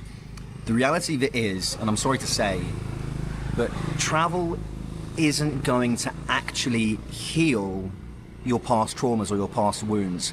And I learned that the hard way. A couple of years ago, I broke up with my girlfriend of 3 years, and it was a very emotional breakup. And I immediately after we broke up, I went to India, and I spent 5 months in India. And I was, meeting new people, having new relationships, embracing all this culture and all these stories. And my work, I was making videos, and I remember thinking, wow, I'm so over this. Like I kind of just skipped the whole, and I'm really bad with breakups. I skipped the whole kind of breakup. I didn't have those emotions. And then after that 5 months was up, when everything stopped and I started working again, it all hit me. All of that emotion that I hadn't dealt with and hadn't worked on hit me. And I remember speaking to my ex-girlfriend, and she was, this was 5 months later, she was kind of done with it. She was so over it. She actually had a new relationship at that point. And I realized that I hadn't actually processed the breakup. I hadn't actually done any work on it or healed those wounds. I just covered it up. I just kept myself busy. As I said, I was meeting new people and doing new things, and I didn't actually have the time to sit with it and process it. So yeah, it was a big delayed breakup for me that I had to then deal with 5 months actually after we broke up. So as I said, travel isn't going to heal your wounds. Only you can do that by actually processing it and sitting with it and working on it.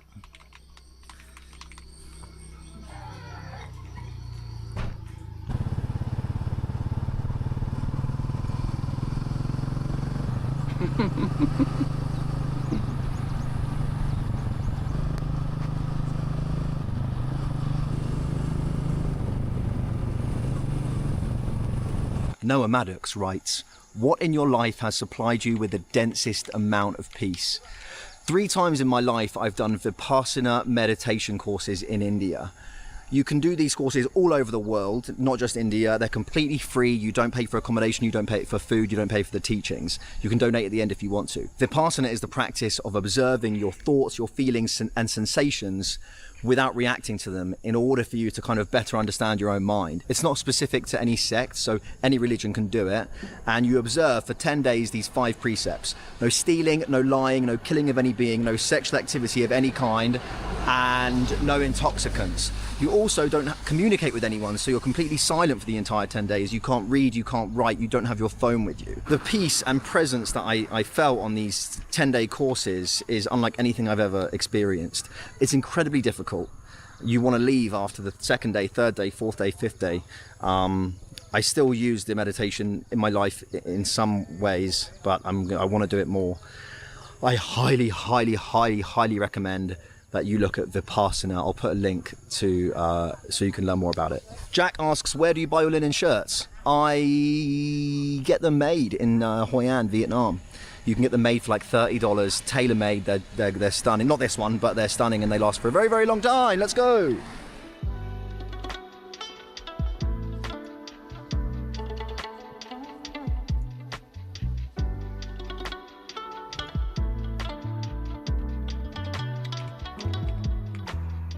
There you go, bro. Boom. Ready? Con hỏi đi, con hỏi bác cho lên. Whoa, that was a good magic trick, wasn't it? Whoa, that was cool. Hayley Merton, do you ever miss home life? Just doing the 9 to 5 with everyone else? I don't miss having a 9 to 5 job. I truly believe I'm the luckiest man in the world and I've got the best job ever. Do I miss the lifestyle that comes with a 9 to 5? Kind of, yeah. For a couple of reasons. One of them is routine. I haven't had anything that resembles a routine since before North Korea, which was in January. And even before that I was in Iraq, and then before that I was away. So like I miss going, like waking up and going to the gym at the same time every day, which I haven't seen the inside of a gym for about 4 months. You can probably tell I gained shitloads of weight. Going to the gym and having this, eating meals at the same time and eating the same food, you know, each day, so you can kind of regulate what you're eating. It's something I really miss and something that I need to work on, because I can't go on having this lifestyle where I just eat fried noodles, you know, each day for dinner and a couple of beers and a pack of cigarettes. So I'm working on that. The other thing I miss about that lifestyle is kind of having a normal relationship. It's really difficult to balance a normal, healthy relationship when you're, you know, who wants to date a guy that's, you know, away for at least 6 months a year? And then even then, when he isn't away, he's like, you know, maybe you've got a job as a teacher or something, and I'm away, and it's just, we don't align. Our lives don't align at all. And, you know, unless I found a relationship with someone else that travels a lot, but then we'd both be traveling a lot. The other thing is, I could maybe bring a girl with me on these adventures. I don't think I want to do that. I don't think I really want to do that. Not at this stage anyway, unfortunately. So yeah, I do miss the lifestyle of having the 9 to 5, just because of the routine and the relationships, really. Ghibli Punk, do you ever get scared that you won't stop traveling and settle down? Hey, there he is.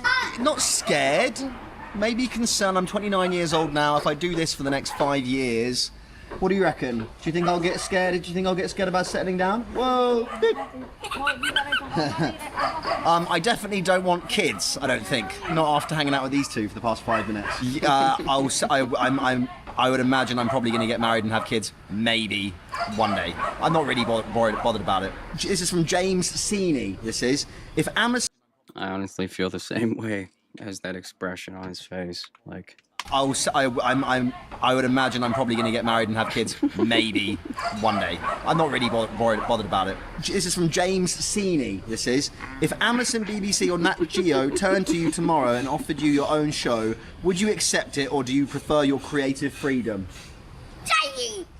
Yes. No, I've actually been approached by producers, by a producer who wanted to pitch a show to Channel 4, a documentary.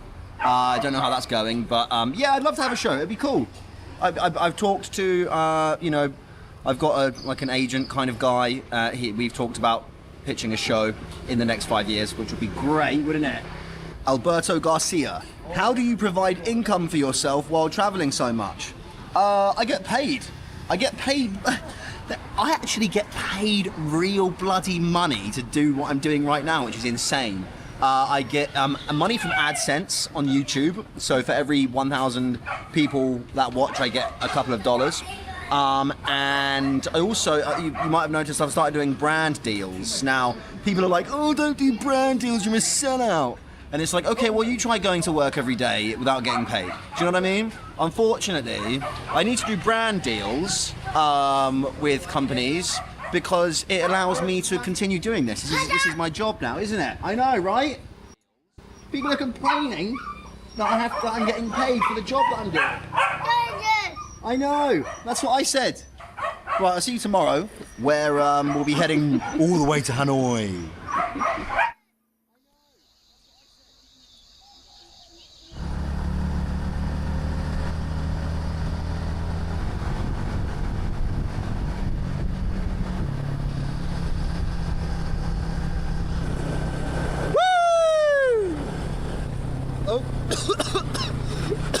Ow. In 130 kilometers, we will have finished our 7,000 kilometer journey from Skardu, Pakistan to Hanoi, Vietnam, baby.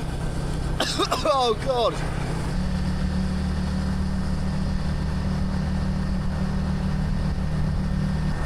Quickfire round, Jennifer Sedgwick. Quickfire round, Jennifer Sedgwick asks, can you ever see yourself moving back to the UK for good?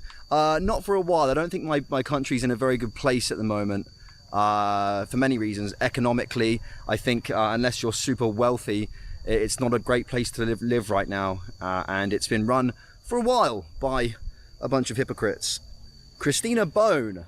As a woman watching your video, I wonder what places you visited that are most safe for solo travel as a female person or a female identifying person. I'm a man, so this is really difficult for me to answer. However, I know many women who have solo traveled in all parts of the world and been totally fine everywhere. And I also know women that have traveled solo or with friends and they've had unfortunate experiences. The fact of the matter is, anywhere you go can be unsafe for women. You can walk in London after dark, at night time, and something could happen to you. Same in Australia, same in the West, US, anywhere. My personal opinion is you can't let your life be dictated by what might happen to you, because you've let that win, and you've closed off all of these doors, all of these beautiful doors that could be open for you. You've closed them because you're worried something might happen to you. So I don't think there's anywhere you should close off. But in terms of safe places, Vietnam's bloody safe. China, you're probably much safer in China than you are on the streets of London. You're definitely more safe in Vietnam. So yeah, Southeast Asia, you can't go wrong with Southeast Asia. What do you do when the camera is off? I do like the same stuff. I still speak to locals, I still hang out with locals, I go for dinner, I go walking. When I get to a new place, I won't take the camera out usually. I'll just get a feel for it and I'll go for dinner and I'll say hi to people and whatever. And that usually gives me a bit more confidence for when I do take the camera out. But in terms of when I'm not filming at all, like I'll take a break, I'm about to go to Bali for the summer, I'll be hanging out there. Or I travel with friends, go and visit friends, just chill out really, man. Chill out.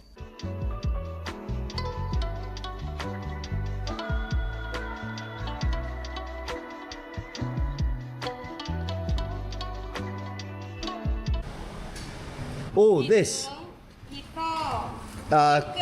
Cơm và thịt. Cơm và thịt và nêm, mà bột nêm và this one. 60.000, okay. This is one of my favorite meals in all of Vietnam. It's super simple. It's called Cơm Bình Gian, which translates into affordable rice, because the workers, the construction laborers in the local area will come here and they can get a meal for very cheap.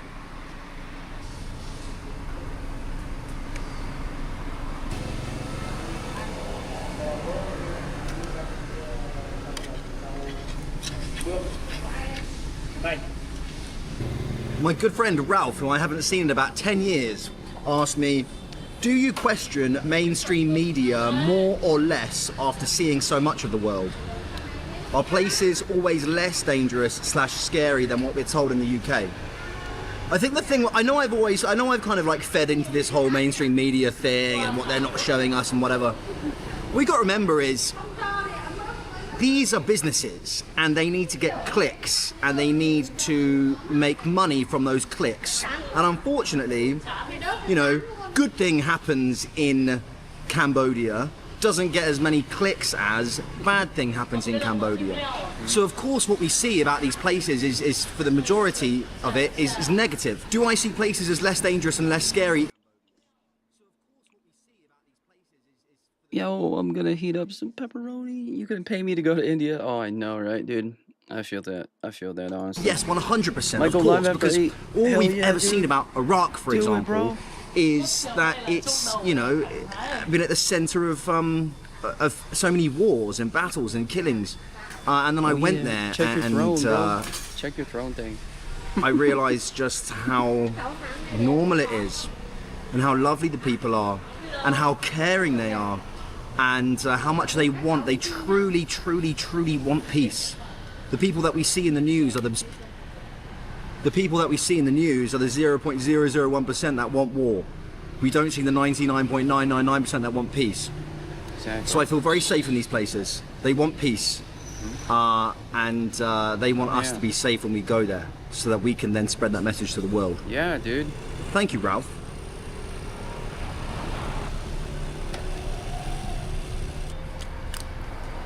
God, it looks so good. It looks so delicious. Nate McClimmons. A lot of locals in the places you travel are super welcoming and hospitable, even in places that Western education has told us not to travel to or that people don't like us there.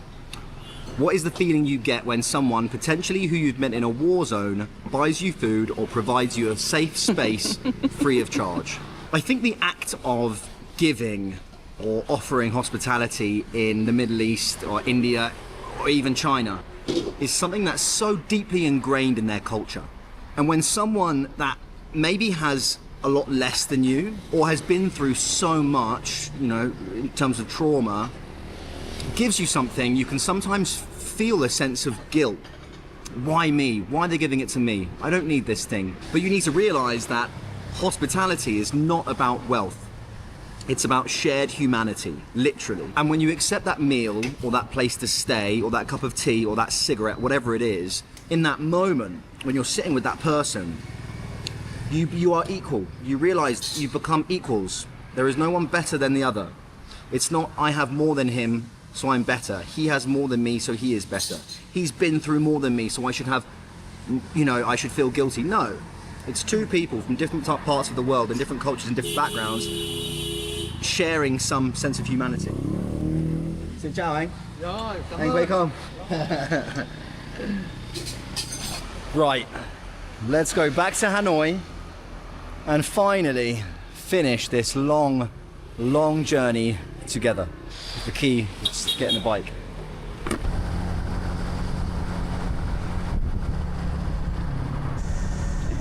That is so cool. Wow.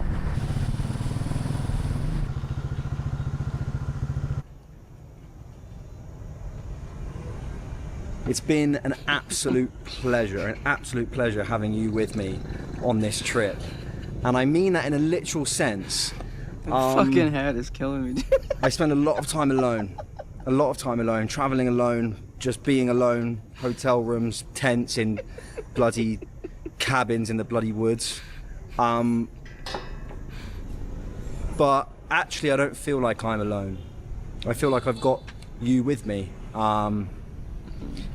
And it really makes the experience better. So yeah, I can't tell you how thankful I am. Thank you. Fuck yeah, dude. Thank you for showing me this channel, Ivan. Hell yeah, man. 2 months later.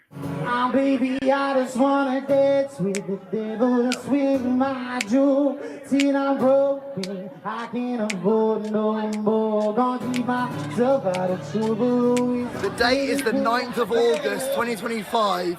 And in order to raffle the bike off, I've had to put on essentially an entire fucking festival in one night. This is what it looks like. Oh, sorry, yeah. Oh, banging up. We've got people over here. We've got a band over here. The band's not playing at the moment. The man who is responsible for tonight, Mike, he's going to go to the door. He's going to give you a story about a bike that you have to listen to. But thank you very much for coming out tonight and giving your money to charity. Thank you for putting up with me. I've been snarking during the night. This is the man behind the button. So here we go. Who wants to win a motorbike? So I bought this motorbike in the border of China. I bought it down and I took it straight into Yamaha town. I juiced it up. It's got brand new fucking shopping for it. It's just got so much new shit. It's Mikey Harlow there. Is it on? Give it a fucking... This is what you want to win. Now then, I need one person to pull out the ticket for the motorbike. James, where are you from, James? Canada. Give up for James from Canada. This has got to be a moment, James. You go slowly. I need you to close your eyes for me, James. I need you to close your eyes. I need you to very, very slowly, James, pull out a ticket for me. Very slowly. Very slowly. Right, okay, so 1, 2, 8, 9, 2.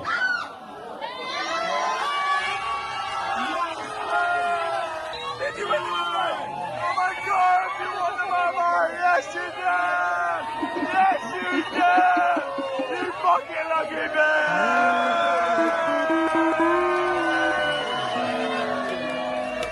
$1,400, hell yeah. Oh my god.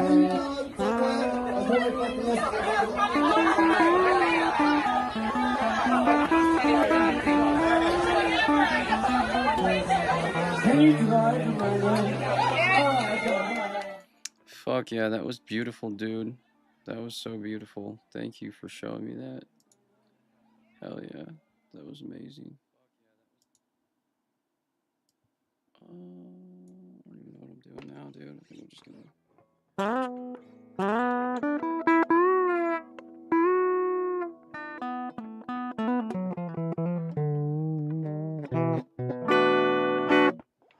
Oh yeah, let me see something real quick. I wanted to try something out before, but...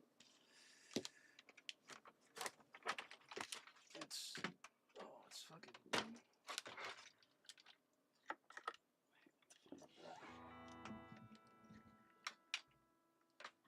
It's kind of weird.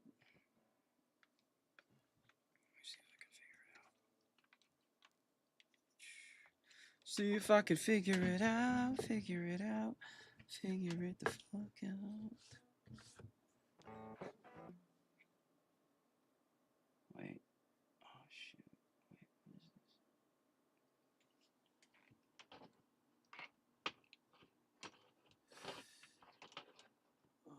what is this?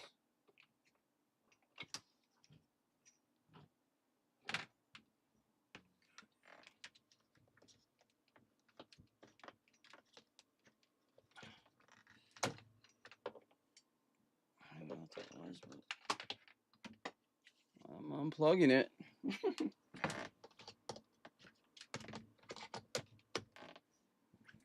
Okay, and then I think I have to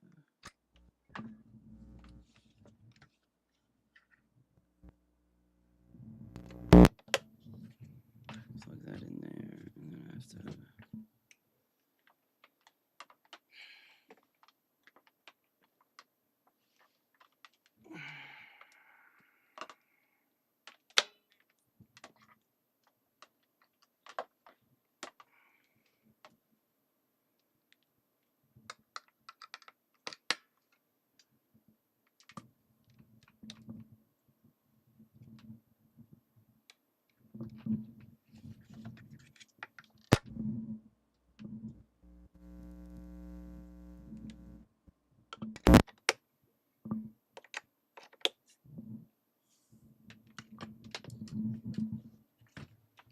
think it's should work. Yeah.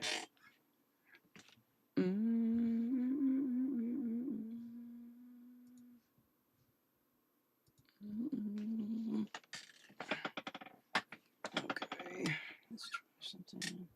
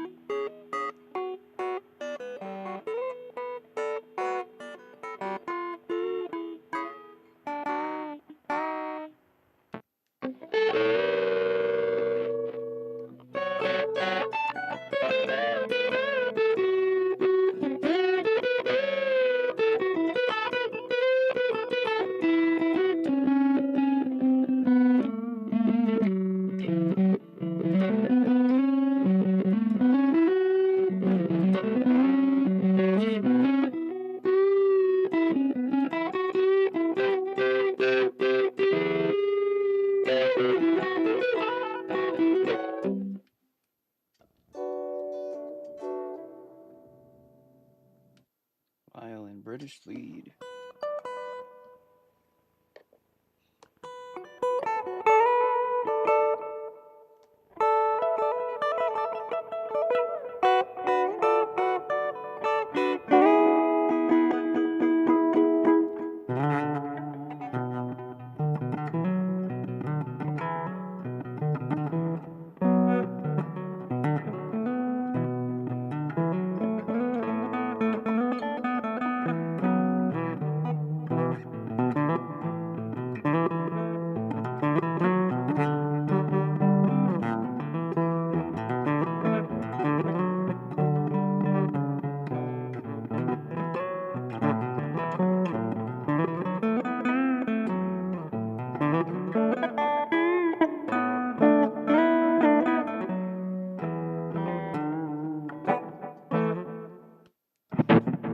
Mm, 12 strings, pitch lead.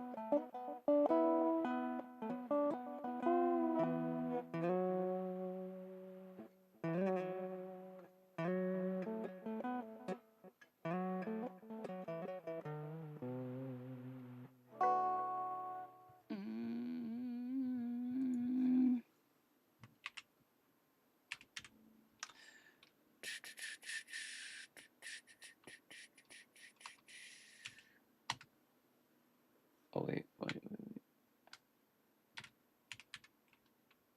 Do-do-do-do-do-do-do-do-do.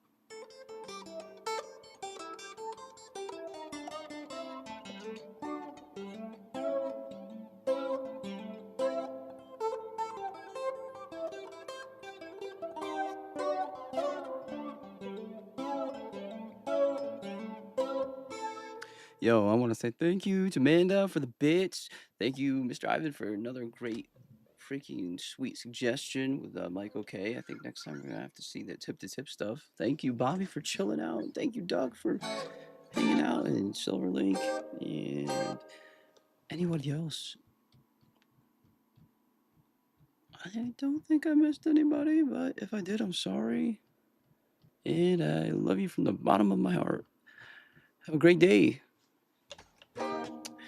And be safe.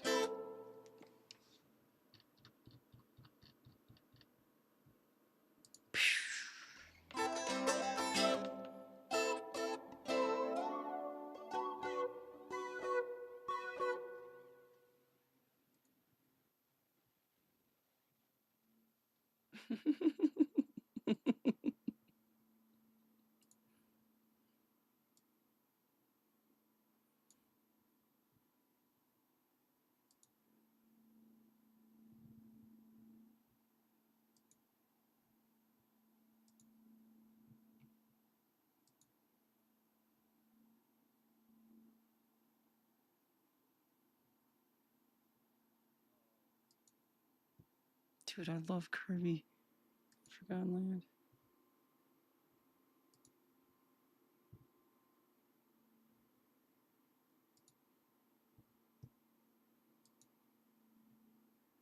Yo, it was really good, dude.